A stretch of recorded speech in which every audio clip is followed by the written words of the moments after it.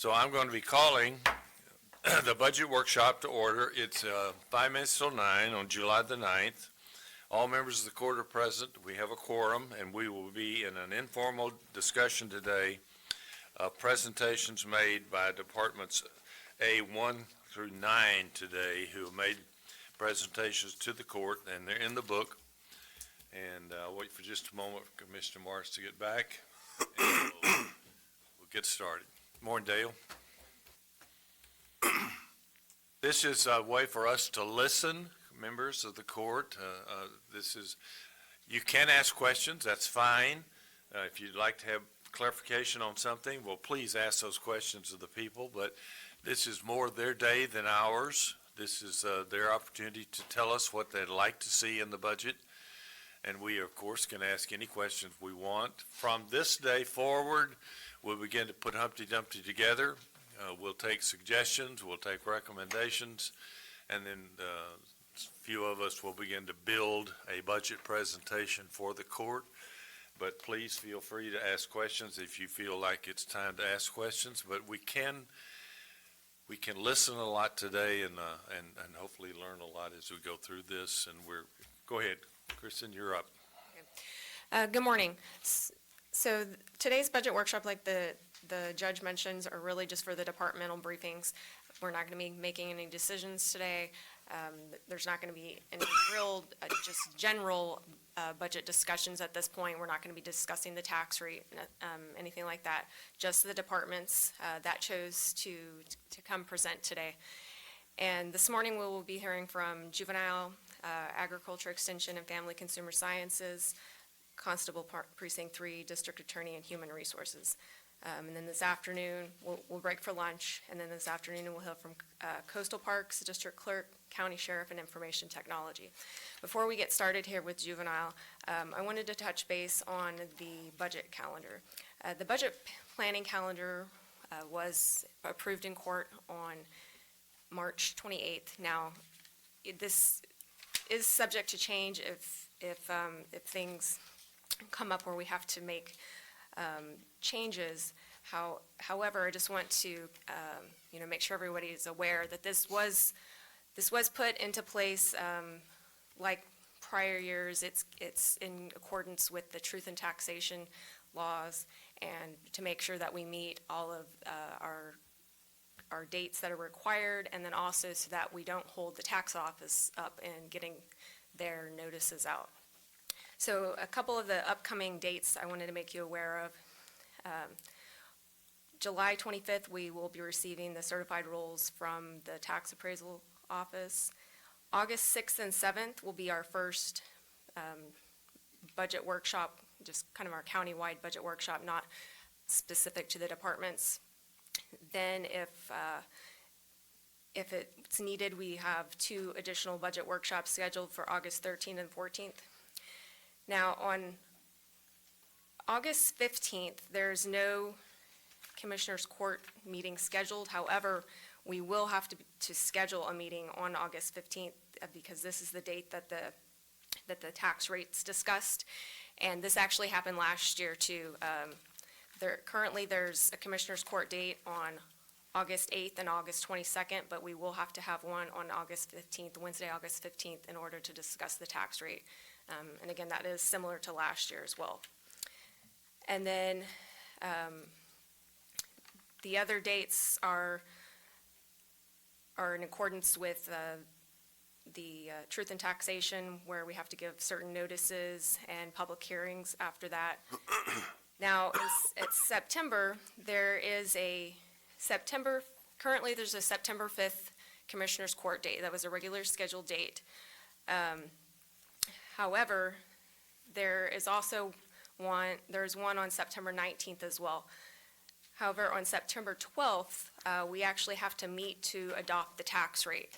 So I need everybody to start thinking about that, because either we're going to have to keep the September 5th and the September 19th as scheduled, or we will have to move one of the dates to September 12th, or actually just have a special meeting on September 12th to adopt the tax rate, and everybody would need to be in attendance at that time.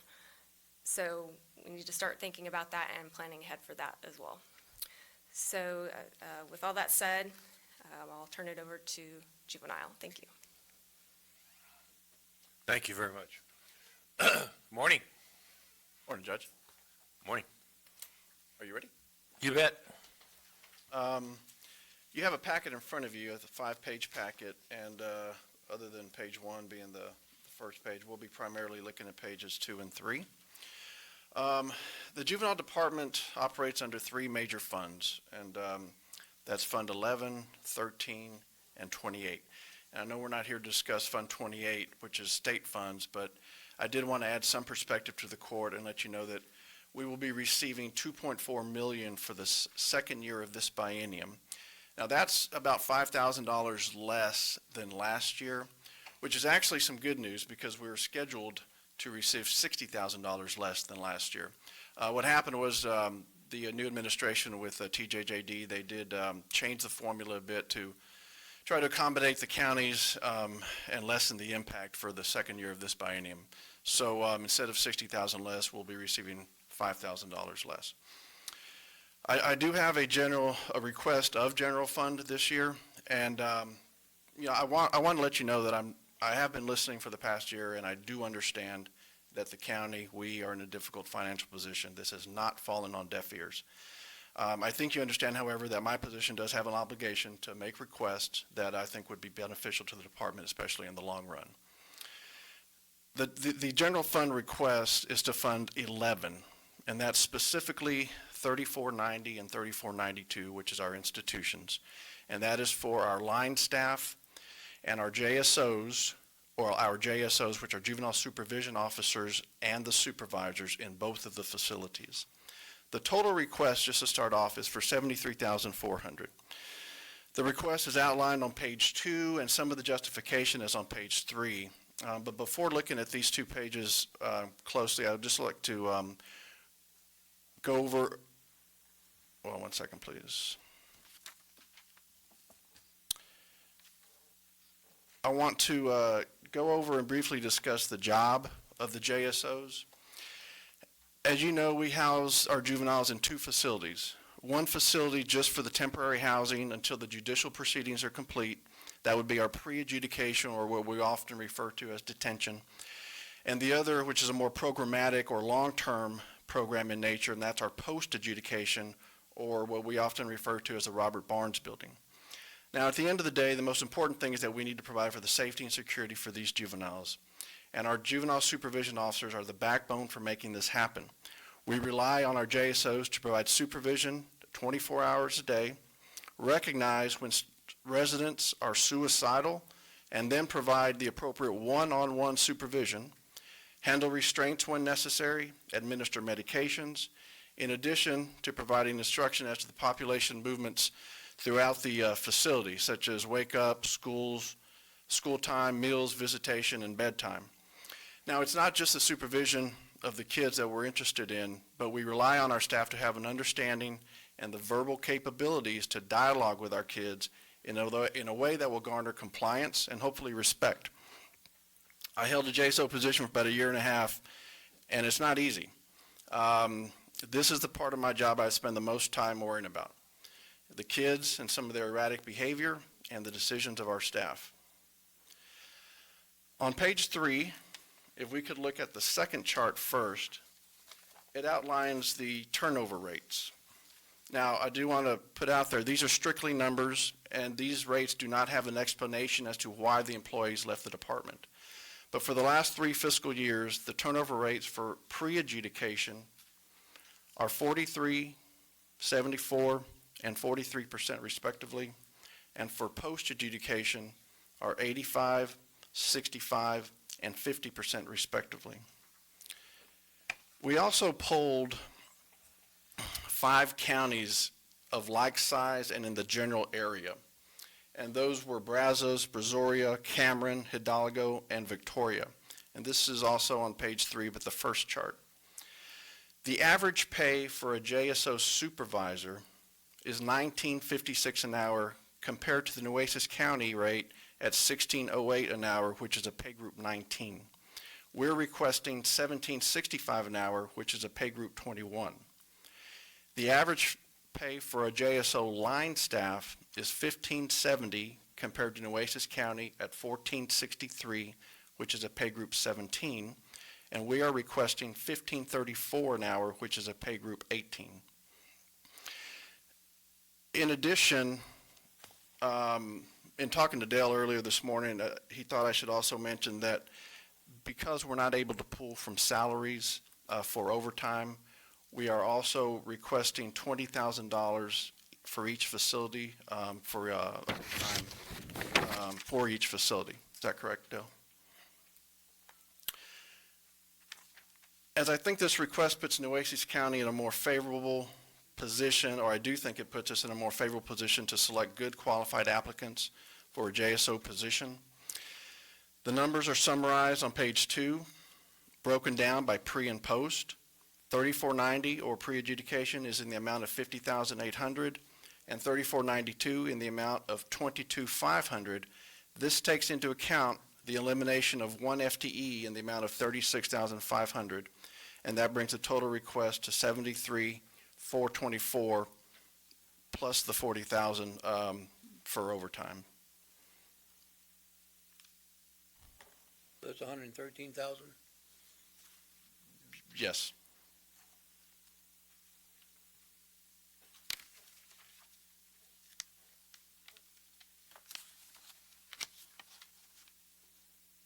If y'all have any questions, I'd be happy to answer them or Where try do to. you have that chart that shows all the numbers you just shot out? Which chart, Commissioner O? The information you just gave right now, what page is that on? Because we have a lot of information to look at. Probably page 3. On the packet you gave us or Yes. in the budget count? No, page 3 on the packet. Oh, 2. The summary was page 2, where it summarized the numbers. The 2 charts were on page 3 of the 5-page packet.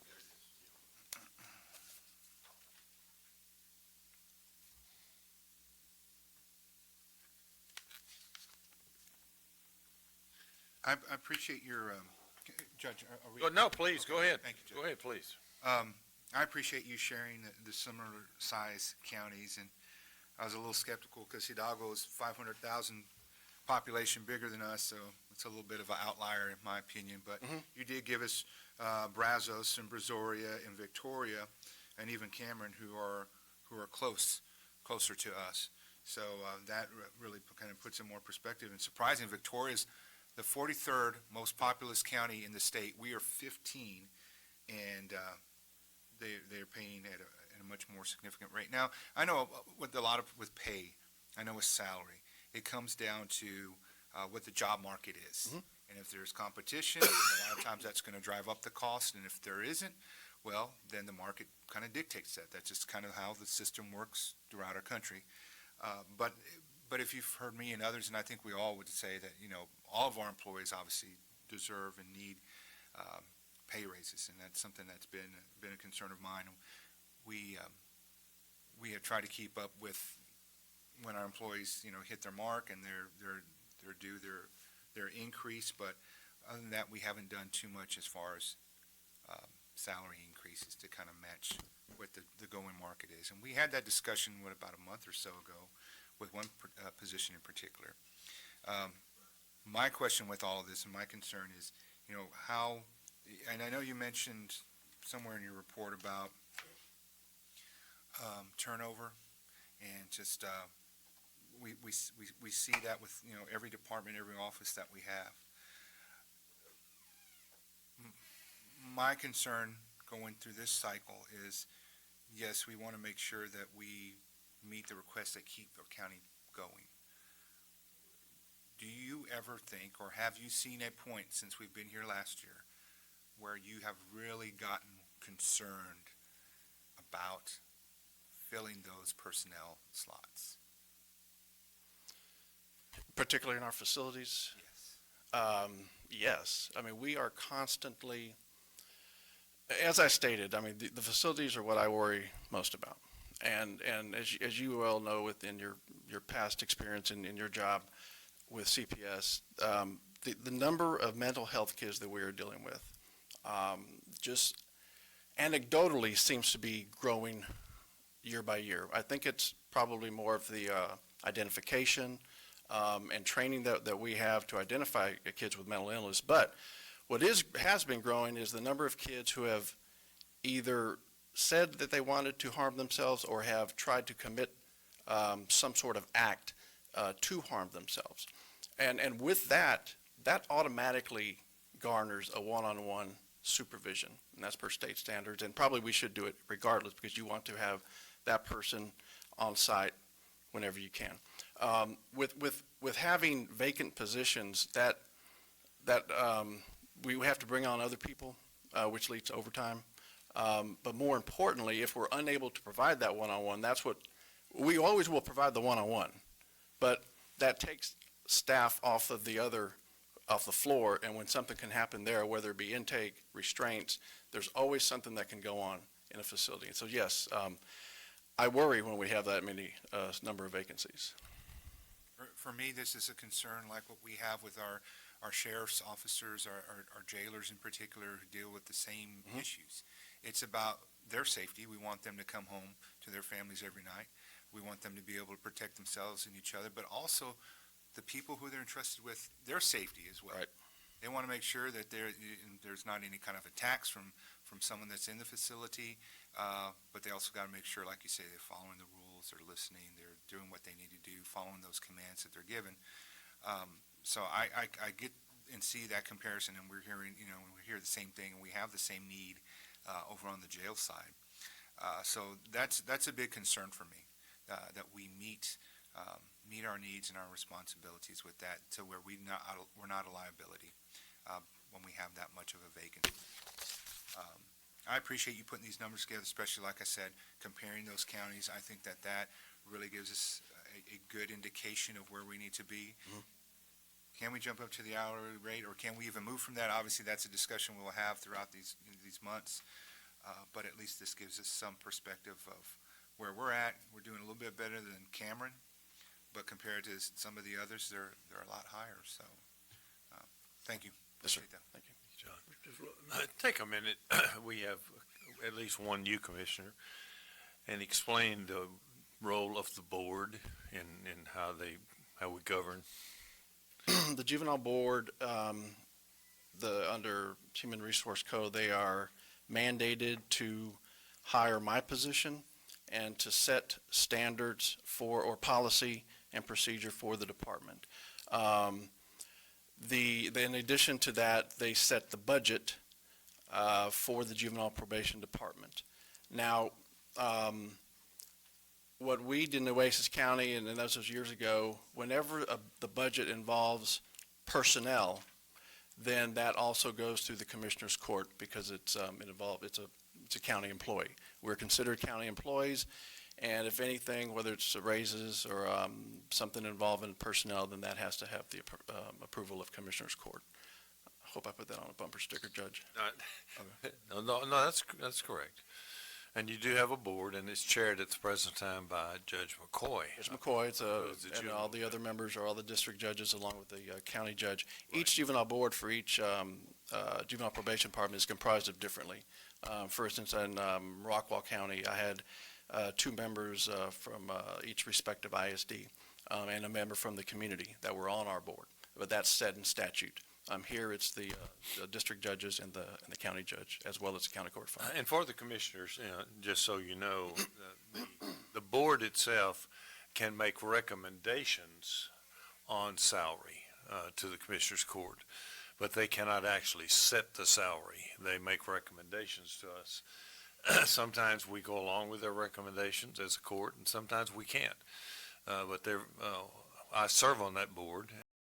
Judges and the county court law judge that chairs it are very, very aware of what's going on. And let me thank Homer and his great staff. You all do a great job, Homer. Thank you. Well, thank you, Judge. And I want to say, usually these types of presentations are brought before the juvenile board first. We were unable to get a quorum last month. Therefore, I'm bringing it to the Commissioner's Court first. Questions? I'll ask you a question, Mr. Flores. You said 13, those 13 vacancies, are they for the units only or the floor?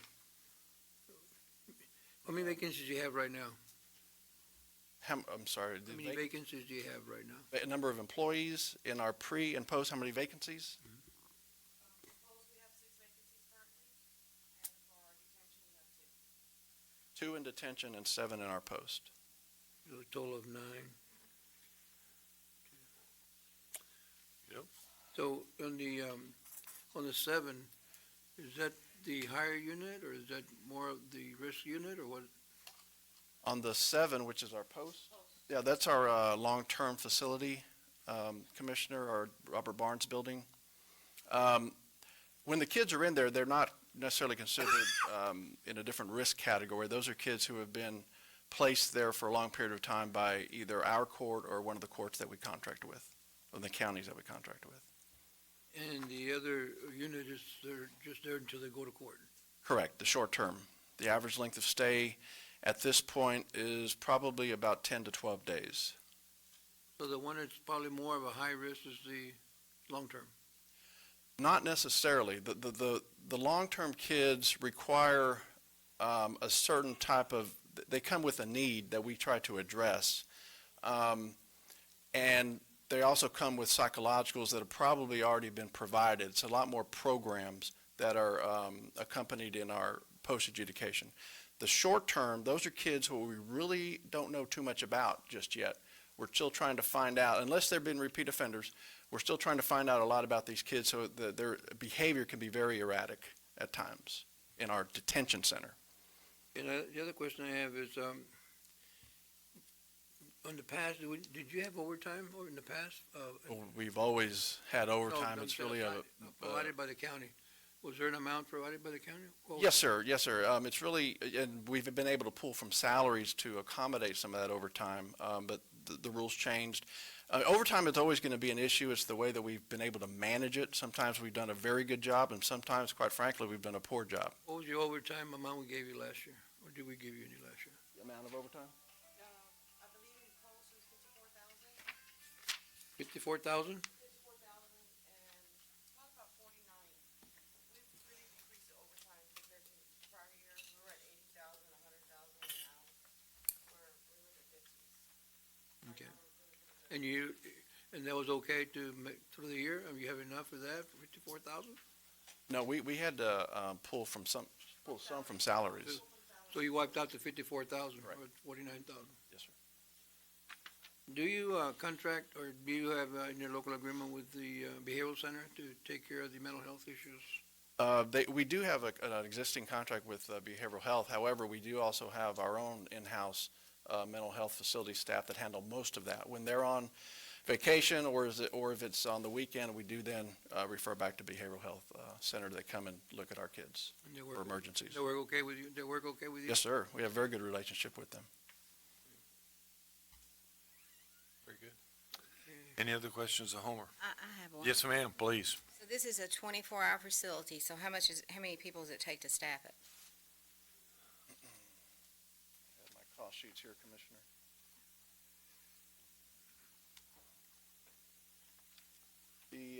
I'll refer to Deanna for the number of employees for each facility. We have budgeted positions, 23 ASOs. Come to the mic. Do you mind coming up, please? 23 JSOs budgeted. Sorry. Yes, we have about 23 budgeted JSO positions, and currently we're 6 down with vacancies, 1 to 8 for the ratio, so they have 3 shifts, at least 5 for a shift. Okay. So we're always short, so that's why the overtime comes in. We are working on, in fact, we have about 5 or 6 new hires that we're trying to get on board. We're doing background checks, so hopefully we will be filling the 6, maybe down to 3 or 2. Is the night shift have less people on it? Yes, What is yes. the night shift usually? We have 4. 1 for main control, then we have your shift supervisor, and then your male and female. Okay, and I'm not familiar with all this, so I'm just going to ask, what are usually the reasons they're in these facilities? What's the main reason they go to these? Well, for our pre-adjudication or our detention center, it can be anywhere, any sort of, if the police bring them in for a misdemeanor, all the way to a felony. So we've had kids there for, criminal mischief, kind of graffiti type, or stealing a certain amount of a dollar amount from a store, to unfortunately the most serious, a murder. And so it's an array of crimes that can be in our detention center. And our population there is 40. Our average population right now, and then the judge has been doing, judge and the prosecutors have been doing a really good job, as well as the probation department. We have an average population of about 20 to 23 right now. In our post-adjudication, Commissioner, those residents or kids who have already gone through a progressive sanctions of sort through the court, be it probation, maybe an intensive type of probation, maybe even a placement in another facility. So those kids usually come with more serious crimes. They're more felonies than not in our post-adjudication or our long-term. And what's your population there? The population is 40, but the capacity is 40. The population today, I know we had some new intakes. No, I think they said they had 5 intakes. Yeah, so I think we're about 17 in our 17. post. Is that like an average? That's a low average, yes. Through this past year, we've transitioned out from the boot camp to a more therapeutic environment, and so we're still ramping up from that transition as we So speak. you had a boot camp before, you still have that? Correct. No, we do not. Y'all got rid of the boot camp? Yes, we did. Okay, so I just have a hard time with this, because I like boot camps. Okay. I think you need to be tough, so y'all are giving them therapy, basically. No boot camp, just therapy. Well, yeah, we're giving them what has been determined what they need. Boot camps have been researched not to work. Now, I do understand what you're saying about discipline and structure, and that's still provided in the facility. It's not that you walk in and these kids can basically do whatever they want. They have a structure. They have programs. They have to ask in order to move different places in the area. What's not being provided as far as by way of boot camp is yelling them to get the direction where they need to go, and having them do push-ups or calisthenics in the event that they have a noncompliance. So it's more of a reward system, or you take points away, incentive-based, that we're operating under now. Thank you. Yes, ma'am. So there's discipline structure is still there? Of course, Got it has to be. Has to be there. yes. One last question, Mr. Flores, is how many staff do you have besides the juvenile probation officers and the supervisors and the unit staff? How many clerks do you have, and how many? In our facilities? Well, we have a facility administrator for each facility, and those, by the way, were not included in this request. We have some ancillary staff as far as administrative positions in our posts. That's 2, 3, probably 5, 7 other staff other than the JSO type of line staff. Can I get a copy of his budget, who's staff and what they're making for whole staff? I'd like to have that, 'cause sometimes I'm the type, if you're gonna move somebody up in the type, I like to move the bottom ones up too, so.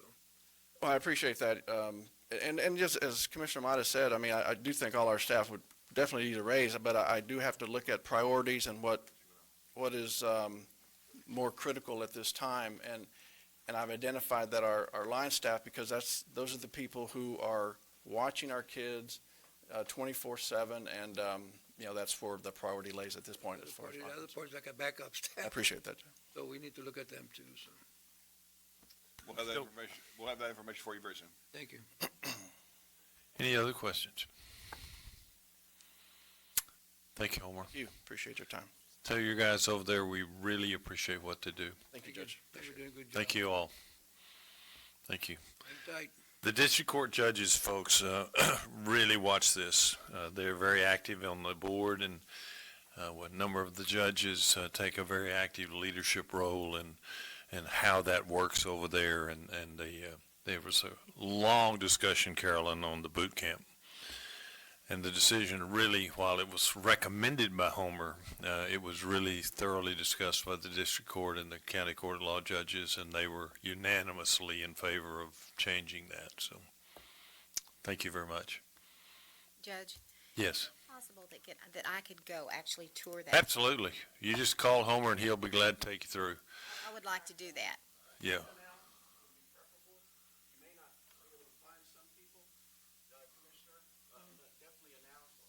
I'll do announced. Okay, thank you. It's mandatorily, the board has to go once a year. And we do go once a year. We do a thorough walkthrough of the entire facilities. We are briefed by Homer and his staff. We're briefed by the members who also have direct responsibility over the kids themselves. We've seen a great change, positive change over there over the last 8 to 10 years since Homer's been on board, and we appreciate it very much. Thank you. Very much difference.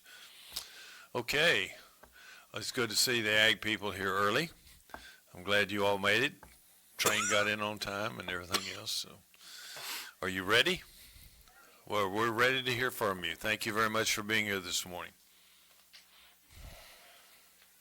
We did have a handout that we wanted to provide you. Absolutely, it's your show.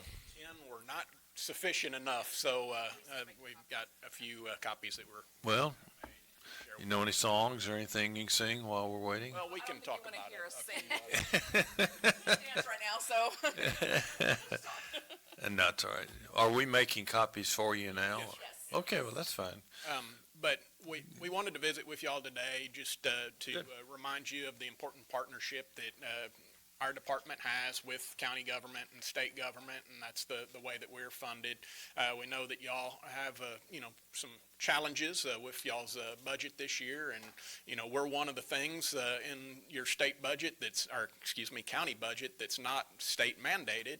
And so, we're one of the things that you choose to fund rather than, have to fund. And so, whenever there's only a few things like that on a budget, we're one of the things you have to look at probably and consider reducing. And so we want to emphasize that, while, we're not a mandated entity, and we are something that y'all choose to fund, and hopefully y'all see the benefit of what we do, specifically with supporting the 4-H youth and youth in Nueces County.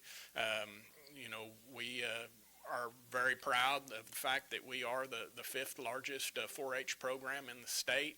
Right now, we've got about 760, 770 or so kids in the 4-H program. And while we don't, have an opportunity to pave any roads for you or, help with health care or incarcerate anybody, we do, have the opportunity to generate a little bit of revenue for those kids in terms of scholarship programs and things like that we are able to generate.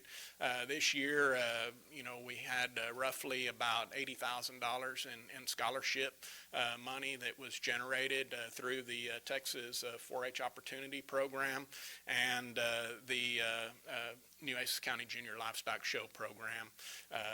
Last year, we had over $120,000 that was generated through the 4-H Opportunity Scholarship Program alone. And so that mark, moves from year to year depending on the number of graduating seniors that you have and their involvement in the program. But, that's something that we are very proud of in a way that, we are able to, give you a little bit of a return on your investment that you can actually monetize and actually see. Another thing that, we're very proud of is, our agricultural education efforts and adult education efforts in general, I should say. And on the agricultural side, it's estimated that, there's about 2,000 jobs in the county that are generated as a part of the agricultural enterprises that are ongoing in Nueces County with about 300,000 acres of row crop. The educational programs that, we do, we always ask people to, fill out a survey at the end of the program that they participated in, ask them if they, thought the meal was good and the room was comfortable and things like that. But we also ask them, what they learned and if there was an economic benefit to, the education that we tried to provide them. And last year on the agricultural side, they said that, in aggregate of the programs that we conducted, they felt like the value was $2.6 million was the value that they, gave to the education that we provided them. So we're, proud of, that impact that we're able to make in the community. A lot of the ways that we do those types of things are whenever we have emerging issues like we had in 2013, where you have a new pest that impacts a crop like sorghum. We had the sugarcane aphid come in, and nobody knows anything about this pest, but because we're there in the county, we're able to put out some demonstrations and showcase, some of the things that producers can do to control issues like that emerge. And so, having resources in the county is very important. Collectively between the two departments, I guess, we have about $400,000 that, the county supports us with. But we also want to point out that, the state makes a significant contribution to that. And so y'all's contribution of, $400,000 or so helps leverage, the just under $1 million that the state provides to support extension efforts in Nueces County. All total, there's about 23 employees between our office in Robstown and an office that our expanded food and nutrition program has on Corona. 9 of those positions are supported by the county. There's 5 that are completely county funded, and then the 4 agent positions that are partially funded by the county. So, that leaves in my department's budget, I guess, roughly about $50,000 for operation is what we have. And the bulk of that is spent on travel and fuel. And that's, an area that we use that to support a lot of our outreach educational efforts in the county and, traveling to support, some of the youth programs that we have. Large portion of the travel expenses that I incur in my department are in the 4-H position where we send the agent to support kids at the state livestock shows and other 4-H activities and things like that. We are all county-based. We are all appointed to adjunct faculty positions with all of the school districts within the county. So whenever kids travel to these different programs, the school districts are able to count those kids as academically present, and so they're able to get support as if those kids were there and participating in any other UIL activities. And so that's an important part of our job, that we're able to support that in that way, as well as provide some curriculum enrichment to those schools. We do a lot of work with CCISD to support some of their gardening classes and a lot of other types of things. And I'll let Norma speak a little about some of the activities in her program. So just on the family and community health side, just adding to what Jason said about the educational component, we work a lot with CCISD. We've got garden beds in each one of the classes, each one of the schools on each campus. And so to the total of like 110 beds or something like that across all 56 campuses. But just kind of collectively, we do a lot of health and wellness, physical activity education, basic nutrition. And so in CCISD, we're reaching about 12,000 kids. That's about 38,000 students altogether. So through our physical activity and our nutrition education, there's about 12,000 that we've been reaching annually. And we kind of rotate that so that we make sure we get around to all the campuses. But with adult education, we kind of totaled out last year that we're at about approximately 4.7 million in an economic impact, and that's across all our nutrition and physical activity programs. So that includes loss of wages and then also, medical expenses. And that's where we kind of stand. And that is based over Family and Community Health, which is myself, and then Better Living for Texans, which is our nutrition and physical activity program for limited resources. And then also through our Healthy South Texas initiative, we've got 2 health agents. So that's kind of combined efforts between all of us. And so that's basically all I wanted to add about what we're doing in Family and Community Health. In terms of the budgets that we submitted, we, basically asked for, level funding from, where we were last year. And we recognize that, if y'all have to make some decisions, we'd kind of asked for this time to give you some input on, some of the things that we felt like, we could do.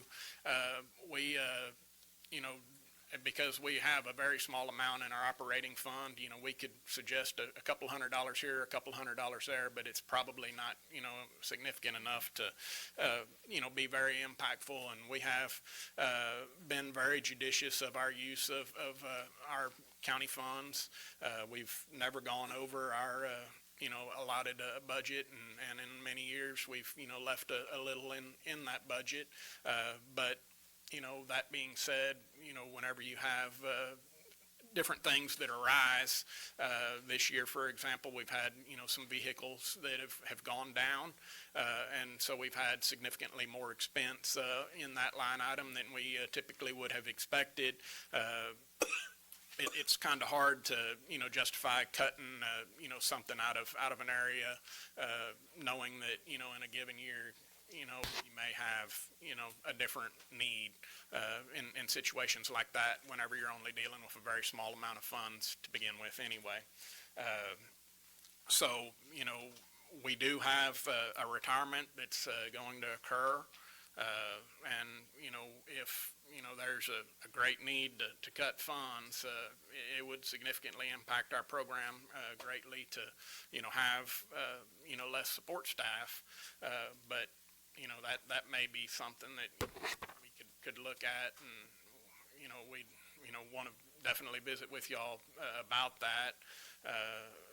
We could, possibly get by with some part-time help or something in lieu of that if that was absolutely necessary. But, we have a very robust program, and having support staff there to, help keep us straight and get, some of the paperwork and things that we, do as far as reports and things like that done on a monthly, weekly, and daily basis is critical to us. So, we can, we'd like to stay where we are, but, that may be an area that, if y'all absolutely have to do something, we can visit with y'all about.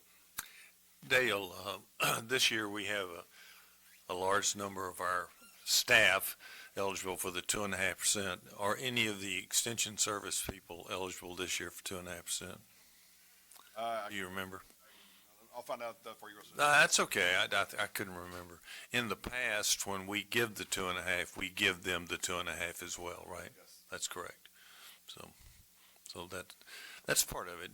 Look, guys, you do a great job. You really do. This is an agricultural county. Extension has always been a big part of what we do in this county. 300,000 acres, is that what you said? How does that compare as far as acreage under cultivation to other counties similar size? Are we right up there among the boys, or? I don't know that I can really comment on it that way. But I can say that as far as sorghum production, we're typically number 2 in the nation as far as our county ranking. In terms of cotton production, we're typically about 26th in the nation. And Right. of course, you have Oh, sure. where it goes, Sure. way up and way down, but, that's kind of where we fall in the rankings nationally, statistically. Good. You do a great job. How'd your class go today, okay? Fantastic. They really had a good impression of the person that gave the welcome, so. Who was that guy? I don't know. I thought it went well, too. I thought you had a great class. Any questions of our ag people? I do. Please, go ahead. Okay, I'm not real familiar with this, so I'm trying to figure out how your program works with CCISD. Is there an existing program that you guys are supporting in the school? We do. We have, as far as on the Family and Community Health, we have been working with them for years, and what we do is we support them, and also through our Master Gardeners, we support the gardening efforts that they have. So, but we also do nutrition and physical activity, and one of our huge physical activity programs is Walk Across Texas. And we have an adult component of that and a youth component, and just CCISD alone had 12,000 children walk 446,000 miles last year. When you talk about CCISD, are you in the TM and Calallen areas? Well, we are at a smaller extent. We are not in there completely. We have done some things over the past few years sporadically with them, but CCISD is really where our efforts have been, just because there was that established relationship when I came here, and it kind of they've got a health specialist that constantly is calling, wanting us to do programming for them. So we've spent a little bit more time with them, but we have tried to, get out into the other And I'm not areas. being negative. No. But I'm just thinking, it's not state mandated, and I do support it, by the way, but it's not state mandated. I'm just trying to figure out, because I know we're short of money, and CCISD is probably the biggest taxing agency in the city, so that's why I'm trying to ask, if you're supporting them, they're not putting any money into y'all to No, support they- you. You just go in there because the county and the state are supporting you. You go in there and you supplement basically one of the programs they have. Okay, and your adult education, do y'all hold seminars? Is that how you're reaching the adults? And are they basically farmers? Who are they?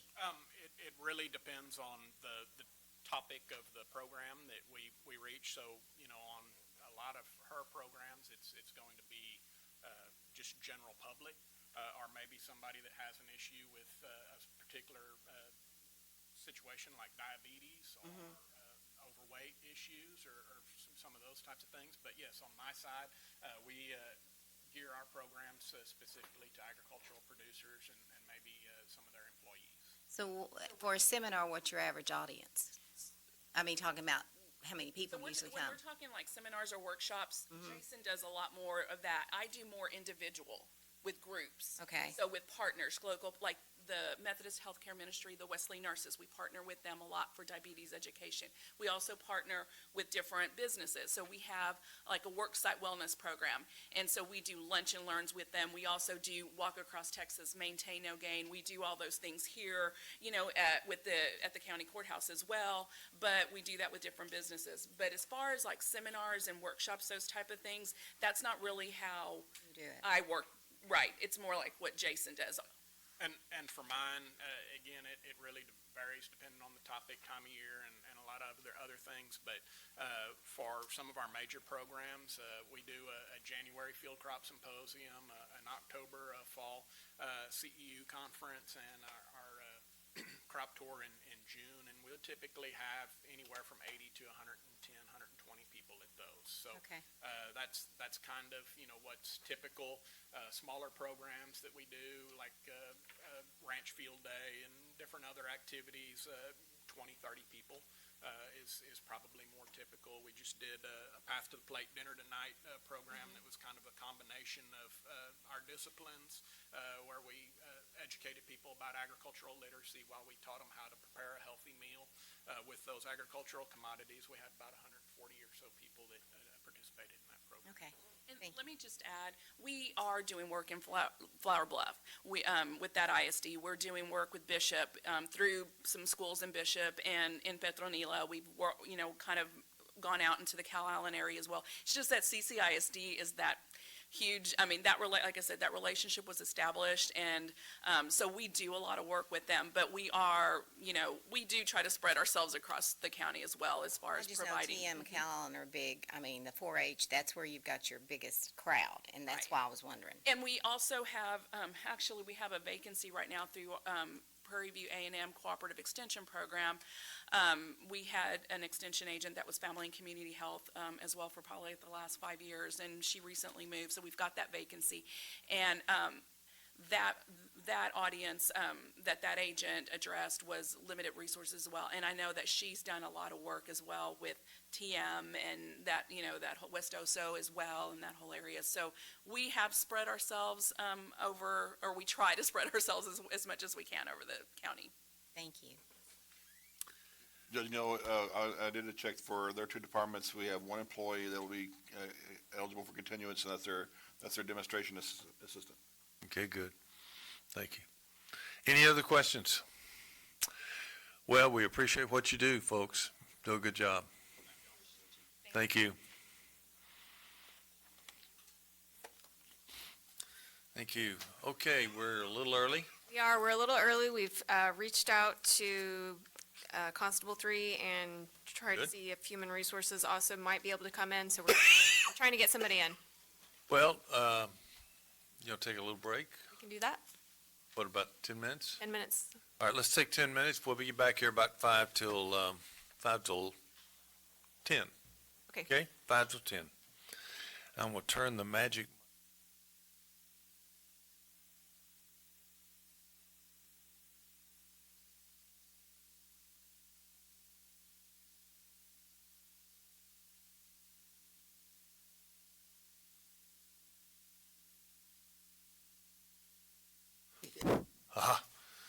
Hello.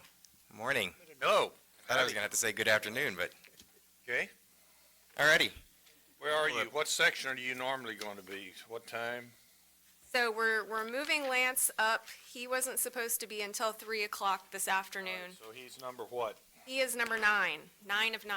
Number 9. Okay. Well, good morning, number 9. Good morning. Go.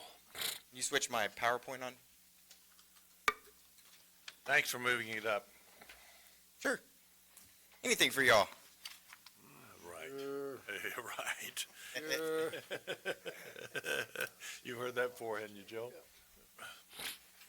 I'm gonna go ahead and start with the record services part of what's under information technology. So there's oops. Let's see. I need my notes here. 1470, 1304, and 0131. The only request in there is a capital request for a couple of machines because of the reorganization that Elizabeth has been leading over there, and they have nearly everybody in the scanning process to try to speed things up. And it turns out before there was quite a lot of them without computers. We were able to find quite a few computers in IT spare to hand over there, and so we put what we needed left on there. But just a quick review of kind of what's happened in record services. Last year, we combined the 2 supervisor positions and basically discontinued those positions and created a manager position in an effort to try to bring some speed and clarity to what was going on over there. So, figured y'all want to see what she accomplished. Elizabeth Salinas was the one that we hired for that. And it was actually a cost savings to eliminate those 2 positions and create the manager position, just for the record. So, can y'all see the slides? Yes. Okay. On the record services, records warehouse, that first page with the pictures, we've got a bunch of minute books that were moved from the 6th floor, and they were moved from upstairs all the way out to the records warehouse, and that freed up space, and of course we handed over the 6th floor to the district clerk last year too. So that is actually the district clerk's area that used to have a lot of boxes on the next slide there where you had them all piled up making walls, and it's all cleared out there. In fact, I think we had a birthday celebration there for her in that spot. Couldn't have done that without having to move those boxes.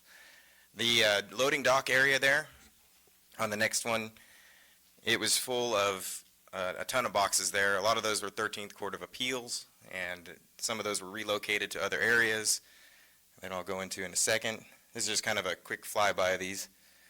The next picture, just kind of, next set of pictures, just showing you that there's doing a lot of organization going over there, a lot of clearing of shelves. It's really a different world to walk over there now. Is this a warehouse or is this here at the courthouse? This is the warehouse, sorry.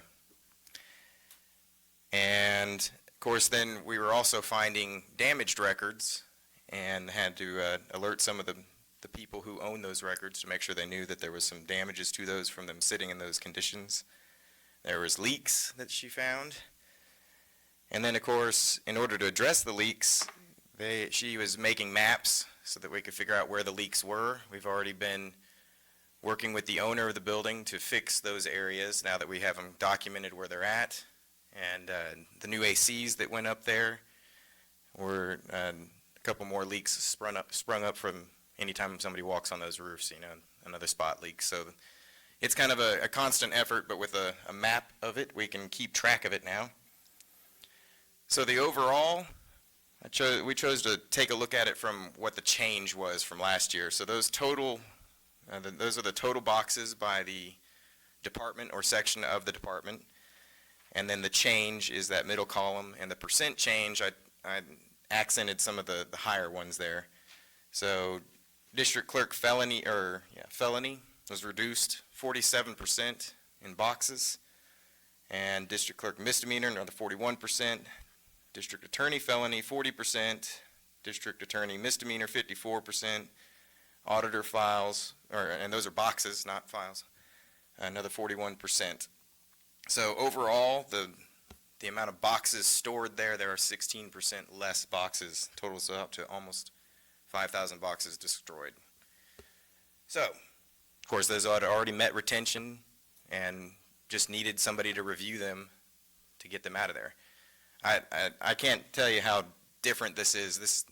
This really shows that Elizabeth was the right person for the job over there. It's a night and day difference as far as the progress and being able to track the progress. And if y'all don't have any questions, I can move on to IT. So you still have the files, you just got rid of the boxes? No, that's everything in the box You with got it. rid of everything in the boxes, so are we scanning this stuff and putting it anywhere?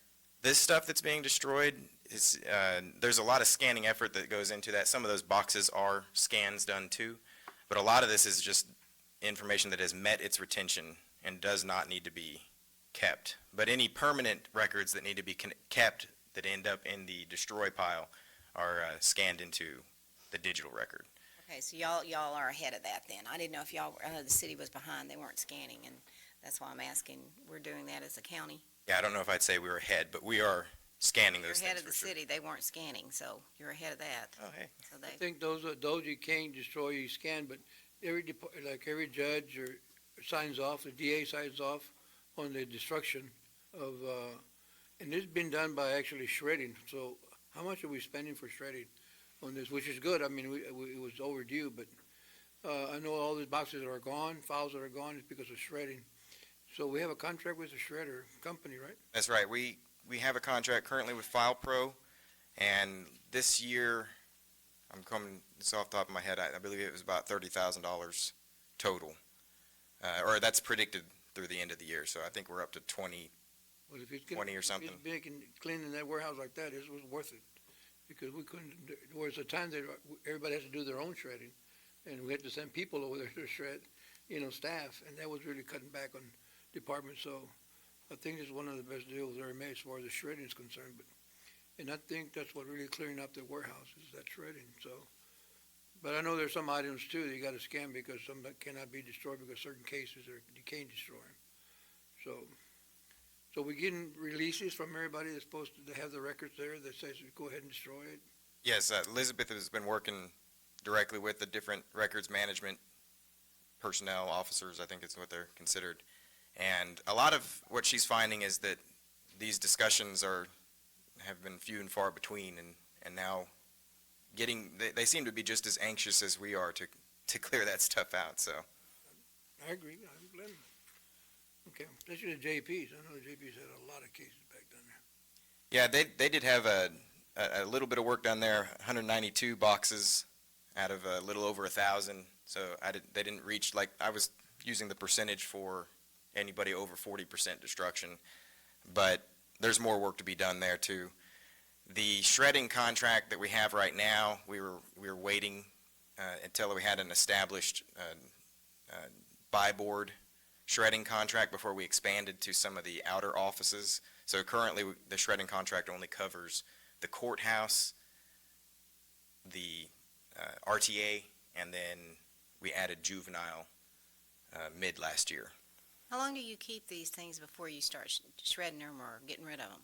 Every type of document is different. We actually have that designated in the records management policy that we adopt from TSLAC, which is Texas State Library and Commissions Archive, I think. Some could be 5 years, some could be 10 years, some could be 15 years. Okay, just curious. Yeah, it just depends on the type of record. Felony cases, for instance, end up having quite a long retention. Misdemeanor cases, a lot less. Well, just like, I'm just an example here, just like the JP offices and stuff, before y'all start shredding that stuff, do y'all go in and do a regular audit of what they're doing out there in the different JP offices? Not on their documents, no. Never do it on the documents? I'm not. Really? We audit their departments, and with their departments, we do a scan of their documents as we do the actual audit, but once they store them for their record retention, we don't. If you have a complaint for a wrongdoing or anything, do you audit those records? Yes. Okay. If they have them available, yes. If they have them available? And the only reason they wouldn't have them available is because we got rid of them?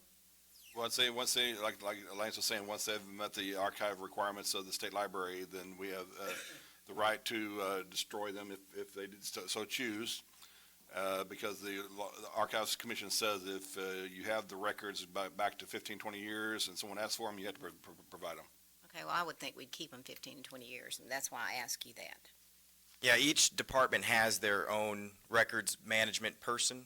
In fact, usually it's the head of the department, whether that be an elected official or an appointed official, is the records management officer.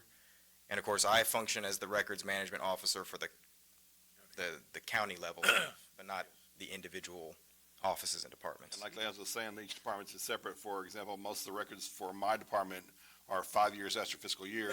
I always make mine 8 years, just to make sure it covers enough period of time.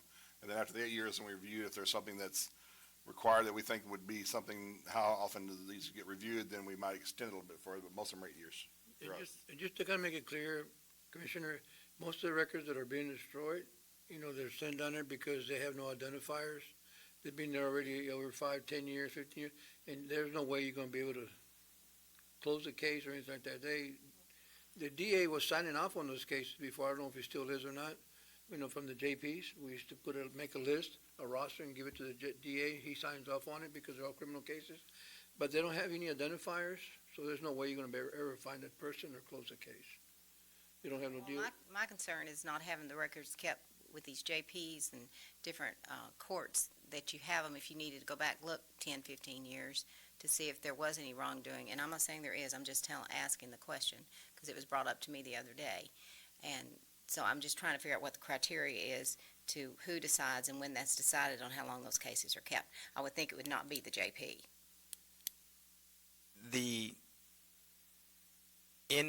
With the work with the JP is kind of an ongoing, or JPs is an ongoing process. A lot of the records, I've seen them actually stored sometimes in the courtroom along the edges. And we had to clean up shop at the records warehouse before we could start ingesting too much from their offices.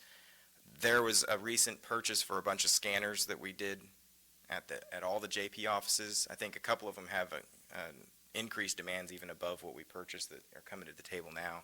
So I know that they have plans to scan, and I would imagine that incorporates a lot of those records. But it is their department that has to make the actual decision on whether or not to destroy and sign off on it. So the JP actually makes his own decision whether or not to destroy it. Yeah, and usually the way we've seen it is that they err on the side of caution and just don't destroy anything, and that's actually been. If it's criminal cases, they have to have the DA sign off on it. They should have the DA sign off on it. If it's criminal cases, they should have the DA sign off on it. That's what that was kind of the statute they had before. I don't know if it's changed or not, but I know that we used to provide the DA with 5,000 cases, and he signed off on it because, they were just too old and no identifiers. So And this in is, those cases, those are open, those are still open, so you have to have buy-in from everybody who's still involved in that before you can, Well, not everybody, because you won't be home by in by the person, but, well, yeah. but at least the DA and the JP. because really they're their own boss. Right. They're all their own bosses, so they can do what they want to. That's why I'm trying to figure out where this is coming from. Does the state say you have to keep it so long? That's what I'm trying to find out. And that's what we use the Texas State Library and Commissions Right. Archive. Right. Archive and Commissions. The standards for destruction are set through this commission, but the elected official is the one that is actually responsible for interpreting and executing that standard within their elected area. Wow, And so it's, welcome to county government. yeah, how disappointing. Yeah. It is important to note too, a lot of the stuff that APs have been doing has been in Odyssey, not I guess the digital form of the record, not the actual piece of paper. So there is information in the system since 2012, I believe. Yep. So just as a note there, they've been digital on Odyssey longer than any of the other courts here. Okay, thank you. Okay. So now the fun one, Okay. IT. So we're doing our part to minimize in yellow there. And here's the proof on the slide there with the little zoom in window. That is the budget submission that we made this year, and that actually includes our capital numbers. And if you'll notice, the number from the last year budget column and this year budget column is exactly the same. There are some changes above that. We're moving money into different areas, different budget categories that we've been working hard with the auditors to make sure that we don't have to do a lot of money moves during the year to pay these things. And, we're kind of measuring twice and moving once, trying to make sure that we get the money in the right buckets. But those do not change the bottom line. So the official request from IT is actually, we're not requesting any additional funds this year. And I didn't want y'all to think that that meant we weren't going to do anything, so that's why I requested to come here and just kind of give you a quick overview of what you received this fiscal year and what we plan for the next couple, even with maintaining the status on that request. So, So let me get this right. Our first presentation today was someone saying they were willing to cut, and our second one was saying no increase. So can we just quit now, Judge, and call this a budget meeting and just go on down the road? Go ahead, thank you. Well, we're on the right path Yeah. So far. so far. So we're trying to work real hard to make these numbers make sense past IT. So this next slide is just a quick legend that I'm going to use throughout the rest of it here. We related it to the functions of government that are listed in the budget book, and those colors, we'll get better with displaying these, but if you kind of blur your eyes a little bit and look at some of the future slides, you can see the colors go in there and see where our efforts are focused. Now, this isn't an all-inclusive list of everything. These are just some of the major things that was done. So I'll put that little legend in the bottom corner on each page. Overall, the expense breakdown for IT, I think it's important. Many times in the past when I've been requesting money, it's always kind of well, now you need more, and that's understandable, especially when y'all don't really know where this money is going in the first place. So what we did is we looked at just the big, IT, right?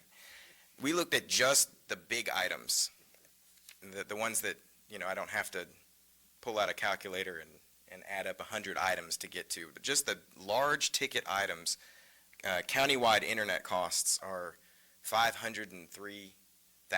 That is every facility here that we pay internet out of the IT bill.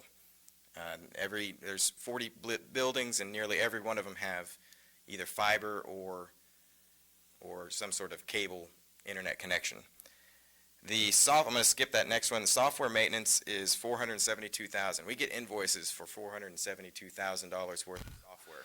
Every day, That- almost every day, The invoices, right? and the big tickets are, of course, the Tyler Odyssey system that includes the jail, the case management, and, but there's quite a few others in that list there. The data center and hardware maintenance is $94,000. These are, what I'm using is what I anticipate paying next year based on the invoices that we're seeing. Now, a lot of times y'all have seen us up here asking for large amounts of money because previously we were not yearly keeping up with the maintenance in the data center and various places. So what we've been doing is turning these into yearly dependable, predictable costs so that we don't have to be surprised by large ticket items every 3 or 4 or 5 years. We can just pay our amount, and there will be a hardware that we need to purchase in the future, but we won't have to purchase the software with it because our software expired. So there is more work to be done here. I expect these numbers to move around a little bit, but these are pretty dialed in. We spent a large part of this year working very closely with the auditors on moving these funds and trying to predict. In fact, I've had, I don't know how many versions of some one solution reports that I've been working on with Harry to try to be able to forecast and work with these. And it's actually helped us just with a recent budget change on something that we were doing for, I went blank there, but there's so much going on, I can't keep track of it. If I don't have my notes, I can't do it. Anyway, we worked with one just recently that I was able to actually use one of those reports and get the information for the budget change within about 30 minutes. I was able to see where we were veering off track and then make an adjustment, not for this one, but actually for the rest of the year on what we could predict. Oh, it was the jail call boxes. Those are constantly going out. We were able to use 8 months of what we've bought and predict the next 3, 4. I can add, sorry. So, anyway, speaking of call boxes, the yellow line there is the 96,000, and that is the one that's unpredictable. That's what I predict it to be. But if people in the jail stop destroying those call boxes, inmates in the jail, our clients, if they stop destroying call boxes, that number will go down. If they get extra feisty, that number will go up. Can you put anything around the call boxes as far as if they won't destroy them, can you put anything around it? Like some They've got, cover, iron or something? we actually have a product from Industrial Fabrications. It's a steel, and they've been known to somehow heat that steel and actually bend it. So they're pretty efficient. It takes a long time to do that, so nobody's watching them. And we've got more to look at there. As far as what's there now, that's the best solution for the size hole that they've already cut, in that jail cell. Because the original call boxes were much bigger, so they've had to engineer the new one with that other layer of metal extending. That's its own topic a topic on its own. But that yellow number, I just point that out because that's only 96,000 of that. The large chunks of those are actual invoices that we're paying. And none of those charges in there that add up to $1.1 million goes to the IT department. It is for each and every department and office in the county. But it makes sense for them to fall under the IT budget because we're obviously the ones who can make the decisions about whether we're paying too much or too little and make those adjustments. So I just wanted to make a note that out of the $1.8 million that we are at, that is in our general ledger request for 18-19, I know that 1.1 million of it has an invoice to go with it. The rest is the collateral of just running a business or, running a shop. What's the majority of the invoices you get? I mean, you keep talking about invoices, but is this something that was installed recently, or is it a new program that was? I know the call boxes are probably not. I mean, because they've been there for a long time. But I guess the covers for them, maybe we need to do that. But what do you when you say invoices? What are really the invoices we get? I mean, The software maintenance we try to do the invoicing once a year and pay it, all at once makes that easier. The ones that are coming in monthly or daily are the ones that are When we do the software, didn't we just do the software at the jail not too long ago? yes, every year Isn't though, that covered for a year or 2 years? I don't know. I mean, 1 year. whenever they do we buy this product or this software, it's covered only for 1 year? They do the maintenance free for 1 year? 1 year. The standard way that software is licensed now, and the way that everybody who's not licensing it that way is moving to, is where you give them money every year to keep the version up and get all the updates, and of course for the support if there's things broken.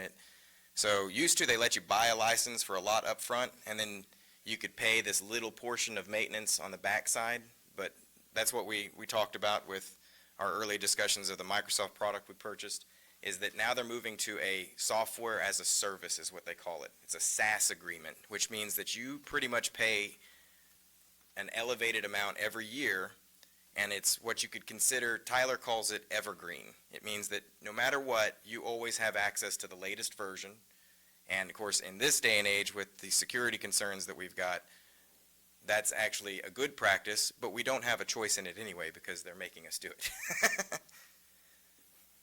But that's just kind of a rough, that took a whole, quite a few months of gathering information to put together. I'm sure that will change. I imagine that number, the 1.1, is going to go up. And that's just what I was able to prove with, the predictable invoicing that we get.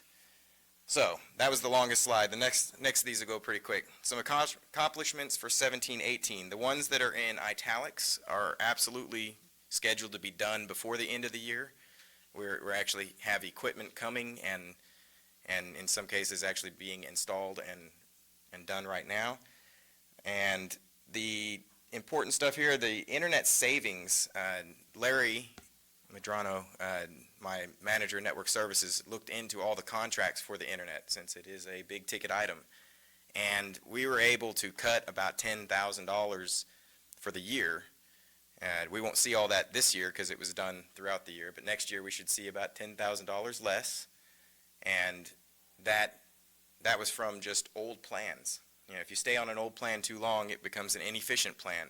The graph to the right actually shows you how inefficient it was. We're not paying for top-end plans here, but the old plan is the dark bluish line there, and the new plan is that lighter green. So the speeds have almost, in some cases, 10 times the amount of speed for less money, just because we moved it from the old plan to the new. And so Larry went across each of these cable internet plans and made the adjustments that were needed at each of those departments. And of course, we're always looking for new ones that I see coming through the approval system just to kind of see if we can get those on the new plans and save some more. But that was the culmination of a few months of work, just tracking those down. Next on the list there, of course, is the IP phones. We've talked about IP phones a lot, and it has the illusion that it's one thing. I thought I'd break it down for you so that you could see that it's multiple. We have finished the courthouse, and we will have finished the jail by the end of this fiscal year. The problem in the jail was working with a lot of the cabling issues over there because of all the remodels that have happened. But one thing that we're starting to see that is You said the jail or the annex? Which one working? the jail. The annex will be, that is a bigger project because the wiring in general through that whole building is needing a major adjustment that we'll be talking about at some other point. But there was unplanned implementations that popped up. I knew that we had old phone systems, and when the phone systems were brought under IT, we knew we'd be repairing them. What I didn't know is that the phone companies themselves had major outages. I believe Edward, his Inland Parks facilities, were down for nearly 3 months, and they were telling him, the story changed multiple times. At first it was water that was causing it, then the whole building was gone. The story changed a few times, but it became quickly apparent that we could not depend on the phone company to get the phones back up. Because we have the IP phone system, we were able to get them implemented fairly quickly once we realized that the phone company was not going to respond. And within a couple weeks, or a few weeks, we had the hardware out there, and they had a new implementation of our phone system. So that happened at the JP4 right before the hurricane is actually when we got it switched over there, but then we were able to keep that going and keep it mobile because we had that IP phone system. You couldn't have done that if they had the wires in the ground, the traditional wires in the ground. We're finishing up the medical examiner and some of the inland parks. That was the one I just discussed. Oh, and the Calderon building lost long distance. So we've given them a workaround using the IP phone system to get that long distance, and of course they're going to be on the next 2-year schedule. They're kind of moved up high in the list since they're having issues. But that's what's happening, is we're actually responding to things that we could not have responded to at that speed if we didn't have the IP phone system. So it's always good to know when an investment starts turning or making itself worth it, and absolutely that investment is doing so. Then mobile device management system, we're working with purchasing right now to get that deployed. That basically is a way to manage all these mobile devices that are sitting in our pockets, getting email. We didn't have a collective way to manage that, and I have another slide on that, but we'll go on that a little in a second here. Of course, email security and expansion, the tax office, and the DA and law enforcement secure sharing that we talked about before. If you notice the colors there, that kind of tells you the function of government that we're supporting when we're doing those projects. On the application side, the jail management system came on right at the beginning of the fiscal year, and the e-file criminal system, or I should say mandate from the state, happened January 2018. And then, of course, we have been working with, and hopefully we've been having some problems with implementation there on the application, the vendor side, but we're working through those, and I expect that to be done by the end of the year for social services. And then, of course, the document management system that we've been working on merging should be done by the end of the year also. So that's just kind of this year in a quick snippet. Then the 2-year plan, you can kind of keep these for your notes and make sure that I stay honest with it, but the IP phones will be expanded to the new JP21 office. I didn't put that as a done item because since we're moving, I didn't know if it happened this year or next, so plan for next. The airport, the Calderon building, the finishing the Calderon building, since they already have the long distance solution in place. And then there will be all the other smaller facilities that we will do either as the phone systems break or on hopefully more of a scheduled basis. The Wi-Fi replacement for courtrooms and law enforcement, those units up there are end of life and, holding on, but they will need to be replaced. And we're working on ways to do those replacements and get some funding help by including some other area or functions of government to where we can actually get help with the hardware costs rather than just doing the costs ourselves or paying the costs ourselves. It's important to note that Windows 10 is going to have to be deployed to every machine because Windows 7, just like the XP replacement that we did a while back, Windows 7 will be end of life in 2020. And there's over 800 machines that will need to be visited, and it's basically the equivalent of completely reinstalling their system. So that's a lot of machines to touch, so we will be starting on that next year. The investment that we are kind of finishing up with the Microsoft contracts, the one that I told you we're waiting to deploy until our data center is in place, that will make it to where we don't have to go out and buy individual copies for each one of those 800 machines. And at $400 a pop, that could come out to quite a lot of money. So we already have the plans and the funding to push that forward that we've already set, already worked through. And of course, there's a lot of network security effort that's going to go in there. I just kind of put that as a main or a generalized item because the list would be too long to put on there. Is there any grants that you guys can go out for, we can go out for, that when you're working with law enforcement and other agencies, as a working agreement, for the safety of the community? Isn't some grants you can go out for?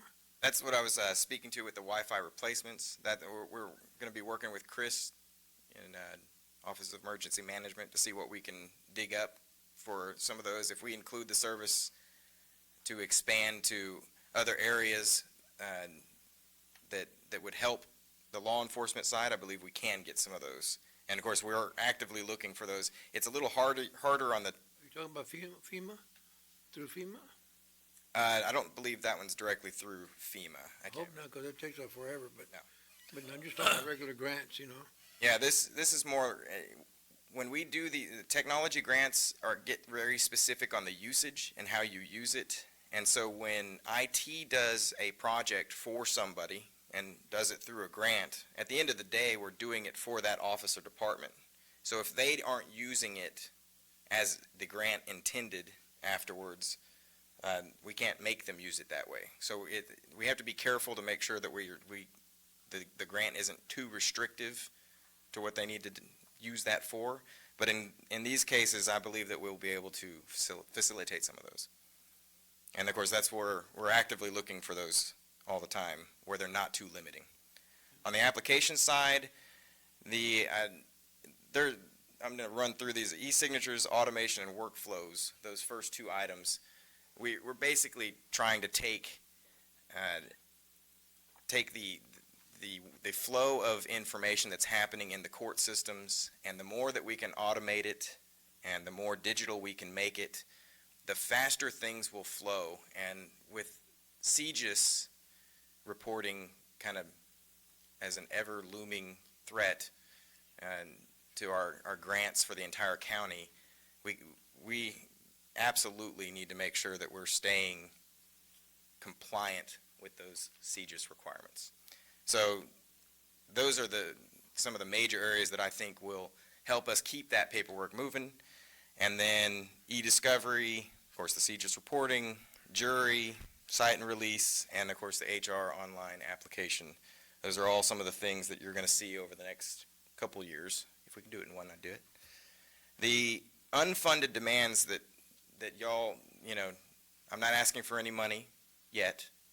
So for this year, not asking for any increases, but you should be aware that there are 4 major items that are not funded, and I think we will start seeing major demands. There's already demands for it, but those demands are going to increase. That's the medical examiner management system.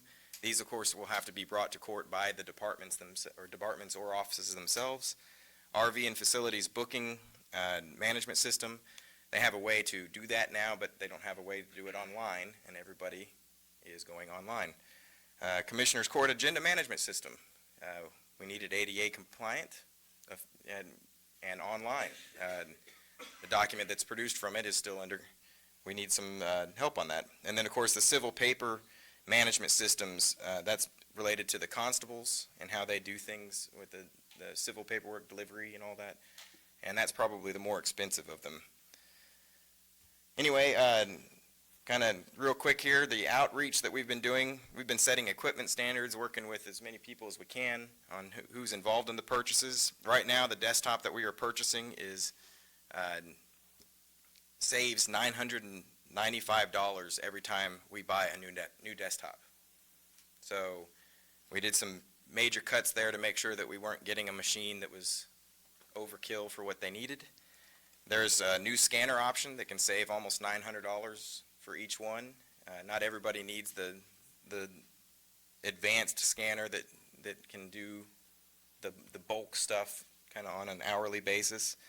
And then, of course, the biggest item here is we are moving into a situation where we are going to be phasing out laptops as our mobility solution, because it is no longer the cost-effective solution to move forward with.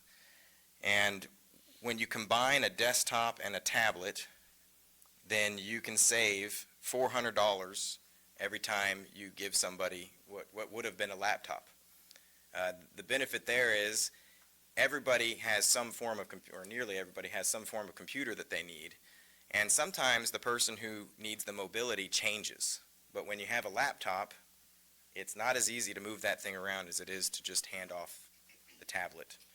So it keeps us from buying equipment that we can't reuse and move around. But just the purchase of those two items saves $400 each when you get the 10.5 inch, and $236 of savings if you get the larger tablet because you're working with spreadsheets or whatever. So anyway, we're real happy with those savings. We'll be seeing that change happening. Some of the hurricane preparedness that we've been working on with purchasing involves that mobile device management system that I talked about. Will help us deploy solutions when we're in a crisis. We already had one use for it that we had to go around by hand and do all those, and we learned our lesson from that, so that's why we're implementing that. And then, of course, FirstNet is something that y'all should be aware is coming. The FirstNet network is planned to be here in some time in just past a year, I think. So the devices that we're using for our phones need to be able to communicate on that FirstNet network. And that will put us on a network that has priority in times of disaster because it is its own band of internet. So we're standardizing on the Apple iOS devices because the free model of that device is going to be compliant. Q4 is when they're going to push out the software update that does that. So you're going to see your phones changing out, and that's why. And then we've been revising old and creating new policies. That has turned out to be a little bit tougher task than we originally thought. But just to put it in perspective, our old network policy is from 1999. That predates Y2K. SpongeBob SquarePants was born when our network policy was originally written. Google was 2 years old. So it's time to redo it. And the one that we're starting off with is one that can help every department. So before we put the pen to the paper to make the specifics and the legal language, we're working on a computer replacement for out of warranty for all the departments. We've worked with Kristen, the judge, and Dale to make sure the idea can be broken down into those four concepts. Departments, don't worry about the funding because the Commissioner's Court is going to tell us how much money we have to replace out of warranty desktops or PC devices. And once we have that number, then we can use the information we have by pulling the different network computers and using the auditor inventory list, and we can figure out what the ratio of each department and how many computers they have out of warranty and determine how to divide that. So you don't have to worry about getting on the list. You'll naturally be on the list for that replacement. And then, of course, the ordering, you don't have to worry about that either because once we have it established how many we're getting, we're going to order them in the smallest bulk purchasing that will yield us even more savings. And then the actual deployment is to be determined because we've never done this before, and the idea would be to not take too long to actually deploy these, but we will be doing a mass deployment of those somewhere in the beginning after we purchase those devices. So I don't know how many we're officially going to do. We won't know until the budget is set, but that'll be something that we can help each of the departments to do because that's been one of the harder things for the departments to manage is knowing when it's time to replace their device. So we're happy to do that for you. The last slide is just a reminder, just in case you forgot through all that we're not asking for any more money. But we Not now anyway, right? right? Well, and if those other software issues that I brought up are brought to your attention, they're going to be done by the departments where the software is needed, not necessarily by IT. So, not this year for sure. Good job. Any questions? No, but we have really come light years, and we appreciate that very much. This is, you cannot appreciate how far behind we were in this county 5 years ago and 3 years ago. And the cost is excessive, but it has been and continues to be an investment, number one, we have to make. in the future, but number two, it's a constantly changing environment. And whatever you think you know about today, and I know nothing, but whatever you think you know about today, next week is going to be all changed. And you guys do a great job, and your department does a great job, and we thank you for it. And we thank you for this budget request as well. $3.5 million is still a lot of money. A lot of money. Good job. Thank you. Have a good one. All right, thank you for being here. Thanks for coming on in. Constable Precinct 3, thanks for being patient. Good to see you guys. Come on up. Thanks for being here.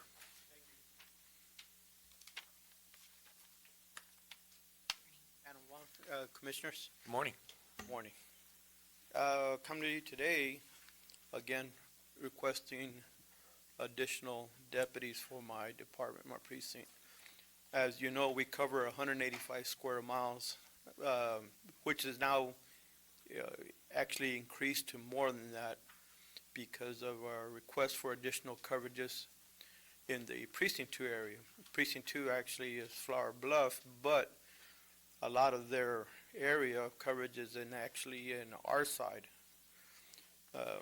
We cover 5 colonias just within our precinct, but we are also covering the additional colonias outside of our precinct because of lack of manpower or the inability of Precinct 2 to cross over to our area. The reason for the request also is because, for the past, at least since I've been in office for the past 9 years, we've been also covering the Bishop Police Department because they're always short-staffed. And we recently met with the Driscoll City Council, and they are considering abolishing their police department. So not only are we taking additional workloads from Bishop Police Department, but we are taking additional workloads from Driscoll. We work all their accidents. DPS does not work in-city accidents. So the Sheriff's Department does not work accidents. And this is not to put them down whatsoever. It's just that they have a different set of policies that they go through. But somebody has to work them, and that's us. The unfortunate part is I have 4 deputies. And within those 4 deputies, I have to divide them to cover 24/7, which means I have each deputy works a 12-hour shift. That's one person to cover over 200 square miles. When you consider that we cover all the way to 665 and 70, then we have to respond maybe all the way to London School, which is common, and past our precinct areas. It's a big task for one person. It is not uncommon for myself to go out and back up my deputies when we have major accidents, we have disturbances, or even shootings that we've had on Dale. I don't think it's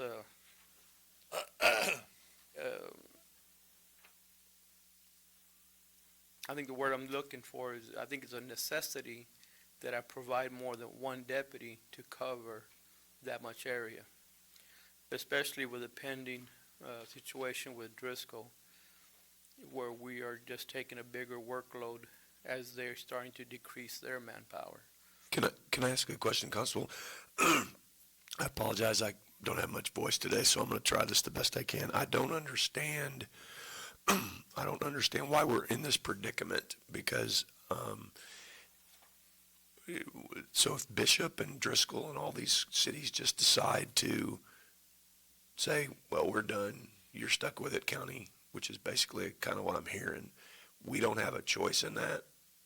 I mean, I don't know who to answer, I don't know who to even address this question to, quite frankly, because that doesn't make sense to me. And then to not have the sheriff involved in this somehow, because the sheriff then is the lead law enforcement officer by constitution of Nueces County.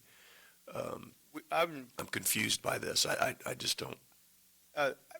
This is not in any form or shape to put down the sheriff. No, I know you're not, and I don't take it that way. I think, You need to tell the truth.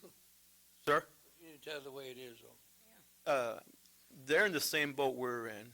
They don't have, we depend on them. So it's either they're gonna take the call or we're gonna take the call. If it's not that they're not doing their job, they are, and I think they're doing a great job. But, like I said, as far as like if an accidents and stuff, which we have Highway 77, we work them routinely.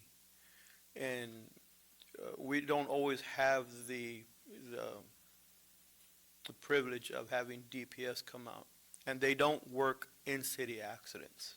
I just want to make that clear. DPS doesn't? No, they do not. We work them.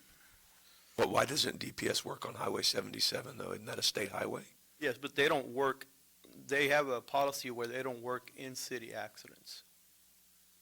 In city, even though it's on a state highway? Sorry. That's correct. They have a policy, so that's like a statewide policy that they have? I don't know if it's a statewide policy, but I know I can only speak for the amount of time that I've been there. The amount of time I've been there in the past 9 years, we've worked them all. They will come out and say, we do not work in city accidents. So then, and again, I don't expect you to know the answer to this either, because I don't, if Driscoll and Bishop in any of the cities, I mean, it could be Port A in my precinct, it can be wherever. If they just decide we're not going to have a police force, then, which, they could do, then the county's just stuck with enforcing it based on the law or based on? Well, basically, what's happening in Driscoll is, I mean, they're in trouble financially. I think that this bypass that we have on, which will be I-69, is really going to be, it really is. I mean, that's one of the first steps, and one of the talks that they've been having for a while now has been, where can they cut any of the budget? They need to provide services still in town, but one of those is law enforcement because of the personnel cost. And so that's kind of what's been discussed, as Councilman Rivera is mentioning, has been the discussion. There's been some change in the administration there. They still have the mayor, but the administration there has changed. And so I haven't heard from the new administration yet if this is still the push, but obviously there's still talk going on with that. That is one of the possibilities, and not to throw Agua Dulce in, because I think they're going in the right direction. They're actually got, I think, some funding to do a city marshal that they're going to be starting up soon. But, when you get these smaller towns like this, there's always a talk of, do we de-annex ourselves? Do we stop functioning as a city because it's costing our city taxpayers too much, and go by way of what Banquetti is, which is it's an unincorporated town. So we would provide all the responsibility there. Law enforcement is out there. I talked to Sheriff Kalin and Constable Flores a lot to help cover Banquetti, but the same thing can happen here in Driscoll. And so that's kind of what we're facing is that problem. And I think there was even talk of even going at one point, even maybe having out in Banquetti, because it's kind of just more connected that way out in that direction, but or not Banquetti, out towards Agua Dulce in that direction. So it's a little concerning when you hear some of these small town mayors talking about, that's it, we're done, we're not going to do anything, or we're going to do very limited city services and everything else we're going to turn back to the county. Now legally, I don't know how much that is, but that's at least the talk that is out there, and that's one of the things that I've heard in Driscoll is this. And so, Constable Rivera, I'm sorry, while I have you here, what are your numbers for your reserves? I know you always try to carry reserve officers. Do you have any right now, or? Actually, we have a few. The problem there lies is that about 8 years ago, the county did away with allowing the reserves to operate our county vehicles. So we actually were utilizing our reserves to help us cover a lot of the shifts. But once they did away with a new policy that says the reserves can no longer drive a county vehicle, that did away with our manpower. So now we basically have ride-alongs because the county is not allowing them to operate a vehicle, whereas we could say, okay, you take this car and cover this side of the precinct, and then you can take this one and cover this side of the precinct. And that's how we were doing it before. And that was actually a great program. But as it is now, most of our reserves actually work full-time for the county as bailiffs. So they come to us to carry their commissions so they can work as bailiffs. Yeah, and ride-alongs are not bad because they're like a backup, but I'm saying, I can understand where you need personnel. If you had more personnel, you could spread out. And I think one thing with Constable, when you mentioned, London School, you know, because they go Tierra Grande and London School is right down, maybe about 6 miles down. Right. By the time they get from precinct 4, or what is it, precinct, from Flower Bluff Precinct 2 is Flower Bluff. to London School, that'll be forever. So- Yeah, I don't know who has to cover it. I'm just kind of wondering why, Well, that's just why we they wouldn't cover be adding precinct, that's why they cover precinct 4, because by the time the constables in precinct 4 come over to London, I mean, Precinct 2. precinct 2 come from London, it'd be a long time. Right. You know? We actually, I mean, like I said, it's not to put them down, it's just that we can get there quicker. quicker. I got it, Now, understand. to answer the question, what's going on with Driscoll also and Bishop is, obviously, they don't have the kind of resources to either, one, adequately pay their officers, so they don't get many people actually applying for those positions. You know, when they can say, well, I can work for the county, get a little bit more, or work somewhere else. So they will hire somebody, they'll stay for a year or two. You know, like Driscoll just recently lost another officer. Why? Because they went to a higher paying agency. So, and the same thing with, But they lost 2 chiefs too, and in 2 years, they lost 2 chiefs. Well, and to me, this is a bigger picture issue, because if the case is that these small cities can simply legally, and I guess that's where we need to kind of hear from Laura a little bit too, because I'd like some update on this, if they can simply legally punt the responsibility of law enforcement by whatever, unincorporating or whatever we're talking about, then we have to look at this more, no offense to you, but we have to look at this more globally, which is, you know, the sheriff is our constitutional officer, and it may not be that we need to add to the constables, but it may be we need to add to the sheriff. And he may needs to be involved in this conversation. I don't know. I mean, you've raised a very great point, and I appreciate you bringing it up, and it may just be more, it may be more than just a one constable issue. This may be a situation where we got to get all of y'all in the room, all the constables and the sheriff, and get our advisory from the county attorney and say, okay, what's the global big picture? If Driscoll and these cities are going to punt to us, then yeah, I mean, we can't do anything about it except pay for it. That's not good, but we got to start working on it. Sorry. I mean, ideally, either war, you know, Right. either we're going to do it or he's going to do it. No, I hear you. You make a good And point. it's, like I said, I think the downside, just in your favor, Constable, in all fairness to the constable, you put add another sheriff deputy, and he's across county line, way out there in Blunsard somewhere, he's going to have to cover it anyway. So if he's got a constable, they're going to be able to cover that area twice Well, as fast unless as he's the on sheriff would. unless it's on a beat, unless it's a beat. I mean, you go back to a beat system. I'm just saying, Yeah, to me, this is a they don't have a beat. big picture deal. I don't want to piecemeal this. I want to say, let's get the sheriff and all the constables in the room and say, okay, if we're going this direction, then let's have a and plan. like I said, Because I don't know what the right answer is, but this is bad. you know, and I'll tell you right now, I mean, we're very fortunate that we have an excellent working relationship Right. with, you know, the sheriff's deputies.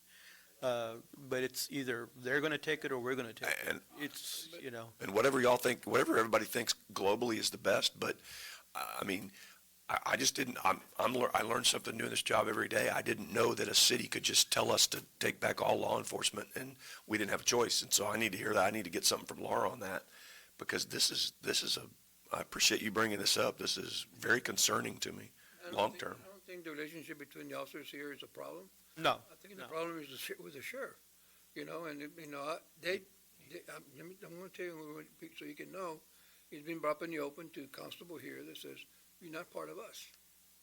And am I right, or am I wrong?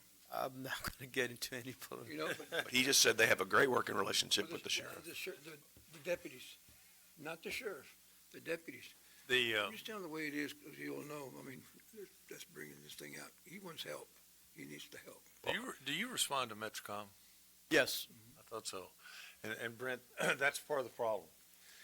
When we have a city like Driscoll or Bishop or whatever else, and they do not have a formal law enforcement department, or they do away with it, the response to Metrocom still has to be met. And that's generally the closest law enforcement officer to the scene, and many times that's the constable. correct. And that's where they draw the black bean. They have to respond. And Commissioner Chesney, with Precinct 3, it's a different animal because we cover all the law enforcement aspects of versus like Precinct 1 that's going to basically just handle civil service. We handle domestic disturbances. We make a lot of arrests. We handle major accidents, And I'm by no means am I here to complain about it. This is the job, the profession we chose. Interdiction.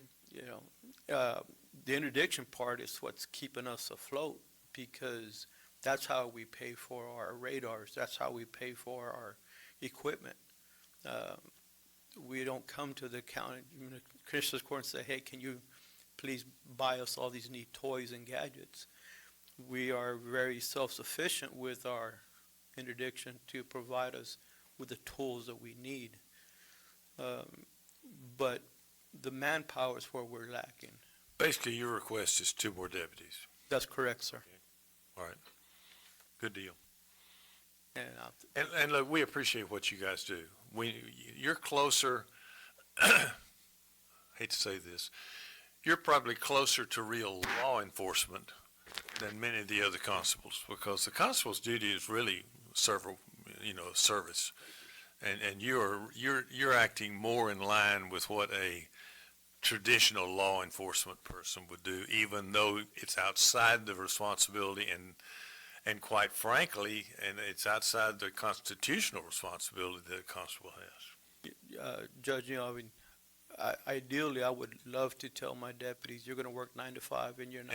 And serve warrants. And you're not going to handle disturbances and you're Yep, not yep. going to work major accidents. And yeah, that'd be ideal, but It's not the real world, but we understand that. Right. But maybe this is the time to have the discussion on what should be the real world, because, there have been a lot of discussions in this county, and it's a very politically difficult situation for us because everybody has turf, right? Let's, if we're going to lay it on the table, right? And I'm not saying you, but in the past, there have been conversations that haven't met well with other constables about, well, hey, look, constitutionally, a constable is supposed to do X and a sheriff is supposed to do Y.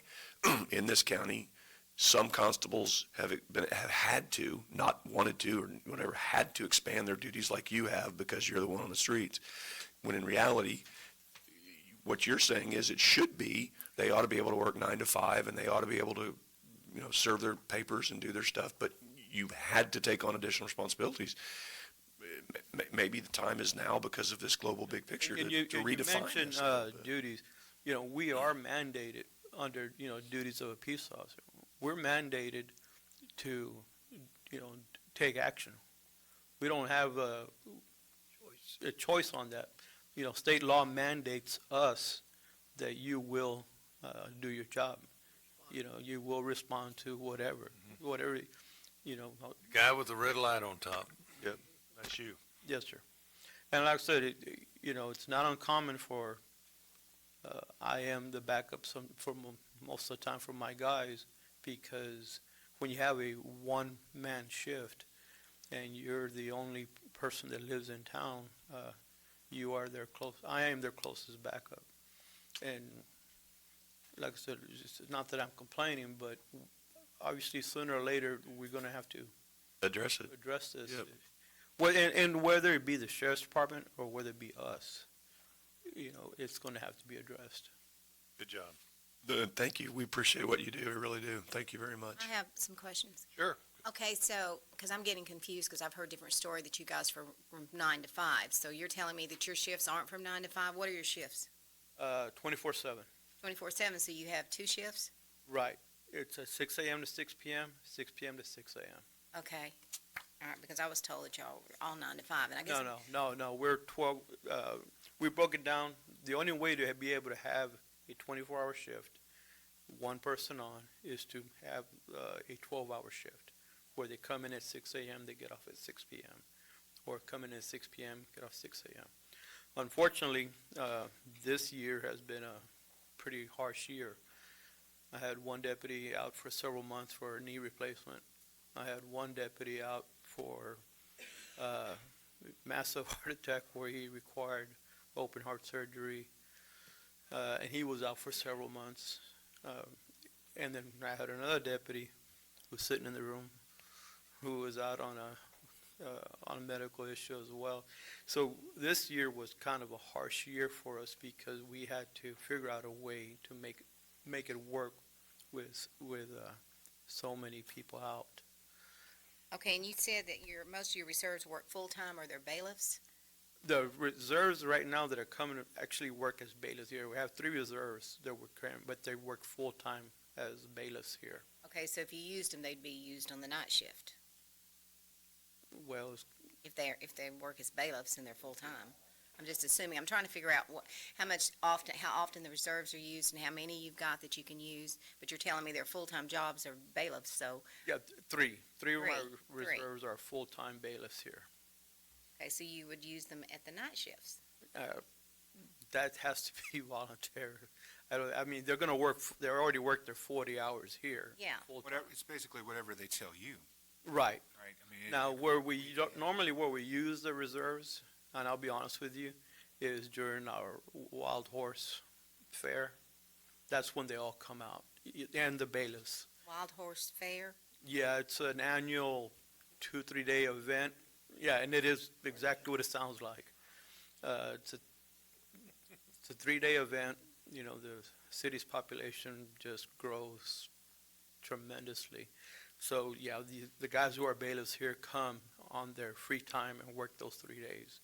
My other reserves that have full-time jobs elsewhere, that's when we really utilize them. And that's simply because of the population growth that we have in those 3 days. Okay, so I'm just learning here, so what I'm seeing here is bailiffs really don't have hours. They get to work the hours, whatever the JP says when they're gonna be bailiffs, but they can work 40 hours a week. Judge, you see where I'm going? Normal people work 9 to 5, so bailiffs don't work 9 to 5? Or they do? Well, They work according to the court hours. Yeah, according to the court. But they get paid 40 hours a week, if they work Yeah. it, or if not. Well, we probably ought to have that discussion when we turn the mics off, Okay, because a lot of that has to do with the individual judges. okay, I would like to have that discussion. Okay. I'm trying to understand Look, I got you, and I know exactly where you're coming. Okay. You can go upstairs today, and if that court is not open, you may not be able to find that bailiff either. Wow, this is very disturbing to me, and would be very disturbing to the public. There's just no oversight. I just don't see it here at the county on a lot well, of things. I'm not here to, Yeah. put I know them that, down, I know that. You know, Commissioner Vaughn, but, yeah, like I said, there was a time where we were utilizing reserves, but understand that the county did away with that, you know, with limiting what they could do for us. And what was the reason that we didn't, the county didn't want to operate Liability. the vehicle? Liability. But don't you have liability either way, because you have liability on the vehicle, so that's already covered. I know with our company, anybody that drives, it's covered. That's why I'm asking. Maybe later on, Judge, you can explain that. Yeah, there's some huge policy issues here. Okay, there's so Weekends? much to learn. Yeah. They realize a lot in the weekends too, you know. I mean, And it's never as simple as you think it is. Oh, no, I'm learning that. And I'm not being ugly, it's never that Yeah. simple. We appreciate you very much. Thank You guys do a great job. thank you, sir. Commissioner Vaughn, thank you. We got your request. Thank you, sir. We'll see what we can do. I appreciate that. Thank you. All right.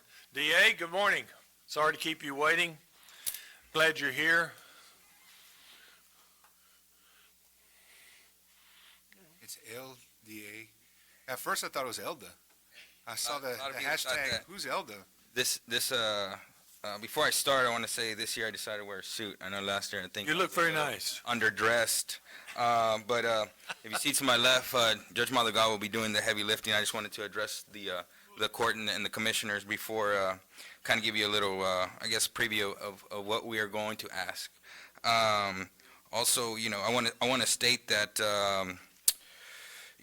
hearing the constables, it is a rough, you have essential things that you guys need. You need medical, you need water, you need law enforcement, and obviously, unfortunately, you need lawyers who put people away, because if not, they go back to those communities, and it's just something that every one of us probably wish that, hey, you know what, we wish that we didn't need cops. We wish we didn't need constables or lawyers like us to do some of the things that we have to do.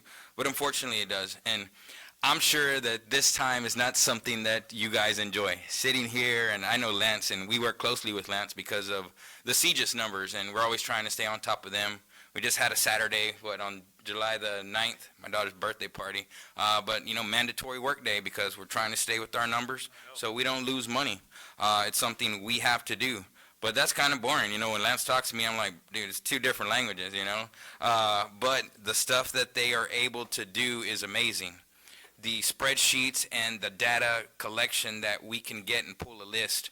CCPD said, how many open cases do we have on this? And Lance and our software can do that. It is amazing what we can get from these programs. So I'm glad they're not asking for money. So I told Lance he should have asked for some and give it to us. But with that being said, I'm not here to complain either. I can tell you that the year and a half that I've been in office has been the most rewarding job that I've ever had. And I wouldn't say complain, but we just want to kind of, we wish we could be on par with other counties our size. We still have the same issues, people, this year has been pretty bad. And it's only, half the year. And this year alone, 2017, we had 12,000 misdemeanors. This year, we have 8,000. Last year, 2017, we had 361 felonies. This year, we're already up to 1,086. We have 56 defendants sitting in your jail for murder. 24 of those are capital. And when we say capital, that's where a felony was committed and somebody died. And the public really cares about those, and so do I. There's a lot of people saying, and I hold myself as a progressive district attorney, but with that being said, I hold myself as also being tough on crime. We're actually seeking the death penalty on some cases, we had one that was going to go in August where we were actually seeking death, Arturo Garza. So with that being said, though, the cases that we inherited last year before I came to ask you money, well, now we're starting to see the cases where we've actually we put them forward to the grand jury, and we've gotten results on them. And I could tell you that the county's getting their bang for their buck. I could tell you that the money that you've given us, we've been using it to pay our people, to train them. Since I would like to say that our percentage of getting convictions is high. This year alone, Lance Taylor, 2 life sentences. That was a domestic violence murder. Jason Aversheen, 2 life sentences. We had another case where continuous sexual assault of a child, life without parole. Aggravated sexual assault, 30 years. Paris Richardson, 50 years on murder. That was out in the Bluff. Backpage came and picked Nueces County to shut down Nueces County. Out of all the counties that the AG could have picked, Backpage, the AG picked Nueces County to come and shut down Backpage. Excuse me? What is Backpage? Okay, so Backpage, I'm sure Lance probably knows when it was made, how it was made, but Backpage is where sex traffickers were actually using that website to sell and traffic, whether it's prostitution and everything to do with that. So the federal government, along with state agencies, we actually indicted the person who created and was making all this money. His name was Carl Ferrer, and they brought him here to Nueces County. He pled guilty to it, and I want to say it's going to be over $580 million towards trafficking victims that are gonna, and for the criminal justice system, that he'll have to pay as a result of that plea deal. It won't be for quite some time. So I was very proud that the AG picked us to come down here and do that, because they could have picked Houston, they could have picked San Antonio, Austin, but they felt Nueces County is somewhere that we've been a priority of ours, so they've actually came down here. So Backpage is no longer in existence, and I'm glad you didn't know about it because you didn't need to. We also got a murder in Los Encinos, 20 years. On the rest, let me see here. Anthony Richardson, another life sentence. Leslie Nielsen, he's the one who murdered his mom, and we got 15 years on that case, and that was a very hard case. Alexis Dupree, 35 years, TDC. Pete Valadez, 20 years.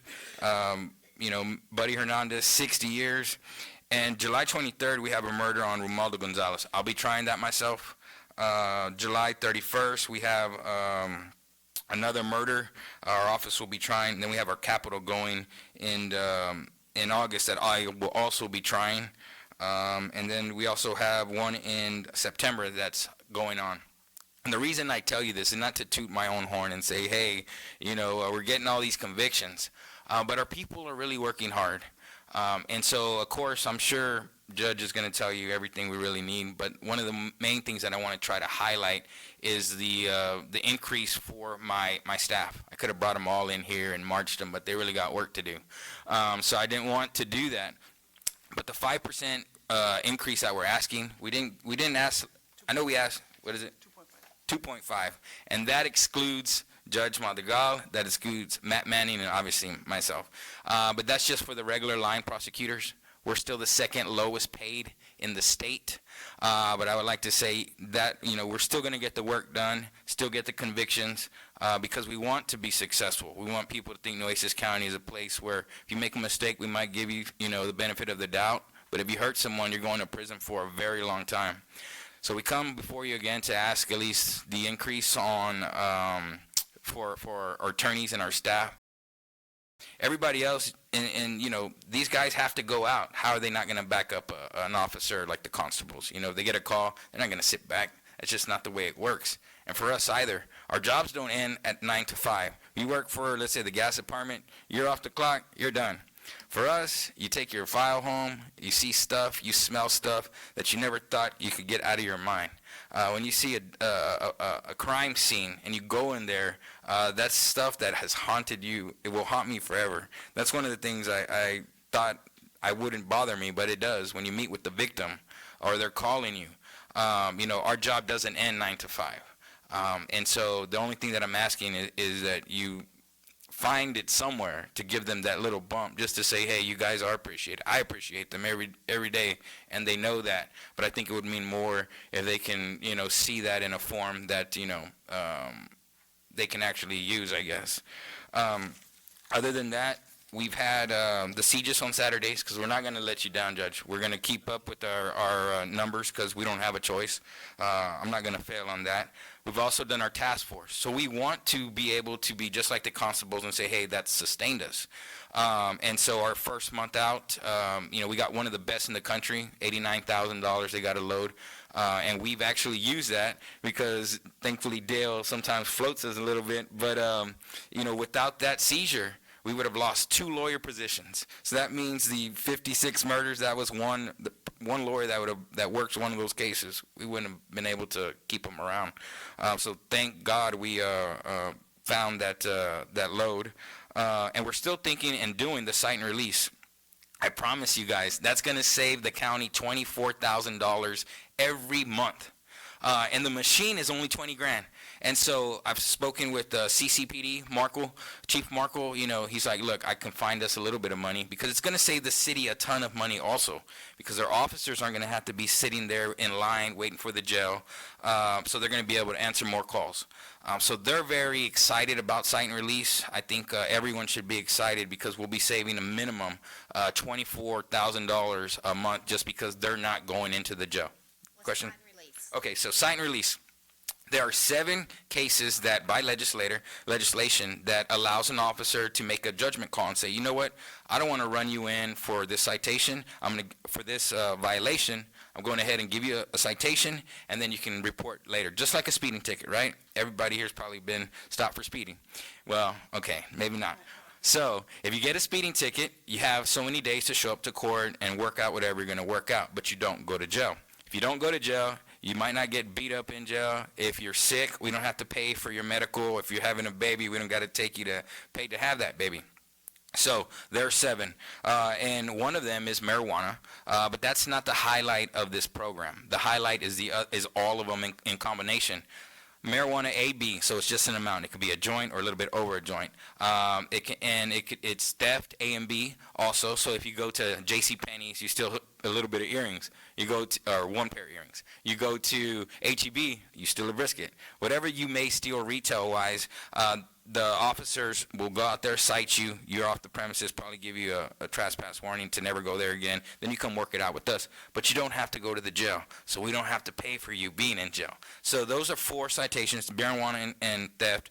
And then you also have criminal trespass, which a lot is the transient people, and other stuff like that. And then you have 2 more, synthetic, which that a lot of issues are health related with that when you go to the jail because of that, the withdrawals and everything. And then you also have the last one, which is contraband into the jail, which is never really happens, but if it would. So that's one of the ways we are trying to save the county money. All we need is the machine. If we have the machine, we can be up and running. The court already graciously gave us the clerk needed to man that, so we've met with them.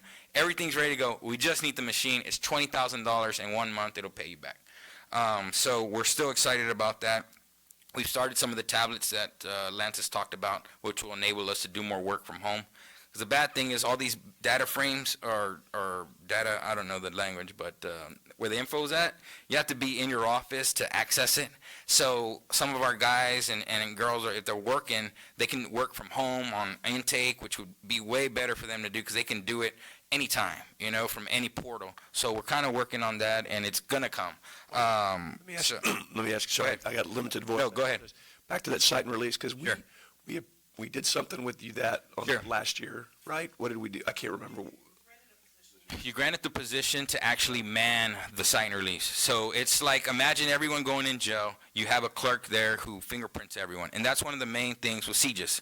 You have to have these numbers and identifiers because DPS says so, pretty much. So, but do we have that position Yes. filled? Yes, but you're not paying for it right now because we don't have the machine. So we have the money, but we're not using it. So we're saving the county the benefits and the actual money that we have because we don't have that position. We actually filled. We've met with the people. We probably have our person we're picking, but until we have the actual machine, why do we want her to work and just waste the county's money? Right, go ahead. but I like the, but I mean, when we approved the position last year, we certainly anticipated that it would be moving forward, or we wouldn't have, because we wanted to realize the savings. You made a good pitch last year. We wanted to do that. I don't know that I realized that we were waiting on the machine to get that going, because obviously by not getting that going, yes, you're saving us the money on the position, but we're not saving the $24,000 a month. So my answer would be, I think I'm certainly willing to help with something like that. I mean, because that's a one-time type cost, right? So maybe let's. I was gonna ask Dale on the $20,000. If I get it out of my budget, can we do that? Well, yeah, and I mean, I'm happy to do that with him too, because I didn't realize we were waiting on anything. That was kind of where I was going with my conversation was. Get it next week. Yeah, I mean, we can get that moving, so. That works for us. Yeah, I mean. Oh, so you're gonna work for us too, you see? Right. That work for everybody. Yeah, but I mean, seriously, What happened is that we had a machine given to us by CCPD. okay, Once we tested it, it wasn't working. Okay. It wasn't CJIS compliant, so then we had to go back. We had to back off. Even to the see, I didn't realize that had happened. I wish y'all would have come to us with that before, because medical examiner gave us yeah, for deceased people. It wasn't working. Count the dead. okay, And, well, and so one of the things that I've learned as, and I'm sure all you, we just can't say, hey, we need this, get it to us. We have to get everything approved, and we're fine with that, but just sometimes it takes a while. but on stuff like that, though, I mean, when we approve something like that, I don't know what other things might come up. If there's something that's stopping you, you could have come to us 6 months ago on that, because that's exactly where I would have gone and said, hey, I may have some extra precinct funds. Joe may have some extra precinct. Because we're losing out on cost savings on that. So please don't hesitate. Very glad to hear that. No, please don't hesitate to come to us in the future, because if you know, if we pass something like that, I mean, we all loved that pitch last year. We were all on board on that. I think that was a unanimous vote. So yeah, I mean, I'm happy to help out with that as well. So just let us know. And if I can say one thing regarding the sign release, it doesn't take any of the power of the police away. If you are being a knucklehead and they think they need to run you into jail, they always have that option. Right, It's right. discretionary only. So any peace officer, it's only a discretion. Yes, ma'am. Is that position included in the budget, even though you're not using it now? Is that? Yeah. Yes, yes. We approved that last Yes. year. Yeah. Well, I know it was approved, but he said he wasn't using it. No, right. Yeah, It's still in no. his budget. He's just holding it out. Yeah, we're just not using it because we don't want to have we want to use it. Want the plane. Yeah, no. What happened on the machine, and your comments are all very good. We thought we had it fixed, and we got one of these things, and they ran through all of the tests and everything else, and it didn't work. Then we got another one, and we thought we had it fixed. And it took weeks, not days, weeks on each one of those machines to figure out this thing's just not working. And so it wasn't really a delay on the fact that we didn't fund it. We had 2 or 3 answers during the course of a 6 or 8, 10-month period. And by the time all that stuff got figured out, he's standing here before us saying, I ain't got no machine now, but we've had 2 of them come in and they just haven't worked. So we can buy the machine, and we will. And I was going to say the same thing. It wasn't a delay on the part of the Commissioners Court. We really thought we had you figured out, and you thought you'd had it figured out. And weeks went by on each one of those things, and they didn't work. And No, so- that's completely true. And I wasn't here to, obviously, I promise to put blame on No, anyone. and I understand, and I see a lot of this stuff, and it's not the commissioner's fault. But, we'd go several weeks, and one of them would come to me and say, what do we do now? Well, we got another machine, so we'd start that machine over. And it's not 2 or 3 days, it's weeks go by before you figure this out. But we'll get it fixed. I sincerely appreciate that. Yep. And we'll also be responsible for the book in, book out. They're gonna get it fixed, they're gonna get a new one. Well, they're going to get a new one, but In the book in, nothing happens quickly in this county, and so I don't think in any county, anywhere, that anything happens fast. But we'll also be responsible for the book in, book out, and so that'll be compliant with the CGIS, which is really important, and that's one of the things we have to do. So I'm going to let Mel go ahead and finish up.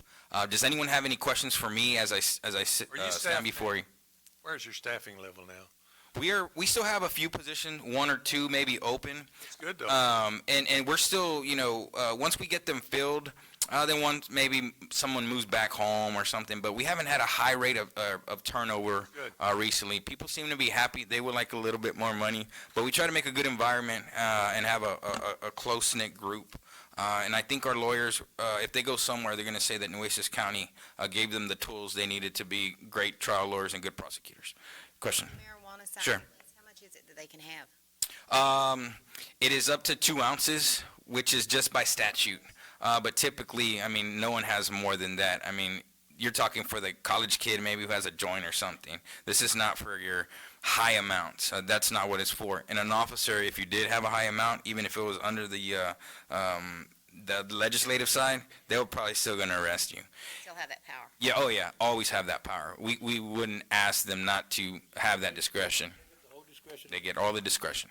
Any other questions for me? Good job. Thank you. It's been my pleasure to serve the county in this capacity. I could tell you that I never thought it would be as rewarding as it has been, and we really try to highlight Nueces County and make it people are talking about us, and I hope it'll always be in a good light. Yes, sir. Good and bad, but when you say 2.5%, is that across the board? You're talking about clerks, you're talking about? Everybody. And I'll be honest, the clerks probably do the more, we're the ones that go to court, but, Say that, but, no, I give all the credit to them. Without them, I mean, making the files, putting it together, organizing it, we couldn't do what we do. And I go where they tell me to go. So, I mean, without them, I'd be lost. Thank you. Thank you. And I'm going to turn it over briefly to Judge Mothergo. I just didn't know if anybody had any specific questions about the numbers in 3520. No? Mark covered most of it in his presentation. Sorry about that. No, that's right. Okay. All right. Then we're good? All right, Good. thank you. So your main request is 2.5%.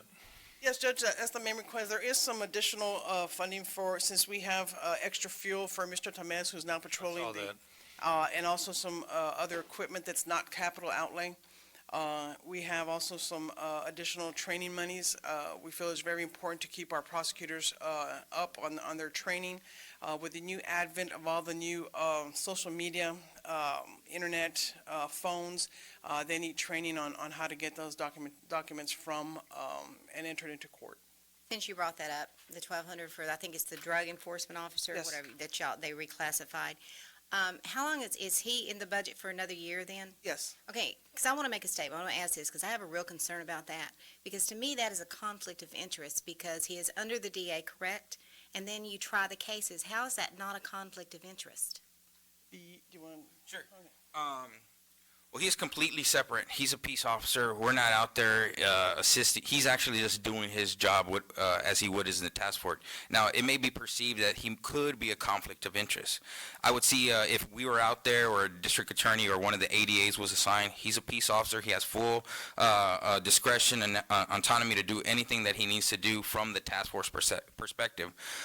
There are a lot of other jurisdictions that are doing what we are doing, and they've been very successful at it. What they're doing is getting the money going south and the drugs going north.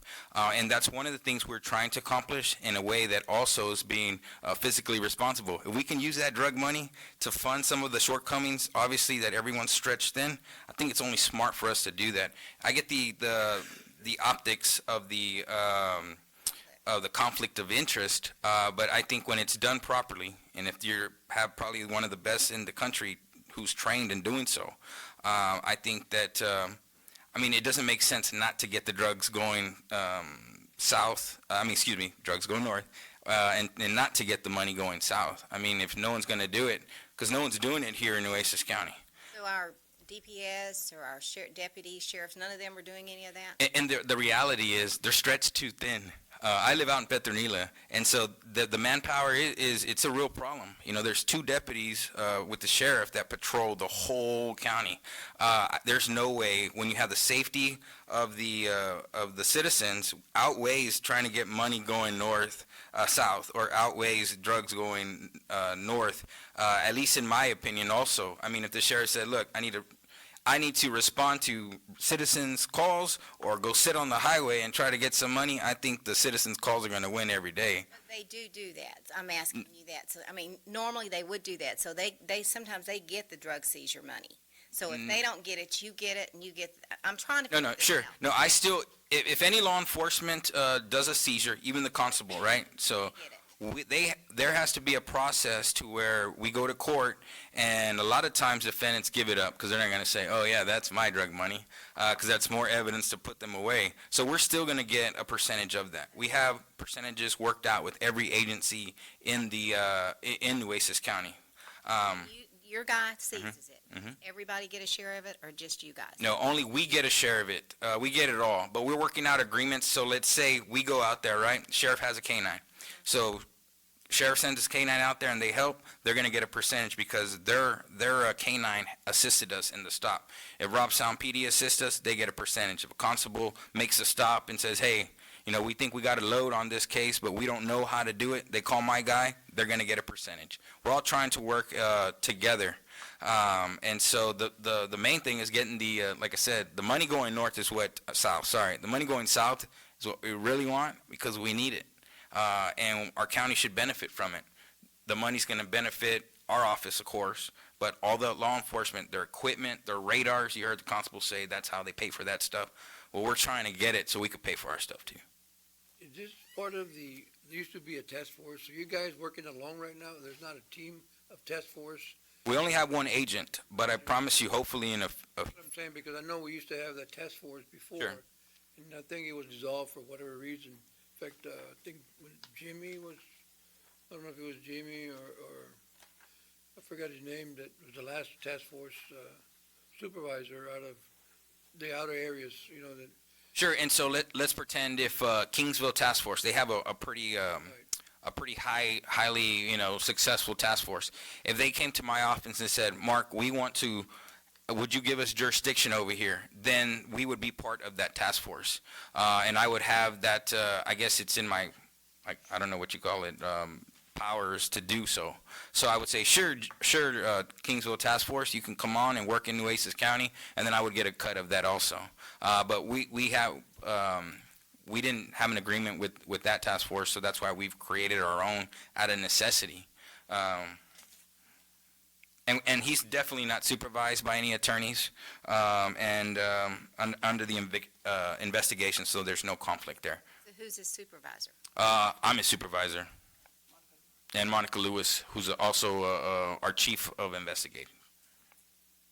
So, I think also, if you look at the optics of a conflict or an interest versus getting drugs going north and money off the streets going south, I think that wins every time. I mean, just in, my humble opinion, we need it. Well, I'm just a big conflict of interest person. Yes, so yes, ma'am. I'll Yes, ma'am. always look at that. Yes, ma'am. Thank you. You're the one's gotta fight it off. You're the one's gotta fight it off. Conflict of interest, so.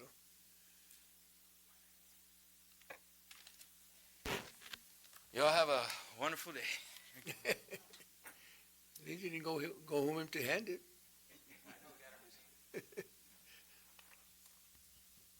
Human Resources will be our last presentation today, or excuse me, for this morning session, before we break for lunch.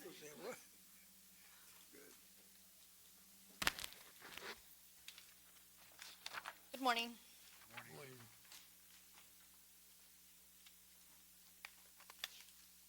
Should we wait for the judge? Wait for the judge? Where's the judge, I guess? Judge not here. Is he okay? Does he know what you're asking for, or the judge? I don't. I actually have something else that Oh, okay. not on here. I need to wait till he gets in here, don't we? Why don't we take just maybe a 5-minute break? Yep. Is he okay?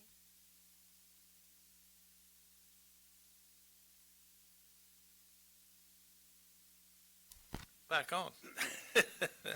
The green light is on. Thank you. Thank you. Morning. Good morning. I'm not here asking for the $1 million, but again, my department's not revenue generating, so even though it's not revenue generating, it is cost savings. I do say that we do save a lot of money through the HR department.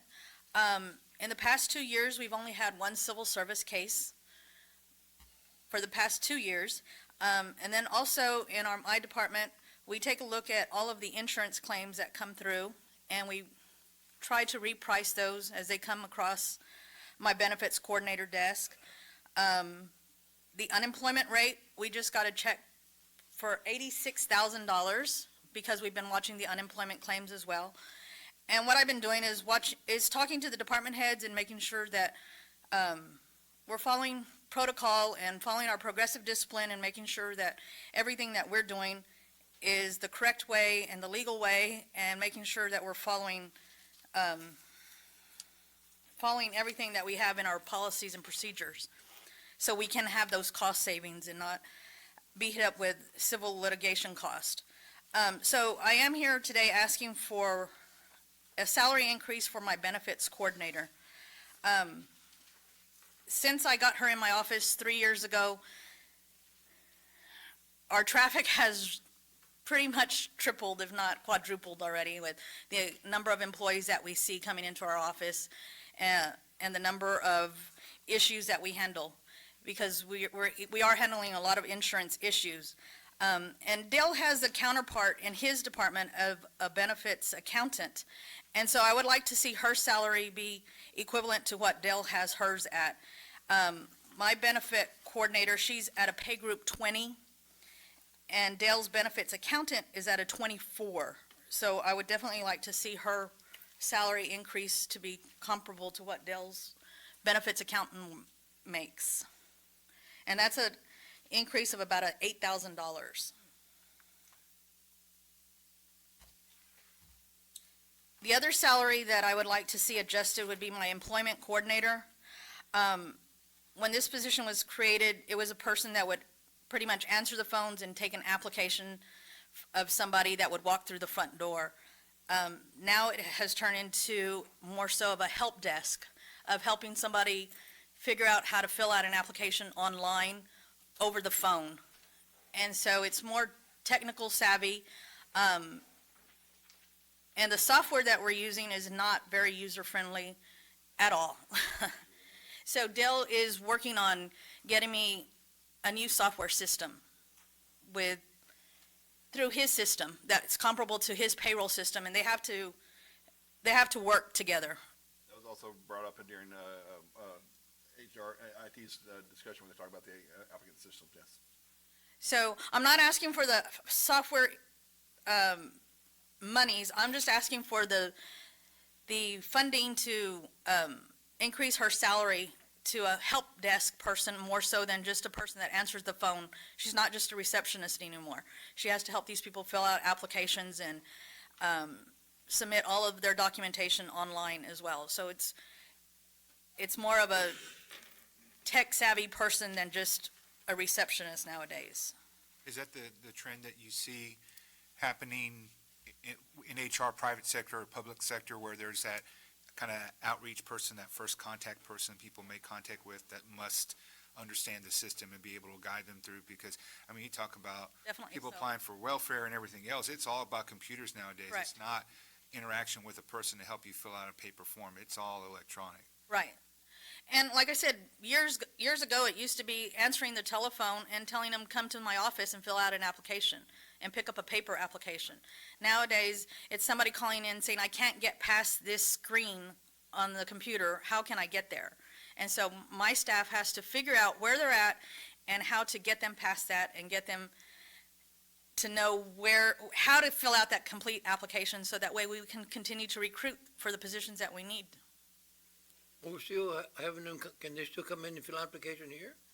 They can, but that same person still has to help them fill it out. We don't do paper applications anymore. You don't? No, we haven't been for about a year and a half now. So somebody, But this person, my front desk person, definitely helps them fill out those they applications can come in online. and say, I don't have a computer, I can't go in. Can you help me fill it out? They'll help them fill it up there? I have it here, I have several in my Whole thing? office, yes. And my staff will do that. Yeah, it takes a lot of time. And the other position, of course, that I'm asking for salary increases is my position, the HR director position. What was the tax position? What was the tax? What are you asking for, the tech or the employment Oh, coordinator? I'm sorry. That person's currently at a 15, and I want to take it to a 20, a pay group 20. And that increase would be $7,400 for the employment coordinator. When was the last raise they had? I have never seen one for that person. What about the benefit coordinator? That position was created 3 years ago, brand new into my office, when I took over the insurance part of, the employee relations part of insurance. So that one was created then. So she hadn't had an increase in 3 years? No. Hold on, let's see. Has she? Longevity. When did we create that position? 3 years ago? 4 years ago?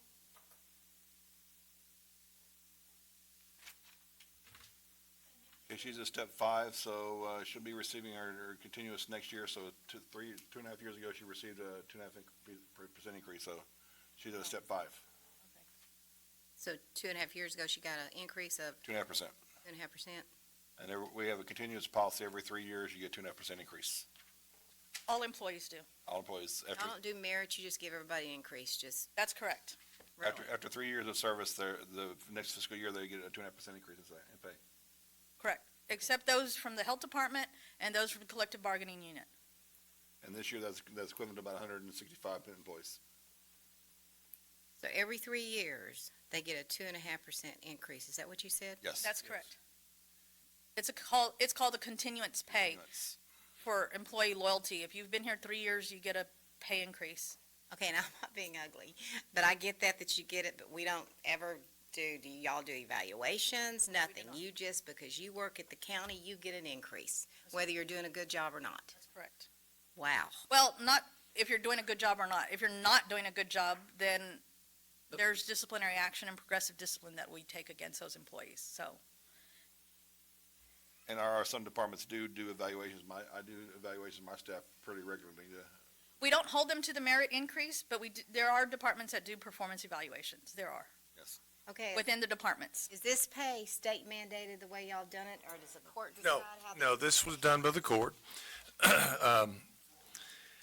When Judge Borchard, when Judge Borchard was county judge, the court approved an increase of 2.5% over a period, if you serve here 3 years. And the idea here was we had a lot of employees who had been with the county 15, 20 years, and they were making X. And under the system, we would hire somebody who was brand new, sitting right next to the person who'd been here 20 years, and they made the same X. And so the county commissioners court approved this and then didn't implement it. And it was not implemented for years. And when I got to be county judge, I convinced the court we either do away with it or we're going to implement it. Well, we implemented it. We're in the third or fourth year, Started in 2004, so we've been there. No, it started in 2007. seventh, when I got elected. First year when we started with those that were 2004 before. right. Yeah, it took 3 years, but it's 3 full years of service. And the idea behind that is the person who is not getting increases along the line like we'd love to do are not being penalized because they're staying here. They're good, fine, loyal employees, and we're separating them between them and the brand-new person who comes in and says, well, I make the same thing you do. And it's worked very well. It has worked very, very, very well. And as I said, we're in the fourth year. Our positions, we don't have room for negotiation because they're set with the budget. So as you Yeah. mentioned, when somebody comes in, Yep. they start at step one. And like for senior clerks that have been here 15 years, they were originally making what a step one person was making. And so we decided to push them along so they can have that 2.5% increase Right. with their seniority. And there's groups of employees, every year is a different group. Right. This year will be 167, next year, which will be our largest group, will be closer to 300 or 400 employees, so. And that gets built into the budget. And that's a, a major budget impact on the budget. It's fair, and it seems to work very well. We've been able to keep a lot of our longtime loyal employees moving along, where before they got nothing for being here. They just showed up and they were being paid the same thing. Now, and I didn't know this till I got elected. When I got elected, this position took a cut in pay. And I thought, well, that son of a gun, Shampsey, walked out the door and cut my pay. But he didn't do that. My position, like your position and everybody else's position, goes back to step one. And so if you're coming in behind Pusley, who was here 9 years, he was probably in the second. So rather than where he was, you're going back to step one. And that's what happens across the board with all the employees. That's correct. So you're asking for an increase above the 2.5% she gets, with $8,000 above that? Yes, now hers is a merit or whatever you I'm want to asking call that it. it be reclassified. Yeah. To something comparable in another position in the county. Now, so you'll know, once we get all this, at the end of 9 presentations or whatever it is, then we have a come to Jesus meeting here July 21st. And the auditor and Kristen and I sit down and we look at all these requests and we start looking to see what our revenue stream is and where we are with the other things. And there's nothing automatic about what requests you'll hear today. Nothing automatic about those. That's correct. They're good requests, but there's nothing automatic about them. Just to make it clear, I'm not against raises. I think that you should be paid for what you do, but I just see an $8,000 increase just like that, and that scares me. Well, you may never see that again. Okay. 10 years. No, and I'm not being ugly, but when we add them all up, and you're going to see this, but when we add them all up, there's X amount of dollars. And so we have to look at that. We usually look at it through the classification system rather than the individual person, what their job is. But we'll have that discussion. But so what you could actually do, because she's saying she wants to go from a pay 20 to a pay 25, I'm assuming there's something in between the 20 and the 25. Oh, yeah, zero It actually to where she asked. Okay. Yeah. That's why they call me Dr. No. We've had enough discussions about this. And I'm not ugly Dr. No, but I'm realistically Dr. No. I agree. You get 1,500 to 7,000. Yeah, well, whatever. Thank you. What else? I was asking for mine as well. I saw that. And the reason I am asking for mine is because I did take over the insurance portion of the employee relations for the county 3 years ago, and at that time, I did not see a pay increase. And like I mentioned, the traffic into my department and the issues that we handle has tripled, if not quadrupled, like I mentioned, and overseeing and dealing with all the vendors that we have to deal with now in my department. So, working alongside with our benefits coordinator, I'm having to deal with all of these insurance increases. And when I took on the insurance part of it, I really didn't know all of the work that it was going to entail, but over these past few years, it has really just quadrupled. Who did that position before? Who performed that function then? That part of it was in Dale's office before Dale got here. So it was more of a consolidation efforts, I guess, to say it functioned more out of HR rather than with the audit. Correct. And we moved a person over there. Okay. A new position was created, that benefits coordinator in my department, and I took on all the employee relations parts of it. He kept the accounting part of the insurance, but I took on the employee relations where if an employee has an issue with their claim, they come to my department. If they have an issue finding a doctor or making a claim for their life insurance benefits for the family and such. So all of that comes to my office now. Is that pretty much in line with other counties Yes. or other municipalities? Yeah. That job duty, that function? Yeah, we looked at that very closely. And when Dale got here, they were doing stuff in auditing they should never have been doing. And so what we did is we realigned it with industry standards, more like industry standards. Judge, just to, and let me again say, I am extremely happy with HR. They've done a great job in every aspect I've asked them to do. I think Julie's done a great job. She's helped me immensely with an issue that recently has occurred, and so I appreciate that very much. My question, and I've raised this before, and it has nothing to do with the quality of work, is HR a department that the county in the big picture should look at as an outsourcing type situation? I don't know how other counties do it when we're looking at saving cost and that kind of thing. Is that something that we as a county have looked at in regards to whether we have to have an internal HR department or whether we should look at outsourcing this to a company? Would it be more cost effective? Would it be, more reasonable for us to do as we're looking at different ways to save on our budget? So it's just an idea to throw out there. Again, I think Julie and her staff do a phenomenal job. Believe me, if I had a complaint, people would hear about it. They do all the time. So that's not the case, and nothing against that. It's just something that I've thrown out before, and I'll throw out again at this point in the budget process. So kind of a rhetorical question, I guess, but it is definitely something that I'd like to at least know what other counties do, if they're looking at those kind of things or not. 2 questions. Yes, Do ma'am. y'all work 9 to 5? They work all the time. Our hours are 8 a.m. to 12, and then 1 to 5. Okay. And then I have staff that comes in early and staff that leaves late. So we kind of adjust it to be able to handle what we do in our office. Okay, and then I'm trying to ask this question let's see, let me try and figure out how I'm going to say this. In a nice way. Okay, I'm just making sure the Commissioners Court does their part and what they're supposed to do. So he told me that the county commissioners started a pay one, whatever you guys call it. So do the secretaries for the county commissioners and the judge, they started a pay one if you have a new one? Correct. Yep. Is that how you do it? Everybody does. Okay, just checking, Yes. Yeah. making sure. Everybody goes back to 1. Okay, Everybody starts at 1. thank you. Yeah, it starts at 1. Yes.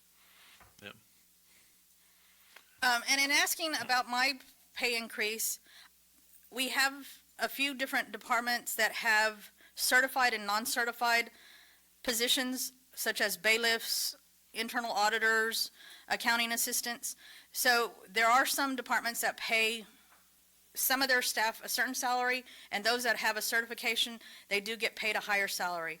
And I just wanted to mention that I do have 3 HR-related certifications through national HR associations, and I am a senior certified professional, so I just wanted to make mention of that as well, that if it could be classified that way, that would be okay too. Okay. Especially dealing with all the demands that we've had in the last couple of years. And it did become a riskier job last year in dealing with a couple of employees, disgruntled employees and elected officials coming into my department and threatening some of my employees. So I do want to make sure that we're in alignment with having a professional department and asking for that riskier job that is out there now. So has this position had a raise in the last 3 years? This position, other than the 2.5%? No.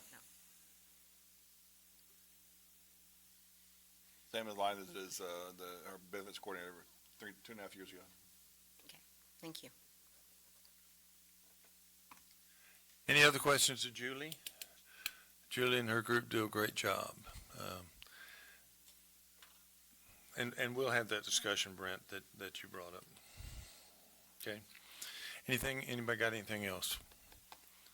Julie, thank you very, very much. Appreciate your patience today. It came out right at 12 o'clock. So must be something there, magic. We're going to recess this hearing.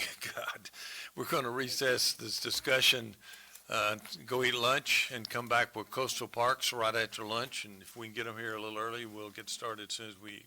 Yes, so we'll have 3 departments after lunch. That'll be good. Yes. Thanks, folks. See you. Let's go get a bite and come right back.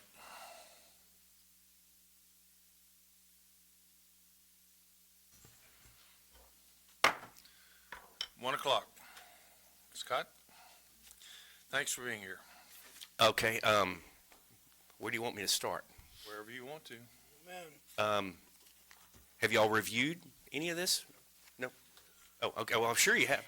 Just tell us what you got, man. We didn't look at it. We wanted to be surprised. Okay, so essentially what I did was, and this, I might be too close to this, is we've had a couple of key upper-level management positions that have retired in the department. And so, I looked at reclassifications of those positions. And what it did is, in the reclassification, it actually created a quasi-cost savings. So the thought process behind this is that how can I go about trying to fix and restructure some of the positions that we have in the department to the level of operations we are now. For the court's background info, years and years and years ago, when the county got all the hot monies out there before the city annexed, when the city annexed, they cut a chunk of pie out of that Coastal Parks. The department was like almost 80 people strong. I wasn't around at that time, long before me, but we've always struggled with this issue of actually applying real, MBA business science behind organizational development and how the department is structured and how it's functioning. And so that's something I've always struggled with the past 9 years, to kind of fix that, make sure that people's job titles and job descriptions are actually matching what they're doing. So seeing a way to use already what's budgeted without asking for anything more, I went down the process of trying to restructure. So first off, starting with myself, that proposal right there actually came directly from my chair of my park board and my park board, and I think I'm correct in saying that it's got the commissioner's support. So I'm not advocating that on behalf of myself. I'm advocating on it on behalf of the people who are advocating it for me, if that makes any sense. But But in the overall picture, if I gotta sacrifice anything, it's gotta be me. I gotta take care of my people. Next, what I'm asking to do on my parks and beach workers, I've got 2 of them that are vacant right now, and I want to reclassify them to a lesser pay grade of 11 and a step 01 to custodians. I have worked with Elsa for 3 or 4 years trying to get the county's courthouse janitorial services contract to pick us up out there, how much that would cost. We've solicited every vendor that Elsa's ever worked with. Julie and I have sat down and we've ran through the numbers of trying to look at what a third party would cost to do this. And essentially, my maintenance guys spend 4 to 5 hours every morning, especially during the summer, doing nothing but janitorial duties. So I'm like, this really doesn't hurt us. We need 2 custodians, and I'm stepping down, asking for less for that, okay? Then you go down through here, and the parks and beach workers that I have 2 that are at step 1201. I'm asking to use some of the cost savings to reclassify them to 1301. Same thing with the parks and beach worker 2. I only have 1 of those. On my foreman beach maintenance, this is one that's kind of thrown some people for a loop. They're like, why do you want to get rid of a foreman position? Back during the heydays when we got all the hot monies and we were responsible for the entire beach. Now, y'all may not realize this, but the county was responsible for the jetty in Port Aransas all the way to Clayburgh County at one time. And, this position was left over from that RIF back in the 2000s. And it only supervised 1 person. And I really don't need a foreman supervising 1 person. I really need, and he was basically functioning as a heavy equipment operator. So I'm asking to reclassify the foreman to a heavy equipment operator. There again, coming from a step 2207 back to a 1701. That's producing, $14,019.20 there. On the supervisor of park maintenance, I've been working with my board and the commissioner, and what we were looking at doing there is actually bumping that up bumping up to a 29 group, step 01, and adding a small amount to it, $2,558.40 to get it to this price point. And the reason being is that our logic behind that is that our construction projects are not going away. They're actually growing. We've got quite a bit of revenue sources that we have through grants that we've gotten that are going to allow us to continue to expand those parks into 2019 and 2020. And so what we're trying to do is we think that's a great entry-level position, a salary for somebody to attract project construction management skill set. That's what we don't have dedicated for all of our projects. That somewhat allows us to get in some kind of trouble. And it's not nothing I can do continuously, because it's a full-time job with the construction projects we have going on, and still run the department. The board recognizes that, the commissioner recognizes that. We were trying to use one of our former park board members. He's no longer available in that capacity. I've looked at AGCM, which is an outside project construction management firm. To do some of our projects, they want about $250,000. It just doesn't make sense, and we figure that we're going to be meeting with the new Public Works Director, that between a skill set that we hire for at that salary range and with Public Works, we could create a hybrid type of working relationship where now all of our projects are being funneled through Public Works, but we also have that skill set in the field to monitor them on a day-to-day basis with Public Works support. So that was the reasoning behind that. Yes, sir. I don't know if you said it or not, but you may want to point out that position is currently vacant. Yes, that. You're making a new position. Yes, that position is, the supervisor of park maintenance is currently vacant. The beach foreman, currently vacant. A couple Parks and Works picture, vacant. On the carpenter, that's just something I was doing for the gentleman who's currently in that position.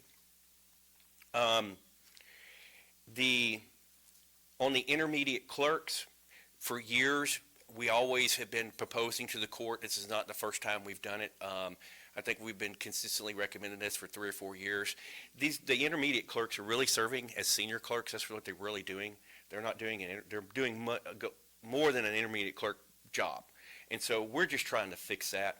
And again, we're trying to deal with all this with some of the reclassifications that we did, that if the current budget were maintained, there would be some unobligated funds without asking for more. Now, I don't really know how all these budget forms work, in great detail, but what we looked at is that even with this reclassification of these positions, and even with adding the extra cost of the salary and benefits that it actually, it's more the benefits that we don't have a way of figuring in on some of these forms. Our overall budget, it actually, when you do all the math, the way we look at it, it actually decreases by $8,211. So that's just kind of what we're doing. Scott, I know that there were some back and forth revisions between your office and the auditor's office there at the end. And so I think there's some cleanup that needs to happen on your personnel request form. Just as an example, on that supervisor park maintenance, you have it listed as a 2409, but it's vacant, and so really it would need to be shown as a 2401. So the amount that you're deducting is gonna be actually, less than that 51,000. Well, but what if I reclassify it to 29, step 01? Well, I mean, what I'm saying is the 2401 you need to show as a negative. So that 51,293, that really should be 42,370. Because you can't show it as a 2409. Oh, no, I see what she's saying, yes. Well, okay, I don't know. So the ideology is that it was already budgeted for that amount of money. And so I was just trying to work with, because the budget year was already put into place before he retired. So, I mean, that amount was already dedicated to that position for this current fiscal year. So if that amount of money still stayed with this budget year that's there, that's in salaries, then, it may not traditionally work that way, but if it stayed there, then it would allow that unencumbered amount to be worked with to get to the 2901 without trying to increase anything. I see where you're going. You're going back to, okay, doesn't matter what it was, now it goes back to 2401. That's correct. Yeah, and so I don't know that that's a hard and fast rule that. It's still a cost savings, though, even if it goes back to the 01, it still Yes. should show a cost savings. It's a cost saving, it's just not as much as currently reflected on here. So I just wanted to point that out, that some of these numbers need to be corrected. So the amount that you're seeing as a total at the bottom is not accurate. So why wouldn't it be as much of a cost savings? Because Because the amount that you're reducing is less. This is going back to a 2401. if you create it, You don't have a body there right now, that's why. Yeah, see, Commissioner, what they're saying is that when Pablo was currently there, he was at a. like an 09, he was way up the step 2409, ladder, yeah, right? okay, so Pablo leaves. The money that was dedicated to the position is still at the 2409, except traditionally, when somebody vacates a position, it's been the standard of the county Back just to to the revert it 01. back to entry level. And so all I'm saying is that if you didn't revert it back to entry level, since you already budgeted money there, if we hold what's already been given to the department in the overall budget, and I take some of the other cost savings that I created, then we could get to where we wanted to be to hire for that skill set. Right, so what we were trying to accomplish, I get that, but what we were trying to accomplish was to do a little realigning and not come back with an increase to the court, but to shift some funds around, and I think that's where it's going to end up once we tweak all this, which I appreciate, because when I sat down with Scott and Jim and others, we said, look, it's a tight budget year, let's try to do our part, and so, but at the same time, yeah. No, I think they did a great job on it, and I appreciate it, because believe me, it wasn't easy with everything that we've got going on out there.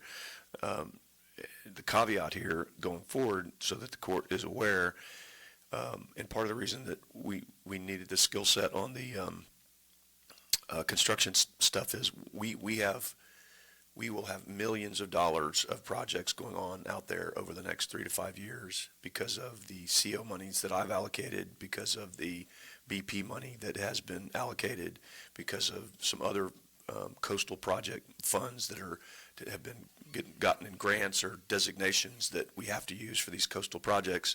And so we need someone out there to do that. What we've also done, and we have a meeting set up with the Parks Board Chairman and Scott and myself, and I don't know if Troy's coming or not, with our new Public Works Director. And I'm kind of going off a little bit, but it's not, because I think everybody needs to know this. For whatever reason in the past, there's been issue, I'm trying to say this as easily as I can, there's been issue with working with Public Works and Coastal Parks. I feel and have asked for the Coastal Parks to consider, now that we have a new Public Works Director and there's a new fresh direction and some of the things that Lloyd, you and I have talked about, that we're going to sit down and try to incorporate and use Public Works more for these coastal parks projects where we can, but because quite frankly, that makes sense economically, because we've already got this county engineer and we've already got this guy in place, and hopefully we're hoping it will save us some costs going forward with all these projects that we're doing to go ahead and use this. And so I appreciate the Coastal Parks' willingness to sit down and have that discussion with Juan and his staff, because like I say, we've got an engineer on staff, and to me, that's what this guy ought to be doing. And that's what we're going to try to sit down and do. You have to remember one thing, that this guy can't dedicate 100% to a certain project, because he's got a lot of projects all across the county. Absolutely, but, right. But he can manage. Manage to monitor. Right, and that's what we're talking about. It's the same like it when you, Hire someone, they'll do these things. It belongs there. right, and we're trying to It belongs there. put things back to where they belong, and not where maybe in the past there have been political stumbling blocks, for lack of a better way to do it. And then we'll certainly have to address whatever Juan's needs are because of that. But with each project, like, when you do a project in wherever in your precinct, you still have construction management built into the project, so that won't go away. But then you can rely on Edward or Juan or however you do it, just like I rely on Scott. But we haven't had the advantage in coastal parks. We haven't been able to use Public Works, or we haven't used Public Works at all. And I think that just is not A good policy. a good policy. Look, this is good work. Okay, one other thing, Before you go, I just verifying your count on, you're saying you're going to have 2 park workers converted to custodians and 2 to increase. You have 7 positions. What about the other 3? I've already got people in them. I know, but we only. Oh, I've got some that are vacant. Yeah, but the way our IT, our HR works, if you do this to 2, you have to do it to all 7. You do what to 2? So he's saying that. Well, no, that's what I asked Julie when we sat down. Well, you just have 2 vacants and you want to convert them to custodian, that's fine. Yeah. But then you have 2 additional ones just increasing into 13. Yeah, You have 7 park people. See, that's what I done. Now, I don't know how all this works. I've really not paid attention to pay groups and steps in my 9 years I've been here. So I'm just figuring it out. What do you have to do to all of them, Dale? I don't understand what you're saying. Well, the way HR has, if we convert 2 of them from a pay group 12 to 13, we need to keep all class together so we can convert the other one, same one to the pay group 13. So that would move all 5 to pay group 13. Not if you're reclassifying. She seemed to be okay with this. I met with Julie. Not been okay, but she may not know the count. No, because she made. I'm counting No, 7. Dale, no, I know exactly what you're saying, because we talked about that. And I said, well, what can I do for these 2? And she helped me work this out. I went through every single thing that's on this little sheet, my cheat sheet. I worked through with her, I think for me to be a clerk, you showed me 3, but you have 5 positions. Mm-hmm. Right, but he's met with Julie, and Julie's approved all of this. We'd have 2, we want intermediate clerk at a 13 and 1 intermediate clerk at 12. No, actually, if I do these 3 right here, it takes, I think it takes all my intermediate. No, I've got 5 intermediate clerks on my positions here. Okay, well, Dale, I can't answer your I got question. 7, so. I mean, this is what she Then helped me Dale, work. I'm just saying that there might increase the amount of money. not according to Julie. So you need to talk to Julie then, because we've talked to Julie, and Julie's Julie's, not the auditor, man. yeah, but Julie's the HR person, and the HR person is the one who we sat down with and said, I'll work will with this the affect the office. others? And One she of said, them no. is She knows the seven HR park- policies. Park worker positions available that are pay group 12, and you're saying you only want to increase 5. Yep. The Well, other I mean- two are stuck then. Well, for the time being.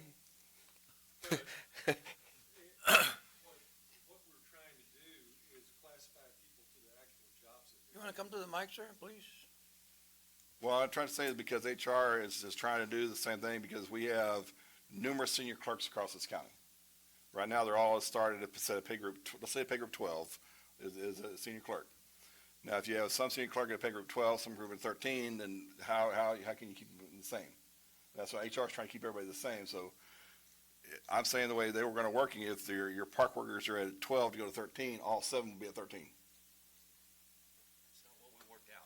Well, maybe the park board. I'll can work with hire- HR, but that's how she's been doing it in the first. If she wants to change, that's fine, she can change it, but I'm just, that's. Right, he went and met with Julie. Julie signed off on all of this, so maybe he's not explaining it right, or it hasn't been, discussed correctly, so we just need to sit down with. Maybe the park board can hire 2. We hire 5, you hire 2? Do what? Under the park board? No, they're all under coastal parks. They're all under the, I'm saying, but maybe the park board This can is, hire 2. this is the beginning. Oh, I know. I'm just, It's a good beginning. Yeah, I did my best to What try Dale- to, But what Dale says is true, so we're just going to, we'll have to look at this. okay. I'm ready for us to start thinking outside the box just a little bit. And one thing. Well, or- Okay, one thing in closing, I do have to say, I've already talked to the commissioner about this. I have no heavy equipment operators left at all now. They've all gone to the city, of all places. They had to go to the city beach services, and they're just jabbing that in me every time they get a chance. Anyhow, because they start out at $4 more an hour. So, I've got to get my heavy equipment operating back on the beach before we start getting a lot of complaints. What's the county not taking care of the beach? Anyhow, so the beach foreman, I talked to the commissioner, I'm like, look, I can't wait to the budget year to reclassify that down to hire a heavy equipment operator. I got to get somebody in that position and get that equipment back out on the beach. So I will be bringing that to court so that we can clean that up, so I can get that position filled. There again, that's a deduct. That should be easy. I know I was concerned about what I saw happen in court here recently with the judges and it not being in the budget cycle. So, but I'm kind of in a rock and a hard spot. Bring it to us. Okay. We'll take a look at it. well, and you're not asking for a new position, you're just asking for, it's, Yes, sir. yeah. And let me, say too that, one caveat on all this is, some really good news. Scott provided me last week when I was out there, just to let you guys know the impact of kind of where things are headed out there since we've reopened Padre Bali, June of 2017 revenues, which is pre-Harvey, to June of 2018 revenues, just by reopening Padre Bali with all the new improvements, our revenue doubled in the months from June of 18 to June of 2017, more than doubled. So that's the kind of return we're hoping to continue to get out there with the projects. If we can ever get IB McGee going, we'll hopefully. What's the amount when you say double? It was 40-something thousand, and it went up to, Yeah. I've got the stuff in my briefcase, I can go get it, I'll go get it for you, right, so 40-something thousand up to, Yeah, we did a 2-month comparison, May and June of 17 and May and June of 18. And we were in the mid-high 40s and 17. And then this year, we're above 91,000, so it's more than doubled. It's pretty remarkable. So, Yeah, anyhow, I'll get- and our goal is every bit of that. And I'm not asked to do anything to 181, it stays the same. 182, you guys can be proud of 182, because 182 is your business model inside the county government that's actually 100% self-sustaining. When we set 182, that's the pier, Bob Hall Pier, us running the pier. When we set that up, we made an initial investment out of 181, which was the park capital improvement account, of about $67,000. Every year, it completely funds itself. We work with Dale, and now we take all the revenue, which is close to 300,000 plus some years in 182, and at the end of the year, we move it over to 180 to support 180, so we're trying to get ourselves to where we're actually asking for less and less of the general fund. So it's a great business model. It's working. I didn't think it would at first, but it is. The the 94,000, Mayor Commissioner, 94,000 stays in what budget? It all goes to the, For the park? it all goes to the, no, it all goes to the general fund, I think, and then gets reallocated because the Coastal Parks Department has revenue, but it does not make profit. And so the general fund still subsidizes coastal parks like it subsidizes every department in Nueces County. The difference is Coastal Parks has offsetting revenue to where the allocation from the general fund is less percentage-wise than any other department. And so what we're trying to get to, Commissioner, is so that we can, they're trying to get to where, and they were on the right track until Harvey, and now we've been kicked in the teeth a little bit, but once we get things going again, we're hoping to where that Coastal Parks Department can be totally self-sustaining at some day, kind of a break even, then there won't be any need for allocations from the general fund, and you can use that for other parts of the county. That's the hope. That's not where we are today, but that's the hope, and that's the direction we're trying to head. And I'll get you those numbers. I meant to bring them. They're in my briefcase, I think. I'll find them. So let me ask Dale this, is that how it works, Dale? I mean, the 94,000 goes into the general account? How does, I mean, The 94,000 is, explain again what the 94, what you talking about, what was the? Revenues from Pottery Valley Probably by, Park, the rentals and the spaces and things of that nature. That revenue is a rental increase, a rental income that goes into 0180, and 0180 is where the operating funds are for, so that 94,000 stays in 180. And as you're saying, Commissioner, we supplement 180's budget for operation purposes by $913,000 from the general fund. So the 94,000, all the rent that they receive from their RV parks, from their piers, stays in 180. Just that reduces the amount of impact on the general fund. Right. That's the hope, is to eventually reduce the amount. Right now, it's 937,000, I believe, rough estimate on the transfer coming into the, well, that's money we don't have to draw from the general fund. with the hope of if the revenue continues to increase and we can start doing Lesser. a healthy fund balance in 0180, we can reduce our transfer from the general fund.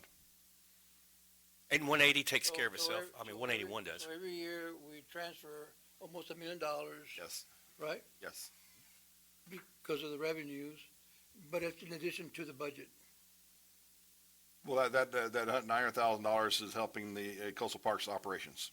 That's what I'm talking about. So their operations are $2 Budget. million, and they provide $1 million of their cost. Okay, so we've got a budget plus the 1 million. Yes, No, they generate about $1 million plus of revenue. yes, yes. And the total budget's about 2, and Yeah.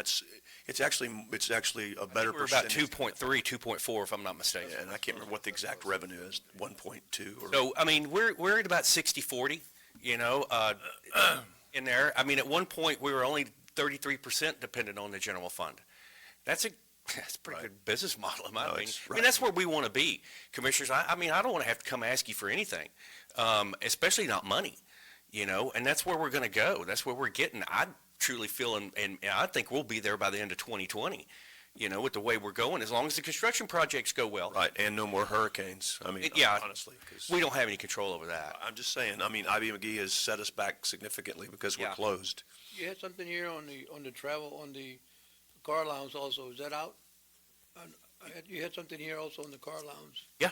What's, What do I want to do with that? I want to get rid of it and roll it into my salary. Instead of taking it to car allowance, he's converting it to salary. we Car can do allowance that. is salary. Can we Car do allowance that? is salary. Right, so it doesn't. It's part of your salary. The car allowance is your salary. Do what? The car allowance is part of your salary. Yes, Right. it's He's reported just- on your gross income of your W-2, yes. So what he's saying is that's what he's asking for. So yes, you can do it. You got to have 3 votes to do it, but he's asking to convert car allowance to salary and do away with car allowance because that's what he's asking for. We're not giving it today. That's what he's asking for. And you're using your, Yeah. It was, that was the commissioners and judge, I'm Right, sorry. I really don't care. I mean, that's a fine, I don't know if you're okay with doing that, but I'm just saying, I don't know if we can do that or not. We gotta make sure, because evidently, if you use, say for instance, you get that, and you use the county car, and now we're paying twice. You know what I'm saying? I mean, and I don't know how we're gonna determine that. How many times you drive the county car, how many times you drive your own car. So, I mean, I think that's something we have to look at. Look at it. That's right. It's just All I'm doing is asking, a request. It's like everything else that's coming out, so. you know.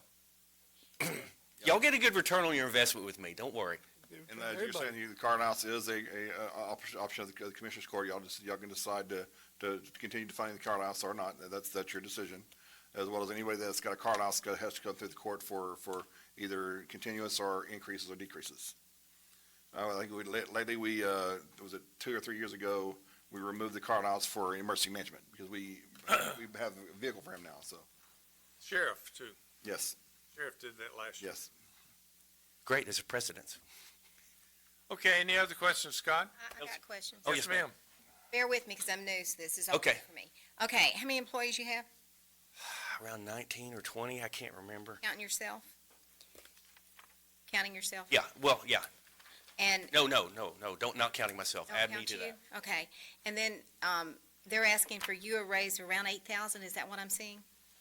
Well, it's really not, because if you roll the car allowance into my base salary, then, Okay, yeah, and I get that. I yeah, do then, get then that. I'm only asking for $1,216. Yeah, because we do that too. Okay, and I noticed a couple things stuck out to me, so I'm just asking. On the telephone and utilities, it just seems a lot, 415,000, and that's not counting the electricity at 166?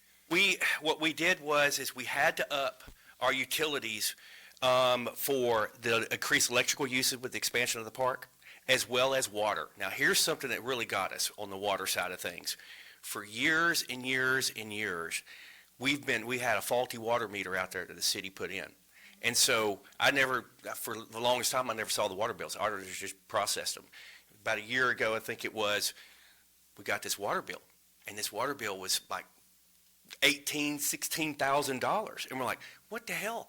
And so come to find out, the city finally upgraded their meter to one of these. It's automatically read. And we were finally getting charged what we should have been charged for water. Our water bill was like $1,400 in the summer out there for years.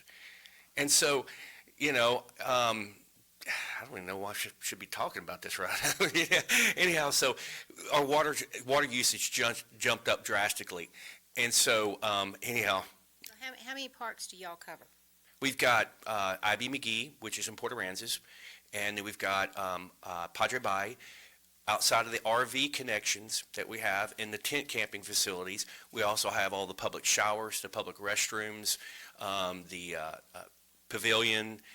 All those things have either faucets, showers, toilets, urinals, just all kinds of water usage that we have out there. The pier, Do y'all water the parks? no, we do not. That's a lot of Yeah, water. yeah, no. This is what they have budgeted based on what was happening in the previous. Look at previous years, Yeah. Commissioner Vaughn. And so we had to have something there to try to estimate where we're going with the water usage out there. Now, that's how we try to set our fees as well. And so the park board, by their statute under Local Government Code 321, they're the ones who establish the fees that we establish in the parks. And so we look at that, and we look at the cost of what we do, and we try to get our fees there where we can. Now, as we've increased these parks and we've built these new ones, we're charging fair market value, which is legally what we should be doing. There are other ones that we couldn't charge fair market value because they didn't have the amenities. And so, so we have to adjust our fees, but, Okay. Yeah. I just thought it was awful high. Well, yeah. The city really lost out on you guys, didn't they? Because they can go back and charge you for the water that Well, they why would lost. you want to say something like that? Well, I'm just saying, well, they won't. But you gotta wonder who else they're doing that to. Yes, ma'am. Okay, I think that's, oh, wait. Professional services, the 70,000. Yes.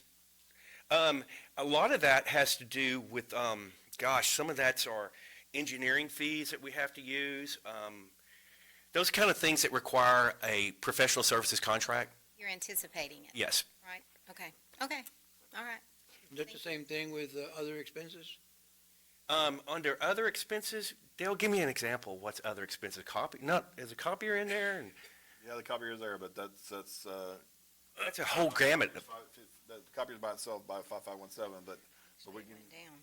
I mean, there's a whole laundry list that comes under other expenses. That's just where they put them. And, yeah, go for it. Excuse me, other expenses, you're talking about 5510? yes. Okay, so, in your other expenses, you're gonna have your contract lease payments for, coastal parks. That includes their heavy equipment, that they have multi-year leases, the interest on those lease payments. They do have copier expenses, and then any time that, I don't think y'all rarely send anything to the print shop.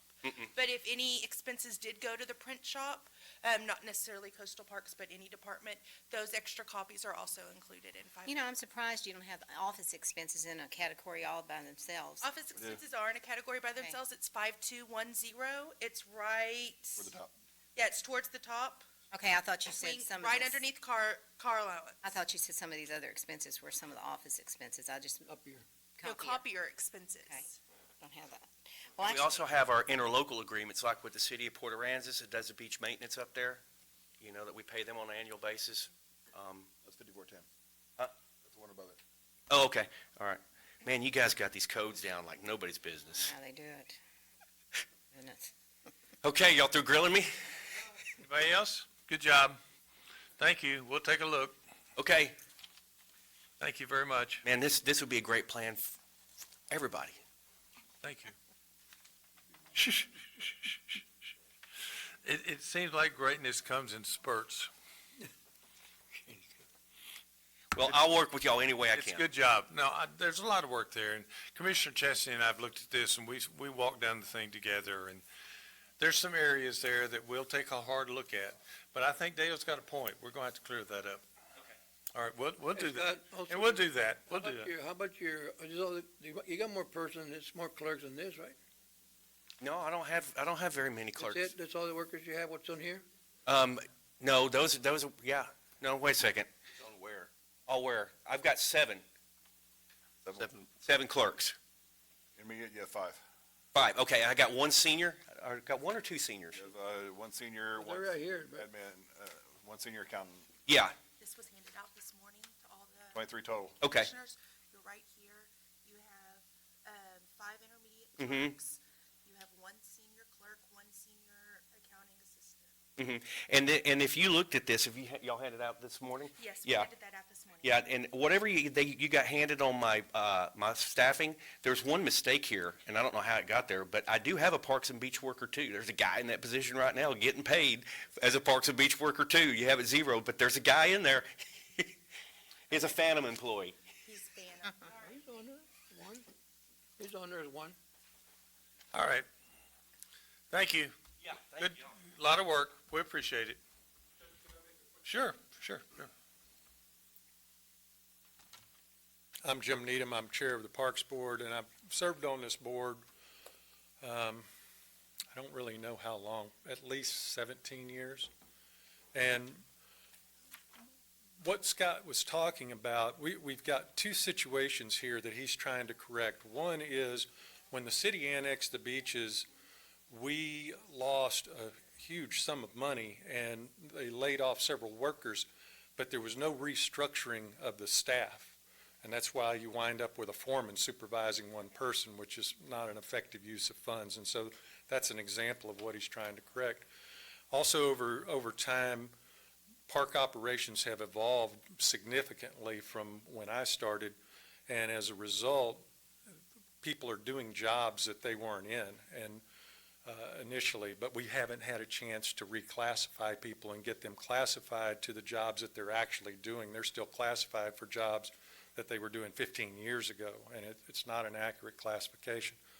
The other significant change is prior to Scott coming on board with the limited resources from the county, we did very, very little in terms of capital projects, almost nothing in the time that I was on the board. In fact, I was ready to resign from the board from a lack of progress when Scott came on board and Charlie came on board.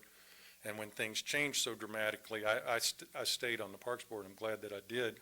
But what happened when Scott came on board is he started writing grants and getting funding, external funding, no expense to the county, to do things like build our pavilion at Bob Hall Pier, to build this addition at Padre Valley.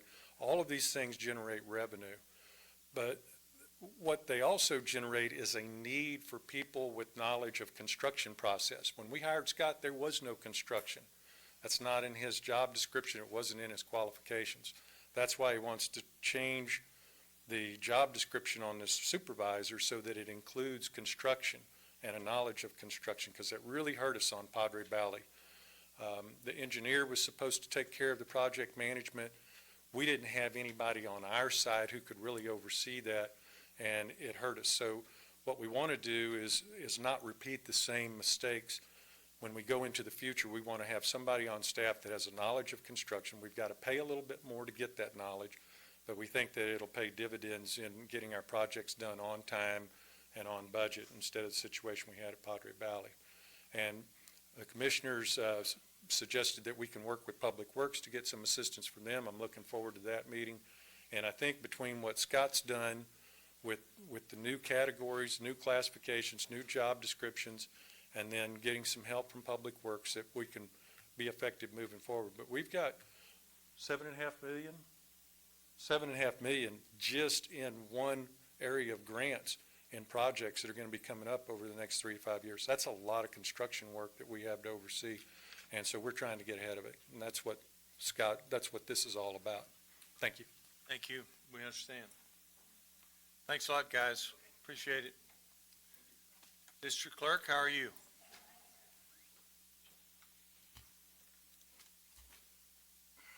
Good afternoon, ladies.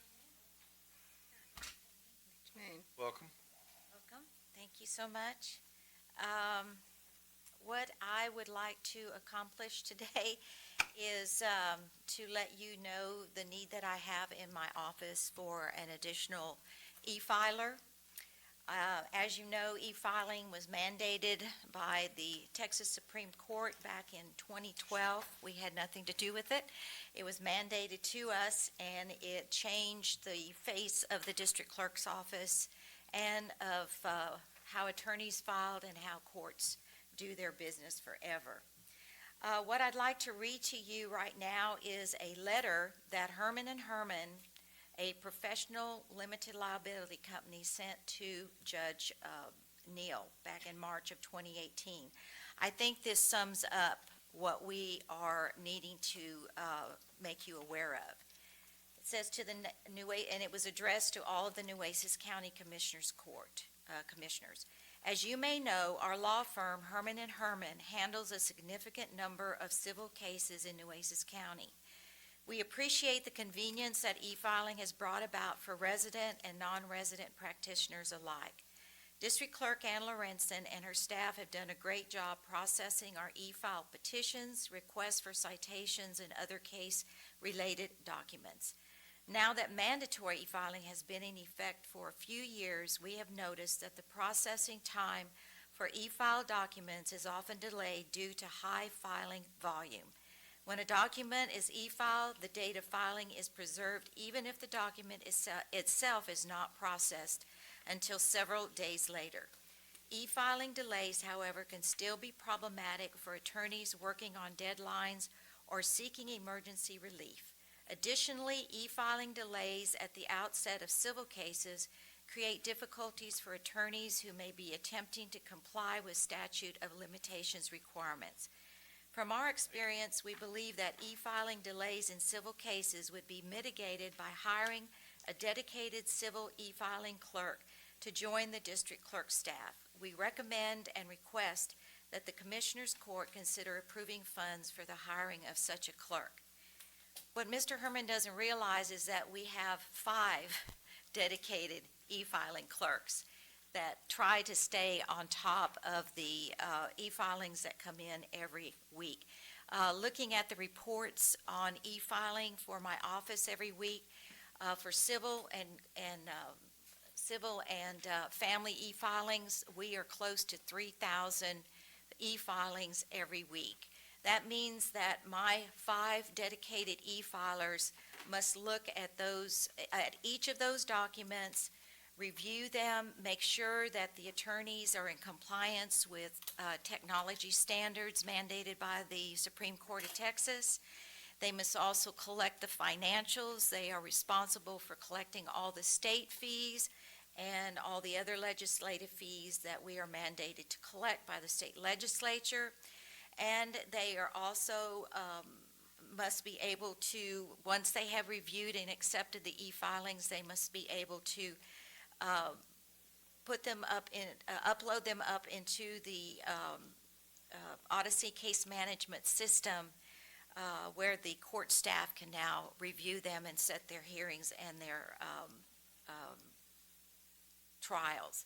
What was happening when I came into office in 2015 was the previous administration had some problems with beginning the e-filing process, to the point that the attorneys' e-files were backed up about 6 months from getting processed and up to the courts.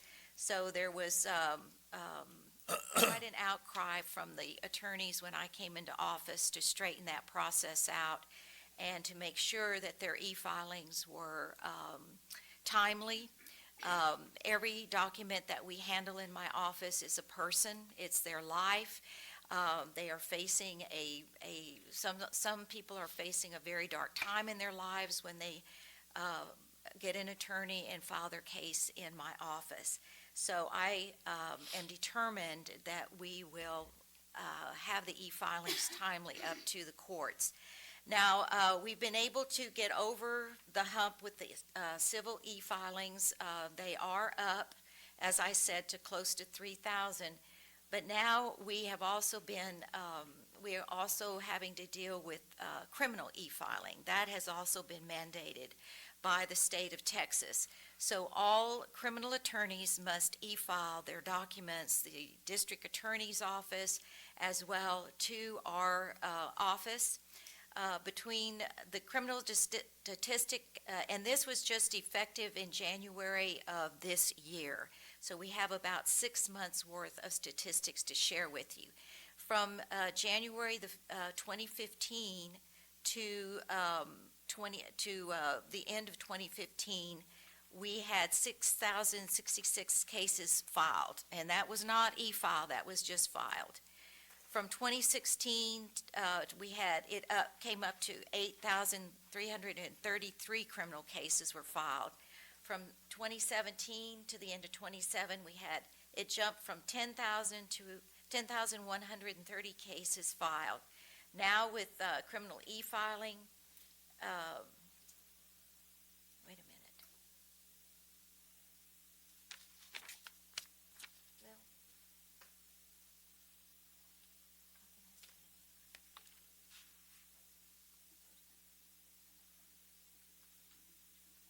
oh, okay. So it went up to 16,000?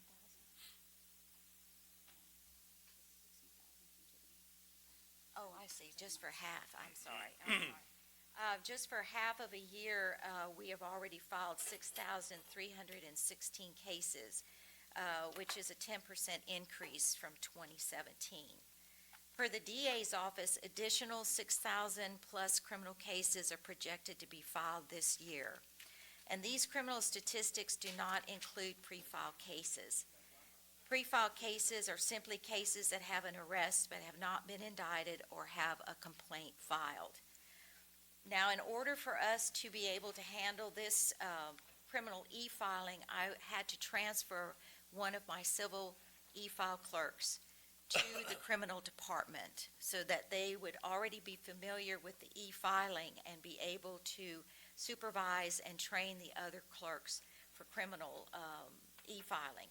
So what has happened with my 5 e-filers right now, they're down to 4, and they're beginning to struggle with keeping up with the large amount of civil and family e-filings. So that is why I'm here today, is to ask for an additional person to be placed in my office so that we can continue with keeping our e-filings efficient and up to the courts quickly. Would you do 1 full-time or 2 part-time or Just temps? one full-time for right now. You couldn't use 2 temps or 2 part-time? Just, You couldn't use that? well, the thing with part-time, Commissioner Gonzalez, is that those people don't stay. They don't necessarily stay. And I'm looking for someone that is highly technical. They're very computer literate. I also would love to have someone that already has a paralegal background. They're already familiar with the documents. that we process every day in the, so I would really like to get a full-time position, a position that could possibly attract such a person with those skills that I need.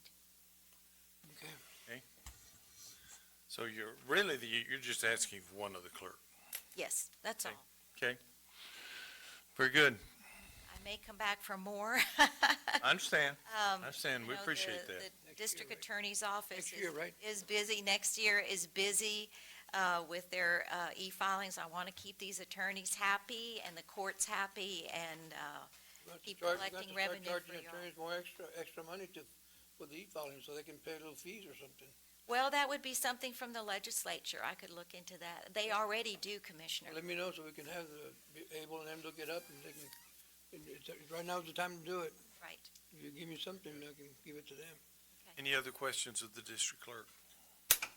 Y'all are doing a good job over there. You can actually see from one end of your office to the other.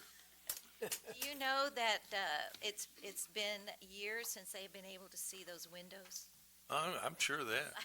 On the side of the building? Good job on getting us caught up with my brother Lance sitting up there, right there behind you too. Oh, you all, this has been a great team effort getting us where we are, and we appreciate that very much. Good job. Very good job. Thank you. Thank you very, very much. Amazing things we do in this building, you know it? We are early. Did anybody contact the sheriff and tell him he could come on over? We're contacting him right now. Okay, good. Very good. Let's take about a 10-minute break, and we'll come back at 2 o'clock and try to wrap this thing up. Now, after today, this is it, right? No, I'm on. Yes, this Hello? will be it. This will be it for the departmental work. That's what I'm saying. This will be it. Okay, I think this has moved very well. A lot of hard work, and we appreciate that very much. The most interesting thing is that we're now getting down to departments who have legitimate issues. Not many, thank goodness, but legitimate issues. We'll always have questions with the district attorney, and I imagine the sheriff. Let's take 10 minutes, and we'll come back, see if we can get him over here at 2 o'clock and get started. Thank you.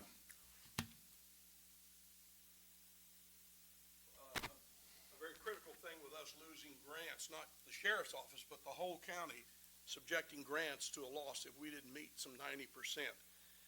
In the judge's chamber, the judge only says, let's get it done. And the man who got it done and has He did a great job. been there every day is, of course, is Captain Whitmore. Well, you're up. Thank you for being here. Well, first, let me say it's, these exercises on these budget issues are, I believe, are important to us. They're important to the citizens of this state. And I don't know that we've ever made a difference by being here. It seems like a lot of these budget issues, what we submit is nowhere near what eventually we get, because the money that you have is the money that you have. But I wanted to bring it to the court before you start asking me questions on any of our budget line items. We bring in an awful lot of money to Nueces County that never comes back to the sheriff's office. I oversee the private jail facilities. One is the Nueces County Detention Center, and then we also send people down to oversight to provide oversight in La Villa, Texas, to the other GEO private facility. They pay the county money for every head that's in there. Understand that money does not come back into the Nueces County budget. It goes into the general revenue fund. We never see a dime of it. There's a commissary contract. I do get the commissary contract.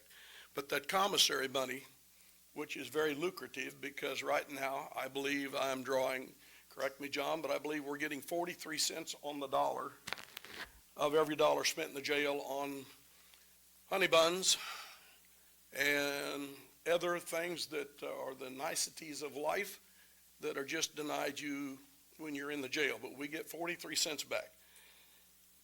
I don't want to waste your time telling you how we spent that money, but One of the things most recently, we took $200,000 from that account to help with the jail expansion out at the McKenzie Annex to offset some of the original monies that had been allocated by this court, and there was some cost overruns, or I won't say cost overruns, but it turned out to be more. And we put $200,000 into that expansion, and no complaints about it. Telephone contract. Most of you on this court helped negotiate that inmate telephone contract. Every year, there's a nice big check that comes back to the county for that telephone contract. We don't see that. We don't see any of it. The kitchen contract feeds the inmate, but the problem we have with the kitchen contract is the court budgets for less inmates than we have. And then along about halfway through the point, they tell me that I've run out of money on the kitchen contract. John, how many they budget for? You remember what the budget is? We have 1,068 beds, but we don't budget for 1,068 beds and then have some money left over. We budget less than that, and then when we would call Steve Waterman, the issue was, well, you just need to find a place to take it because you're going to have to take it out of some other. Well, it's, that hurts these other departments that we've tried to adequately fund. Do you remember how much? Say we allocate 900 meals a day and we're carrying 1,044. Everything above what you have budgeted for it comes out of some other category that I haven't budgeted for, out of our kitchen contract. I doubt if any of you know this, but every person that comes into the jail on Social Security, when we let them know that they're drawing Social Security, we get a capture fee, and Social Security sends it back to the court and it's deposited. That's a considerable amount of money that people are on Medicare, Medicaid, and getting Social Security benefits, but they can't draw it while they're in jail. And this money for reporting this comes back to the court. Fingerprint fees, $10,000+ for taking care of fingerprints, which we don't have to do, but it's just good public policy. Now, and the reason I mentioned to you, it doesn't come back to us. It goes into this abyss. Public information and mugshot fees that we collect. When the checks are issued, they don't come back to us, even though it was us that performed it. We have an asset forfeiture account, and we also have, which is unable to classify the CGIS work by Captain Whitmore. Vehicles that have over 200,000 miles on them. And when you give me a maintenance to run vehicles on, and you got vehicles on the road with 200,000, it's just almost impossible to keep up trying to keep a 200,000 mile vehicle in the running. And we certainly wanted the court to think about the options of letting us buy through purchasing some of Hertz's used stuff that they turn in with 30 or 35,000 miles on it, where we could buy. It didn't have to be a police car, because like right now, my captain in fingerprint, what did I put you in?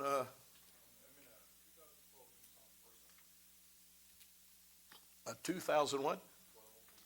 Nissan Mersa that we bought out of our funds just so he would, because he's got to respond to crime scenes from identification. I will mention this. I do not expect a response, but when the DA had an investigator hired at $52,000, I want you to know my budget for my captains, who have a huge amount of responsibility to this court and to me, are paid, let's see, where's my captains? My sheriff sergeants, sheriff's captain, $50,211. We take a brand new guy who runs a drug interdiction up there, what my $34,000 people do, and pay him $52,000+ a year plus a car to take home and all those benefits. Very well, that's a decision that the court makes, but it has not helped the morale in my department when we do collective bargaining. And when I say our sheriff's captain makes $50,000, that's after 3 years of collective bargaining by them.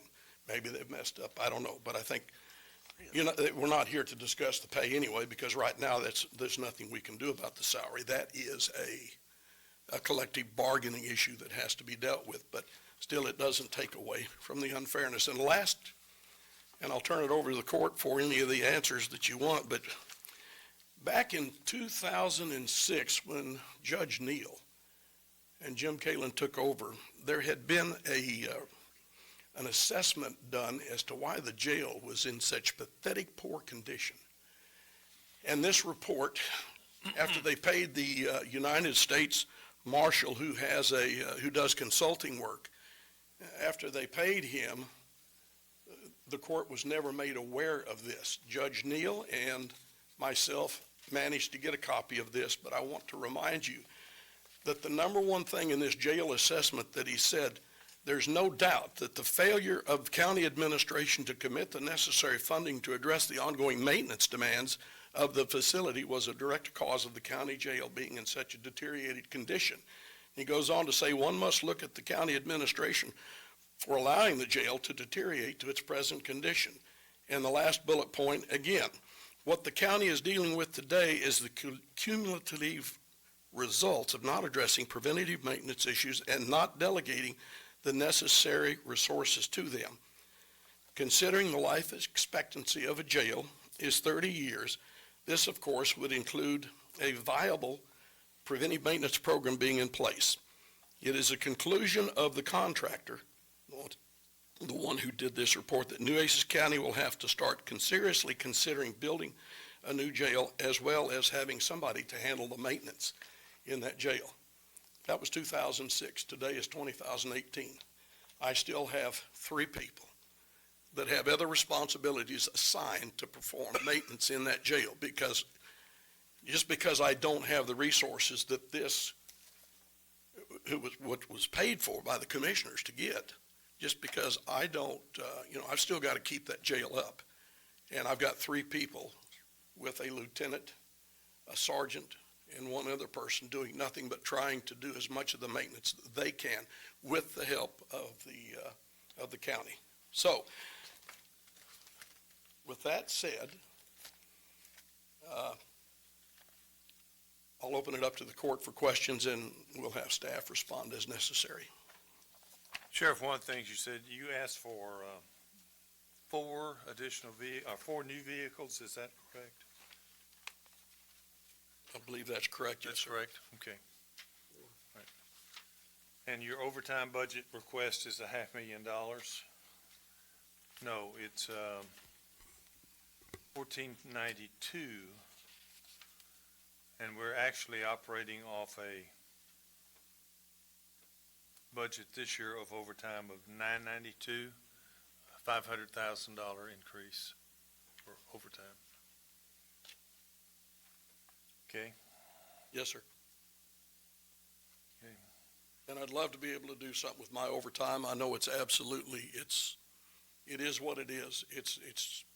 You probably have, if I haven't discussed it with you each individually, maintaining the staffing in the jail becomes more difficult every day, of getting people to come down and want to make a career of working inside that environment. And again, there's some of the issues of salaries, some are others, but we were up close to 35 vacancies.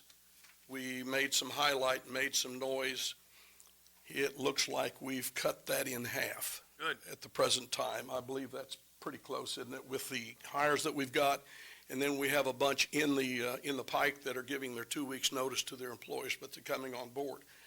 If I have 10 vacancies or less, please understand, I consider that I'm fully staffed. 10 vacancies or less, because that's just the normal cycle of how things work. I'd like to have 5 to 6 to 7 vacancies and consider that fully staffed, but I take 10, so really that left me 25 positions, which is an entire shift. And when I have an entire shift, then we have to call in somebody to work overtime. By the time they get their teeth brushed, and those that have hair, the hair combed, and get down there, not only am I paying that person overtime, but the person that had to stay there and wait for their relief to come in, because it's unlike work. You just don't go home and leave the jail unsupervised.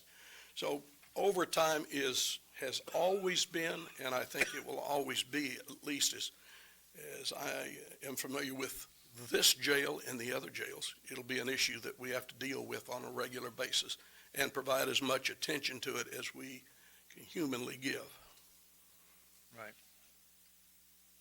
Sheriff, the 350,000 we allocated for overtime, that's already been spent, you're saying?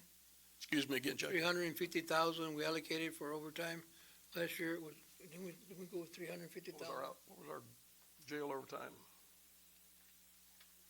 last year? Yeah.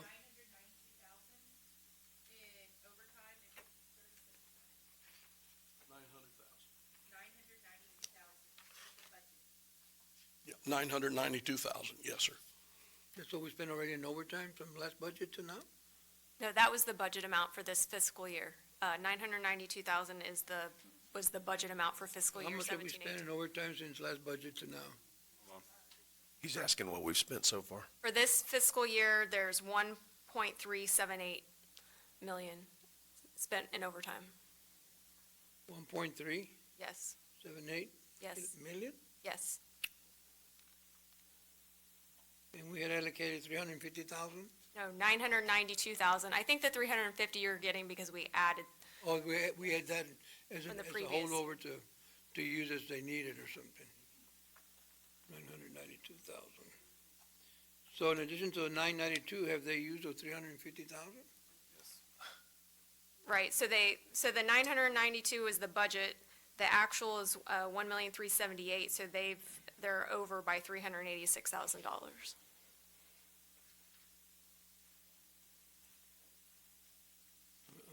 I'm confused on that one, I'm sorry, but. And that's coming out of, generally coming out of salaries right now, right? Right, yes, I mean, the line item is overtime. And so nothing additional has been added to the budget. It's just showing an overage at this point. So that's all that, so we haven't used that yet. No, they've exceeded it. Yeah, we've already spent 1.2 million so far to the last pay period. They're averaging about $65,000 a pay period. But because of the vacancies, that's being brought out of salaries, and therefore they're not over budget overall. That's correct. Correct. Yeah, the 350. No, and that's where, where staff is actually to be praised in being able to operate the sheriff's office. And our jail is, of all of the money that the court gives us, the jail is the biggest consumer of those dollars. It's amazing when you look at the almost $14 million jail budget, sheriff's office budget in the three major budget categories we have, the 20, the 10, 3,700, that most of that money is just the operation of the jail. The operations, the warrants, the civil part of it is we manage to budget, So does this budget proposal that you're giving us, Sheriff, do you feel that the numbers that you all are presenting adequately address salary, overtime, but does it help us tackle the vacancy? I mean, I know you said you feel better than we have been in a while with your 35 vacancies cut almost in half now. Is that still enough to help reduce the overall overtime? I mean, I know it's always going to be there, but will this help reduce some of that demand that we've had in this previous budget cycle? It's an excellent question, Commissioner, because when I come here, number one, I've got to try at least present something to you that's practical and has a decent chance of receiving the votes necessary for the funding to be here. And so, no, it doesn't address salaries. Those things will be addressed during the next collective bargaining issue. And I don't know, and I probably the county judge doesn't either, I don't think there is any way of addressing salary issues outside of the collective bargaining contract, because we have entered into a contract with that association. And when my staff cries about the $52,000 that a new hire gets, it's nothing, and I've had them in my office. I said, there is nothing I can do about that, and probably the court can't either. The court did it for the DA and gave an investigator a $52,000+ salary, and my captains, who have huge supervisory responsibilities, and are doing exactly, and some of my deputies are doing exactly what the man that you hired in the DA's office are doing, but they're making the $30,000 and he's making $52,000 for doing drug interdiction work. And there's been some letters back and forth between Mr. Tamez and myself in reference to this of this is the best way to build coalitions and so forth. We work with the Drug Enforcement Administration on asset seizures. We supply people over there, which gives us that force multiplier. Not only that, I have people that's assigned or have been assigned to the FBI and working with them, and most importantly, with the United States Marshal Service as a member of the Fugitive Apprehension Task Force. So the concept of working together with a task force is certainly not new to me. We do it all the time. But inviting other counties to come into Nueces County, which is basically one of the proposals that I'm discussing with Mr. Tamez, is not, it doesn't sit well with me to have Jim Wells over here. I've not gone over there, and I don't know that they need to come over here, or having Clayburgh come over here. And, you know, I'm responsible to the citizens here for the public safety aspect of it. And so this is kind of a little outside of this budget issue, but certainly that's my feelings, and I'd be welcome to discuss it with each of you individually if you choose. Kristen, wasn't the interdiction position a grant paid for by someone else other than us for the DA, if I remember correctly? Wasn't that a grant that the DA got? I don't believe so. I don't think that it was a grant. Commissioner, I think he took a lawyer position and did away with a lawyer position and then used that salary. Switched the money. It was a reclassification. And hired then an investigator. But drug interdiction, understand, I mean, that's a very complicated issue, but it involves not just one person. One person can't do drug interdiction. Because, and here's the other thing, I've already had conversation with State Senator Chuy Hinojosa. Thank you, Judge.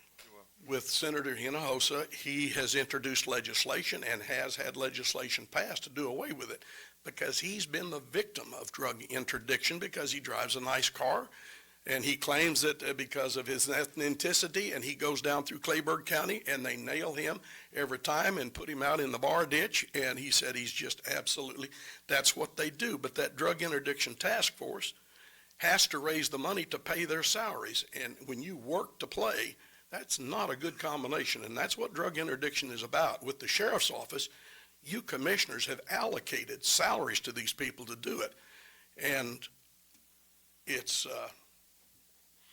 well, we'll discuss other issues as the time comes. Anyway, other questions? I think, John, that I've tried, Commissioner, I think we've tried to be as reasonable as we can. I'll never have enough cars. I'll never have enough money. You know, I'm probably the biggest bird in a bird's nest with his mouth open looking to be fed. But I didn't need a chuckle from the judge on that. But anyway, that's just the nature of the business, and we try. I believe this is my 11th year that I have defended or talked about budgeting. And with the exception of the last budget go-around, our bottom line has always been that even though we've spent a gross amount of money on overtime and these other things, our bottom line has been we've not cost the county any additional funds than we were allocated through the budgets that I have some control over. And I was happy to hear, because there's always a lag from the information I get to the information that you have, that we're still at this late point in time. Here we are already in July, and we still got to get through August and September, but we're still overall in the black with our numbers. We haven't gone out of that yet. Sheriff, when we look at McKenzie Annex and you look at your jail here, McKenzie Annex is a little bit more controlled. Obviously, you got to intend to go into the facility, into the parking lot, so you have your fences, and so I think that just kind of blocks any kind of no good person, with bad intentions going that way. It may not stop them, but, kind of it's an actual barrier. Here for your officers here, do y'all have any kind of secured parking, or is that anything we've ever talked about or considered? I would just think y'all are kind of prime targets, considering the line of work you deal with, the type of people that you have to deal with, kind of retaliation. Is that something you've considered, or is that something that would have to come out of the budget, or we would do separately, Dale? How would we do that if we wanted to consider trying to have something enclosed for his officers? We'd have to work with the engineering staff to try to find out where to locate the facility or parking area for it. We'd have to construct the fences and stuff to make it more secure, and then determine what the sheriff would need for him to be able to consider it a secure location. Logically, it's right out in front of the jail. That's where most of the vandalism takes place, and most of the vandalism that takes place to my employees' cars never reaches the level of this court. They make a little police report, it's over with. Just recently, we had one, which is because it's Joe Gonzalez of the Sheriff's Officers Association had his car damaged, and he got upset. But the area directly across is where we go. But the inmates, when they get out of jail, trust me, they've watched from those windows. They know who drives up, they know who gets out of the car, and they know who goes into the jail. Certainly, that's something maybe we can work on outside of this budget thing for the next year, because it would, a chain link fence with a little barbed wire, big prison floodlights, anything to make them feel better when they leave the facility. There's not somebody lurking in the parking lot waiting for them. You could put some shutters in the windows, Sheriff. Some what? Shutters in the windows so they won't be looking out. Well, there's lots of things that'd be nice. Well, Shutters on the window. I'd consider that, and I don't know if it would come directly out of their budget or if it'd be something through public. I'm some sort of solution. certainly amicable to trying to help with the dollars that I have as to what I can and cannot spend, but I can spend some money from that commissary account. And now, as you know, during the last campaign, I was accused of spending money that I couldn't spend on trying to hire, and went as far as being before the Ethics Commission at the state capitol in Austin all day long as they grilled me on a billboard that says, "Yes, we're hiring." They wasn't worried about the "yes, we're hiring." They were, the issue was my picture. And I said, I don't know how to picture a jail up there and say, "Yes, we're hiring." When they look at me, they associate that jail with me, but I have not reported this publicly. But the Texas Ethics Commission, after an all-day hearing, vindicated me and said that's not a violation of what you did. The law clearly gives you the right to advertise for those positions with or without your picture, which we had done before. I think the part that was the timing, because the jail came in close proximity to the election itself. And Commissioner Gonzalez, I mean, you were aware of what was going on. But it did cost me. If you want to know if I got fined, not in the general sense of fining, but I had to pay for counsel to help me work through this thing, over $5,000. So anybody who opposes me, you got my wallet. You sure did, $5,000. But that's for me, and that's just the the burden of office. That's right. We all get hit every now and then upside the head, and it's never pleasant. Anything else that you've looked at our numbers? I've got some. Ready? First off, how much area, how big an area do you cover square mile? We have over 834 miles of Nueces County. I have less than 25 people to perform that patrol responsibility. You asked me how I do it. I'm not sure. That's why I brought the captain up here, because it is absolutely. If I get a request for that county area that's between Port Aransas and between Corpus Christi, we have to respond. We have to respond if a Port Aransas citizen says, "I want the sheriff, I don't want the constable, or I don't want the PD." And we do that on a regular basis. And I think they've all understood that I just can't get there when you may want us to be there. But we handle an awful lot of things in Port Aransas. We handle a lot in Alva Dulce. We handle a lot in the Bishop. But look, on a given patrol night, when you look at all of the forces surrounding Nueces County, nobody has less people patrolling the highways of their county than the Nueces County Sheriff's Office. Not your fault, not my fault. What happened during a budget punch back in '05 is that 25 positions were cut from our patrol. Public safety took the hit, but the budget got balanced, and now trying to get back one or two or three or four of those positions is absolutely I mean, counties, you just can't do it. I don't know where you'd get the money. I won't say you can't do it, but it certainly creates a problem for us.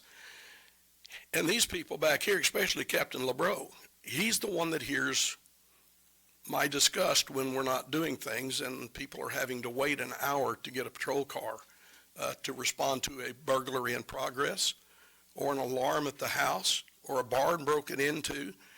And the other thing that you hear quite a bit from my people is he won't let me work traffic. The sheriff will not let me work traffic. No, I want you back on those county roads. I want you in the county. Let the highway patrol get out there and work the highway. And that's with the interdiction. Interdiction is traffic. You stop the car based upon a profile that this is what drug dealers drive, and then you get them out and you keep them there for 30, 40 minutes trying to determine, is there validity to the story you're telling? You say you've been to Houston, you're going to Brownsville, where's this, where's that? They don't even have to talk to you, but most people are intimidated by police. I'm not going to do that. We do go out there and we stop people for traffic violations, and then if there's a secondary reason to proceed to another level, we do. But just to run like Clayburgh does, but Clayburgh's got to, or all them people are out of work. They pay their own salaries by the money confiscations. It's just bad business, and if you individually speak with Senator Hinojosa, he will tell you it's bad, bad business, drug interdiction teams. But this guy that's been hired by the DA can't do anything unless you say you're going to allow Robstown, Alwadusi, Driscoll, Bishop, and all them people to join forces to work up and down the highway. I've already told him I would not. So that's a bunch of people outside the control of the sheriff. But good question. Hey, Sheriff, I've got several issues I just want to bring up because I'm a big public service person, public safety, and I just think at some point this court's got to plan ahead, especially if you've lost 25 positions. And I see that you're down. One of the things I want to say is I was in there when the inspector came to inspect your jail. She was so very complimentary of what y'all have done with what you have. And you passed with flying colors. Y'all did a great job. But she did talk about the maintenance person.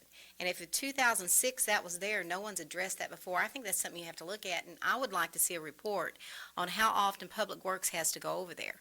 Because I can see where you would have to have a 24-hour person to do that. And she was very specific that that needs to take place. And we already know, we've already had a report that says that, so we need to look at that. Other thing is, I do agree with you about the drug interdiction guy that was, whoever it was for the DA. I said this morning, I think that's a conflict of interest, and I don't know why the court approved that. I have a problem with it. I wasn't here, but I have a problem with it because I think it's a conflict of interest. And to me, I can see why your deputies would be concerned that that got passed with what they make, because I see why you have such a difficult time keeping people in there because your salary is terrible, you know, for a public safety officer. I'm just amazed. So I hope that somewhere down the road that this court can sit and look and say, okay, we're going to have to do something about this. We're going to have to add something. You had Constable 3 in there this morning saying that he needed 4 deputies because he's got such 200 miles, over 200 miles to cover. So he talked about that, and he talked that y'all did cooperate and try and help them, but they're having to cover another area too because they're getting the call and they're closer. So I was going to have you address that in a minute, if you will. And the overtime, I understand why you have the overtime. If you don't have the people, you're going to have to get it from somewhere.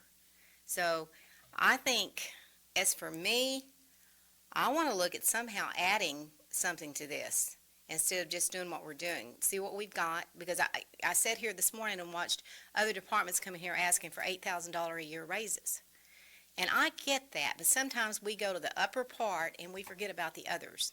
And I just think we've got to, people don't want to spend money on the jail. They just don't want to. But we have to. So I want to look at some other areas where we can help them out here. I do. Thank you, Commissioner. I will say this on behalf, not that I'm a supporter of anybody specific, but back when I started over 7 years ago asking for an expansion of the Nueces County inmate to add additional beds, and that was part of my 10-year plan. We're 7, we're going to be 8 before it's finally opened up with 144 beds. It is going to help tremendously. But as far as your budgeting goes, that jail's going to be finished probably the latter part of December, early January. Judge, I don't know if you've heard different on that completion date. Not this year. Anyway, not this year, but we're going to have to staff it when it's open. Now, here is the arrangement that I would like to at least give you food for thought. 144 beds divided into two sections. We've got a 70-man pod here, not a pod. We have a 70-man dorm here and a 70-person dorm here. That's the 144 beds. But we want to bring back the federal inmates who pay a premium dollar.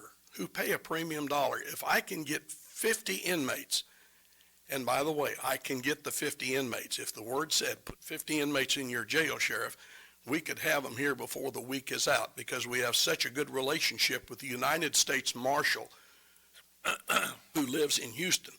But you do the 50, and the going rate now, Judge, do you know right offhand how much we get paid for housing a federal inmate? 80? I don't know. It's a pretty good dollar amount. It's a good dollar amount. And if you do 80 times 50 times 365, I want to be able to pay for that renovation that the court put the money in to putting the 144 beds on.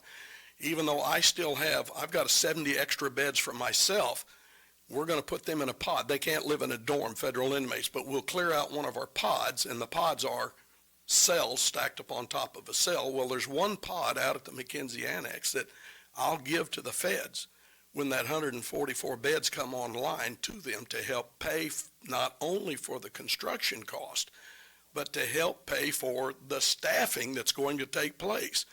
Now, put it all on paper and it works out. The numbers don't lie to you. Here's the problem. But it doesn't, we're using up some of that growth. And as we get closer to the attrition of paying off this debt, that I will put 10 feds back on the street so we can add 10 people that the county needs the beds for until they go 10, 10, 10. But eventually, the 144 beds will be full. And you open up 144 beds, it wouldn't be long before you had 144 people in those beds. I've heard the court mention that to me on numerous occasions, and that's true. But right now, I have released jail overcrowding. This morning, nauseated, but 97%. We are so close to being capacity, and the federal court order that I have says that when you get to the point that you are in violation of state jail standards, Sheriff, you will seek alternative housing. I haven't had to do that since I've been sheriff, but we are closer today than we've ever been. And that includes bringing probation down into the jail to help us expedite the releasals. We haven't had 97%, and I don't know when. I'm not sure what the probation folks do that are down living in my jail, but the queue continues to build, and then I've got to, according to that, and I know what the cost is for housing in other sheriff's jail, $50 a day per inmate that we house. And if you were to house 100 outside of Nueces County, 50 times 100 times 365, that's about $1.8 million. It's a lot of money. But either we invest in other people's counties or we invest in our own. And so far I have furloughed. This is also the other thing the judge allows me to do. He says, and you can start furloughing these type of people without the court's permission. And the furlough, we've let 50 out of our facility, and the ones that I just got off the phone with were state parolees who've not reoffended. They have committed a technical violation, often referred to as a blue warrant arrest, meaning the parole people issue the arrest, not a judge. And then they put them in our jail, and how long do we hold them, Patrick?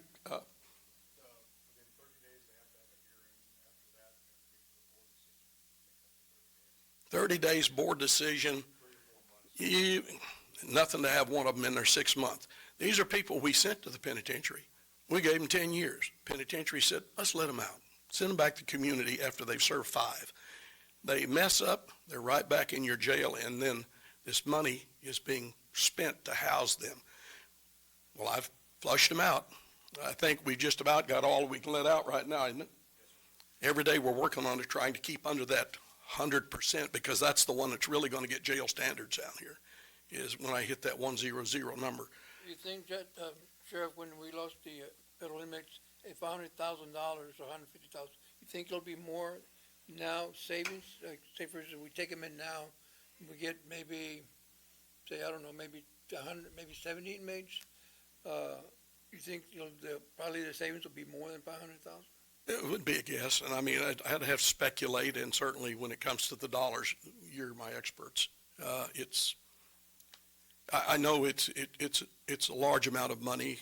I think the court has always realized that housing federal inmates, the only reason they're not in my jail right at the present time is that jail standards came down, and one of the very first things in the exit when we had deficiencies and the license wasn't renewed is you're housing federal inmates, and we're not going to give you any consideration as long as you got beds, but you're giving them to the feds when they need to be used to house our inmates. And it took a hit, and I think anybody that sits up here and manages the budget money notices the dollars missing. By the way, I saw Steve Waterman at the baseball game, Judge. He looks like about 10 years younger. Yeah, he lost all those. It was $1 million. He lost all those rocks he was carrying in his bag. It had spring in his step. We lost $1 million when we lost feds this last budget year. Yes, sir. It was $1 million. We lose $1 million. You could lose a lot more than that for us to be in violation of state jail standards. We have capacity contracted for 90. Almost 100. 96, 94, 96. We've never had that. Never had that many, but we have had, before Shamsi left, we were pretty close to 50 or 50. 60. We had 60. When they evacuated the jail of all federal When we inmates. lost his predecessor and all, when we lost the feds, we were about 60, 50 or 60. And we got hit then. It took us about 5 years to come back, and we were back to where it was. We were budgeting about $1 million a year. And then when we had the last go-around, we lost that, so we took it out of the budget last year, and of course, there's nothing in the budget this year. Understand? Sheriff, are you saying that when the annex is finished, that you can do 70 federal inmates? Is that what you said? You can't? No. Okay, tell me what you're saying. The actual number is the pod will hold 48. Okay. We've had the feds out here. We've had the United States Marshals on site and saying, yes, out at the annex, that would be acceptable. I apologize. Jesus. I use that. I just called to say I love you. So it really, when it's my distractors who are calling me, it's a sweet sound. Anyway, so that's where we are. I don't envy what you do. Trying to balance a budget this year, especially because we know some evaluations will be less than maybe anticipated. Have you got an estimate on your revenue? Well, that's neither here nor there, but not for me. Dale, this is the fourth year of the contract, and how much is the increase this year? 547,000 roughly, What percentage? It's over 4%. probably. 4.5%. This is the largest for the commissioners. This is the fourth year of the contract, and it's the largest year of the contract, and it's over 4% increase. So these numbers here are going to be inflated by whatever the increase cost is, and it's about if I remember correctly, it's about a 4.5% increase this year for the contractual portion. And that has a two-edged sword. It gives a nice raise to everybody, but when you're figuring the overtime, it also increases the overtime. So we're going to have to deal with both what it costs for the increase, $500,000 for the increase by the contract, plus whatever the time and a half number is to get us to the overtime. So it's going to impact us. Judge, can I just, we had this discussion last year, I remember, on the overtime issue, because I think it was brought up last year, we weren't budgeting it enough, and we talked about it, and so I keep coming back to, sorry, I've got very little voice here. I keep coming back to the fact that, and it's really good to hear that we've reduced the number of vacancies. That's good. There's got to be some way, Kristen, and this is, where your numbers stuff comes in, I guess. If we took if we were able to actually fill all the positions and maybe down to the 10 number like the sheriff says, because I agree in a perfect world, you'd have 0, but it's never going to be a perfect world. We're always going to have vacancies. But if you're able to actually get it down to that 10 number and then fill in and add some spots, wouldn't that in theory add some new spots like Carolyn was talking about? Wouldn't that in theory reduce the overhead budget if we were able to do that right? Am I asking that to where you understand what I'm asking you? I think maybe it would over time. I don't think you would see it in an immediate, So why wouldn't that reduce the overhead? No, not the overhead, overtime, sorry. I think it just depends on their operating, the operating factors that are going on at the time and what the demand is. I guess, and maybe we should have done this over the year and we didn't, but I mean, we are what we are. I mean, shouldn't we do some analysis of that where, trying to look down the road and get this to where it needs to be, because every year the overtime goes up. It seems like, or at least it's high. And again, it's the way we're set up. It's not a fault of anyone. And like the sheriff points out, he always operates within his budget because his staff is so good and they figure out a way to make it work. But that seems a little kick in the can down the road-ish to me, and not addressing the problem at hand, which is, okay, how do we get rid of this overtime? Not get rid of, how do we significantly take away the overtime? And if we were able to reduce the overtime significantly and plug that number back into more full-time positions, then it would seem that there's some point at which that would add up, Right. I mean, and that's something we can definitely take a look at, although it's contingent on the vacancy factor, so. It always is, and that's always going to be an issue.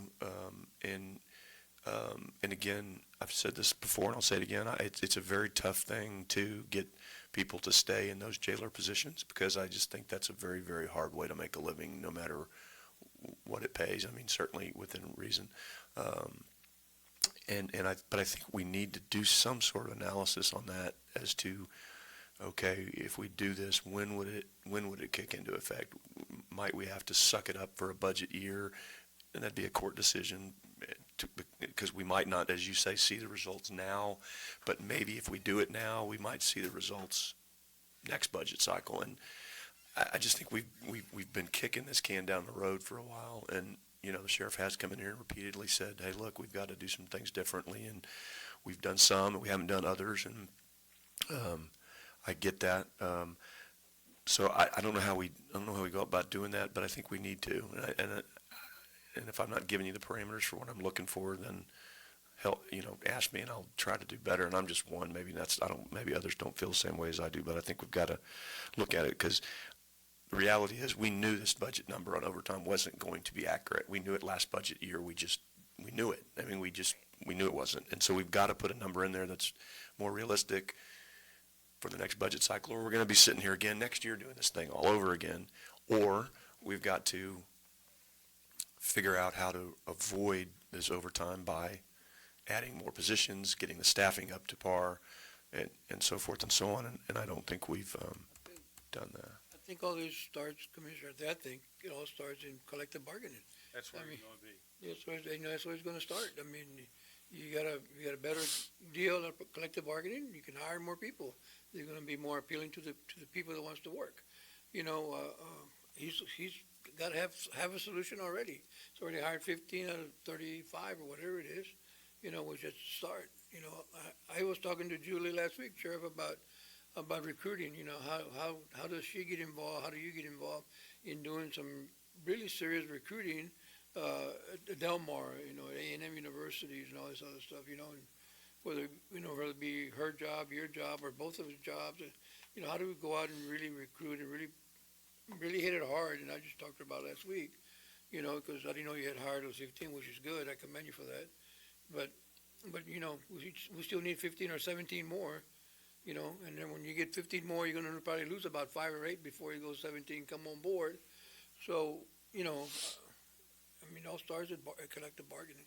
But collective bargaining, though, you're right, but the collective bargaining is after this budget, not before, and so but we can, I mean, we can as a court, prior to collective bargaining doesn't have anything to do, with how many, it doesn't have anything to do with how many, You can't change anything in this budget year.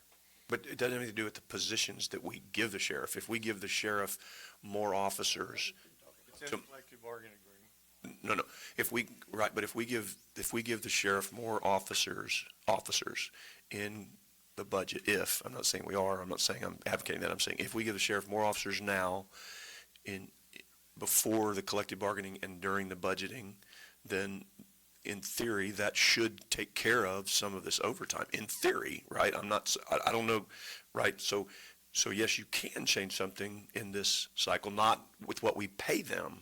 That's not what I'm talking about, but the additional positions, because to me, if we can add more officers and reduce overtime, that is better for the citizens and that's better for the officers, I think, because I get people like to work some overtime because they make more money and they get more money for their holidays, but I would think they get sick and tired of working overtime too, because that's less time with their family. So, and I'm just kind of thinking out loud because that's what I do a lot of times, whether it's right or wrong, but we can add more officers, which if we can equate those officer additions to a line item reduction in overtime, then I would think we could do that. Can I add a caveat? Sure. Caveat is the court doesn't operate with any office or any appointed position that has more liability to this court than the sheriff's office. And the greatest aspect of my liability comes in the operation of that jail and the staffing. And one of the issues that's going to pop up is, how long did you have that man on duty when the incident took place? Oh, he was here for his 12 hours, and then we kept him for another 4. If you'll read and be aware of what these payouts do, and they're going to say, well, I made that mistake, or I did that because I was fatigued. It's, But Sir, I got one question. Since you mentioned that, I just want to, if we have 3 people on patrol that day, that shift, and you're short 3 at the jail, can you bring those 3 patrol people in and let them work the jail? well, if I want to there's nobody else out there to take the calls. In other words, the constables all go home at night. They don't operate 24 hours a day. Not Constable 3, they work pretty all 24. No, but it wouldn't, no. In fact, you have to be a certified licensed employee to work in the jail. I could bring them in as a new hire. No, I'm just saying, just to fill in the overtime, you know what I'm saying? No, I don't believe that's practical, Commissioner. I don't think that's, the one thing that I'm committed to do, the jail's got to keep its doors open, period. How they do that, whether I've got to go down there and be a jailer, then I've got to do it. And I've told every one of these officers that are sitting in this room that if push come to shove, we are all going to the jail to make sure, because there is no alternative to it. We have to keep those doors open. That federal court order I have says I can refuse to take felons. It says I can refuse to take misdemeanors, nonviolent felons and nonviolent misdemeanors. Politically, that's not an option for me. So there's other options I'm going to use first. So, we could spend another 2 hours talking about. So Sheriff, let me just ask you, if this court determined to give you more officers, would that reduce the overtime? Absolutely. No, more officers reduces overtime. More officers, you don't feel the impact. You do not feel the impact when 2 or 3 or 4 leave you, because you have on board technically more than you might actually need. But when push comes to shove, you're there when those vacancies occurs. You have the staffing to still let the people go home. Millennials today want their time off as much as they work for salary. They want to go home. And the way I run them all, I had one person come to the jail. This is real recently. He went through our jail school, got his license. He had a job offered him up in Austin. Just get through the jail school down there where you're at, and we'll hire you. He completed jail school, and you spent, because you give me the money, but we spend the money to train these people. They're in our jail almost a year before they get that license. And when they get that license, have them walk out the door one day later. What a tremendous loss of dollars. Corporations could not stay afloat trying to operate the way we operate. You couldn't do it. If that's the case, if the answer is yes, then what I would like to see is some sort of cost analysis that shows if we added X positions, and I don't know what the number is, how much overtime savings should that equate to in the next budget cycle? And to me, that's not a collective bargaining issue. That is a budget issue.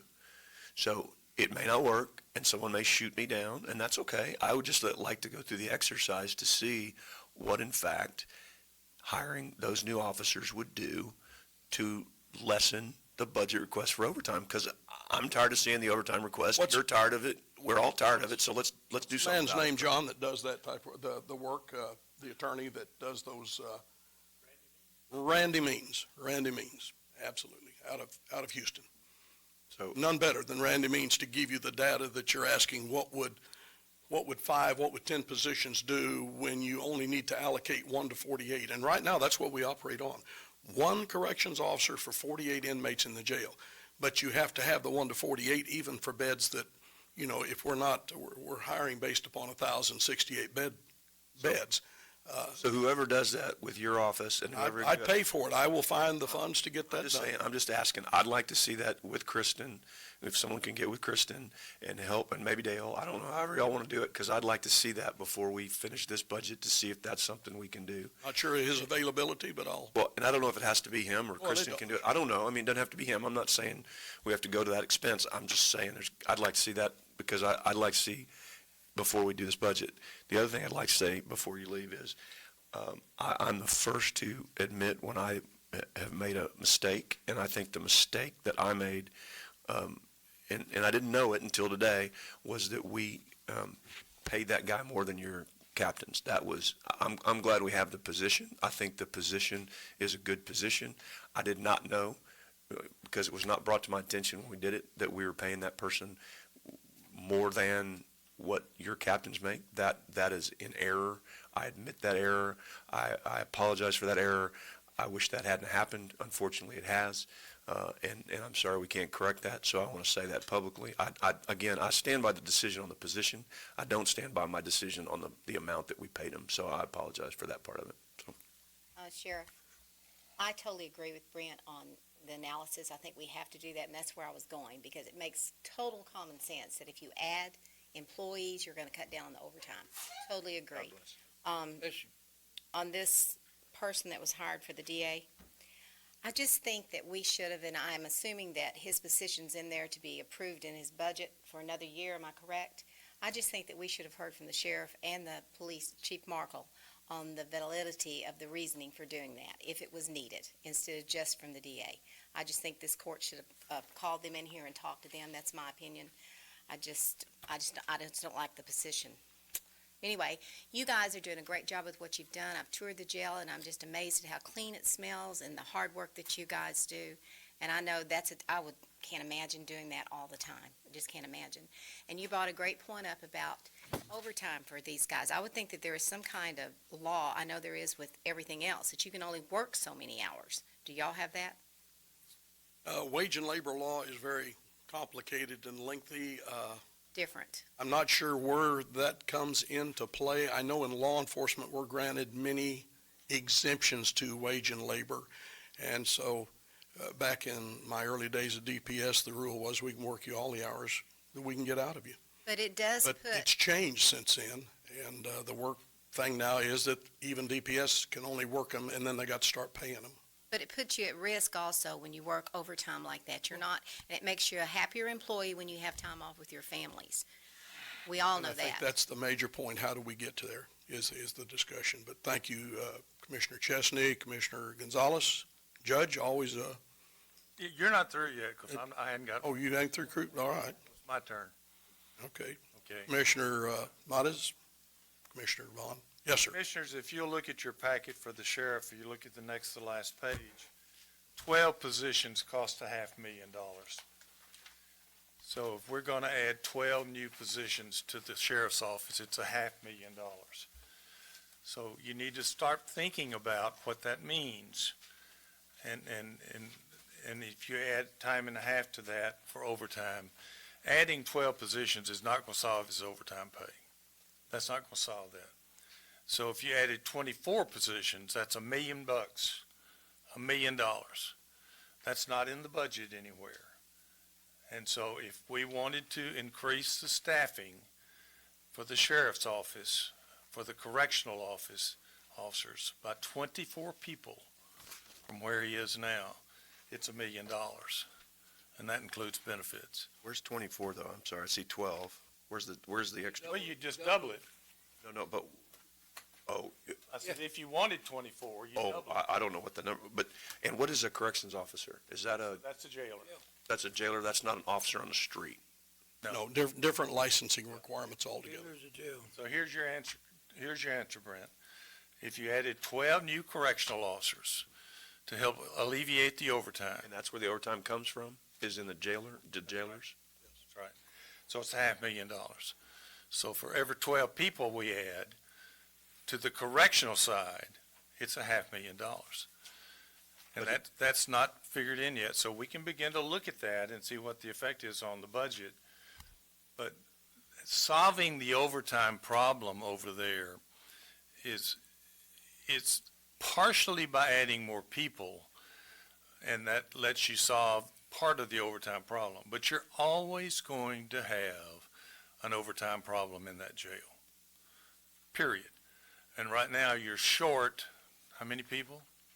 As high as 34. All right. We're down now Let's with, assume we fill those 34. Okay? That's $1.5 million. Are those 30? but that salary's already appropriated. I know, I'm just saying though, but it's another $1.5 million plus the overtime cost. But his answer was that if we add people, it's going to help alleviate the overtime cost. It could. That's what I'm asking for, And that's some why I sort of believe your study is professional certainly analysis of that. But anyway, so when we begin to look at this seriously, just remember that for right now, for every 12 people that you add for helping alleviate the overtime problem, it's $500,000. But are those vacancies already in the budget that you don't have filled? They are now. Yeah. Yeah, they are now. He's saying 12 additional ones. 12 additional. But that's what I would like a professional analysis to say, okay, and we'll take this 12 just because it's your request, right? So he hadn't requested 24, he's requesting 12. So if we take, no, and that's what I'm saying. So that's a good place to start, Judge, is you say, all right, Kristen, here's your starting point. He wants 12 correctional officers. It's going to cost $409,188, or actually more than that, $492. It's going to cost $492. If we add those 12, and I don't know how you do it, what does that do for the overtime? If that, and I don't expect that to be a dollar for dollar reduction, but if it reduces 3/4 of it, then it's at least a step in the right direction in getting people to stop having to do all the overtime and to have more people to do the work. But I don't know. I mean, I'm not sure, but I'd like to know what the professional analysis is of adding the corrections or adding the corrections officers, if it will directly affect that overtime, because I'm just kind of tired of people having to work all that overtime, and I'm tired of, having to pay it too, but I really don't think those people love working all that overtime. I mean, maybe they do, but. Okay. Thank you. You bet. Thank you, Sheriff. Thanks, guys, ladies. Thanks for coming over today. We appreciate it very much. Commissioners, for the day, we are through because we've already had the IT people. I think we got a lot of good information today, and we're going to need to study this. This will be the only day that we have actual presentations by departments, so we will not have any more of these kinds of workshops where we get presentations by the various departments. We'll begin to massage what we've had and what we've been asked to do by the commissioners as well as by the various elected and appointed officials. I want to compliment the elected and appointed officials. They really took it seriously this time, and we appreciate that. Most of them have come in with the exception of the DA, and we always know what the DA is going to do. But the DA runs the largest law firm in South Texas, so he has a lot of attorneys to take care of. We'll look at revenue when we begin to get the numbers from the appraisal district, which is about 2 more weeks. Yes, July 25th. 2 more weeks, a little over 2 weeks. That's going to tell us where we think we are. We're working, for your information, we're working very closely with the appraisal district on Port Aransas. Port Aransas has given us some estimates on some numbers that we just cannot believe are correct. And so we're having to work very closely with the appraisal district. How many billions of dollars did we have outstanding on the, right now? Originally, there was $12 billion under protest. Right. It's down to about 4.8 million right now. And they think it's going to go down to somewhere around 2. Yes, it's changing, from what I'm hearing, it's just Every changing day, daily. every day. So any number we have right now is not going to help us a lot, but we'll have that number. We know that we have the $500,000 increase with the 4th year of the contract. So that's got to be figured in there. You add any correctional officers, you're beginning to really, and that number, by the way, in here does not include the 4.5% increase in the 4th year of the contract. So this number is inadequate by whatever that increase is, and this is the largest increase number. And so we'll have to factor that into whatever we do in the jail. The issue with the federal prisoners, well, we just got to get that worked out where they'll let us put them back in. And when you're ready, you can get them back. You told me that. So whenever you get ready, yeah, it's going to be a year. I'm going to tell you right now, we are nowhere close to opening that annex. Nowhere close.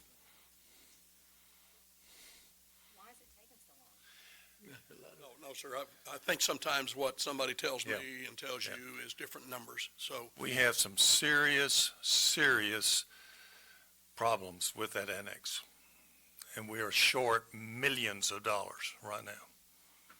So we're nowhere close. We've got to figure out how to pay for some things that we were not in the original budget. Just what I'll say to you Yeah. and staff is, the quicker it's open, the quicker we can put the Oh, I agree with 50 you. back in there, and the 50 is I agree with income you. I'd love to think we'll get them in there this year. I don't know. I'd love to think we could. And if y'all have the chance, come by and see the new patrol side. It is absolutely beautiful.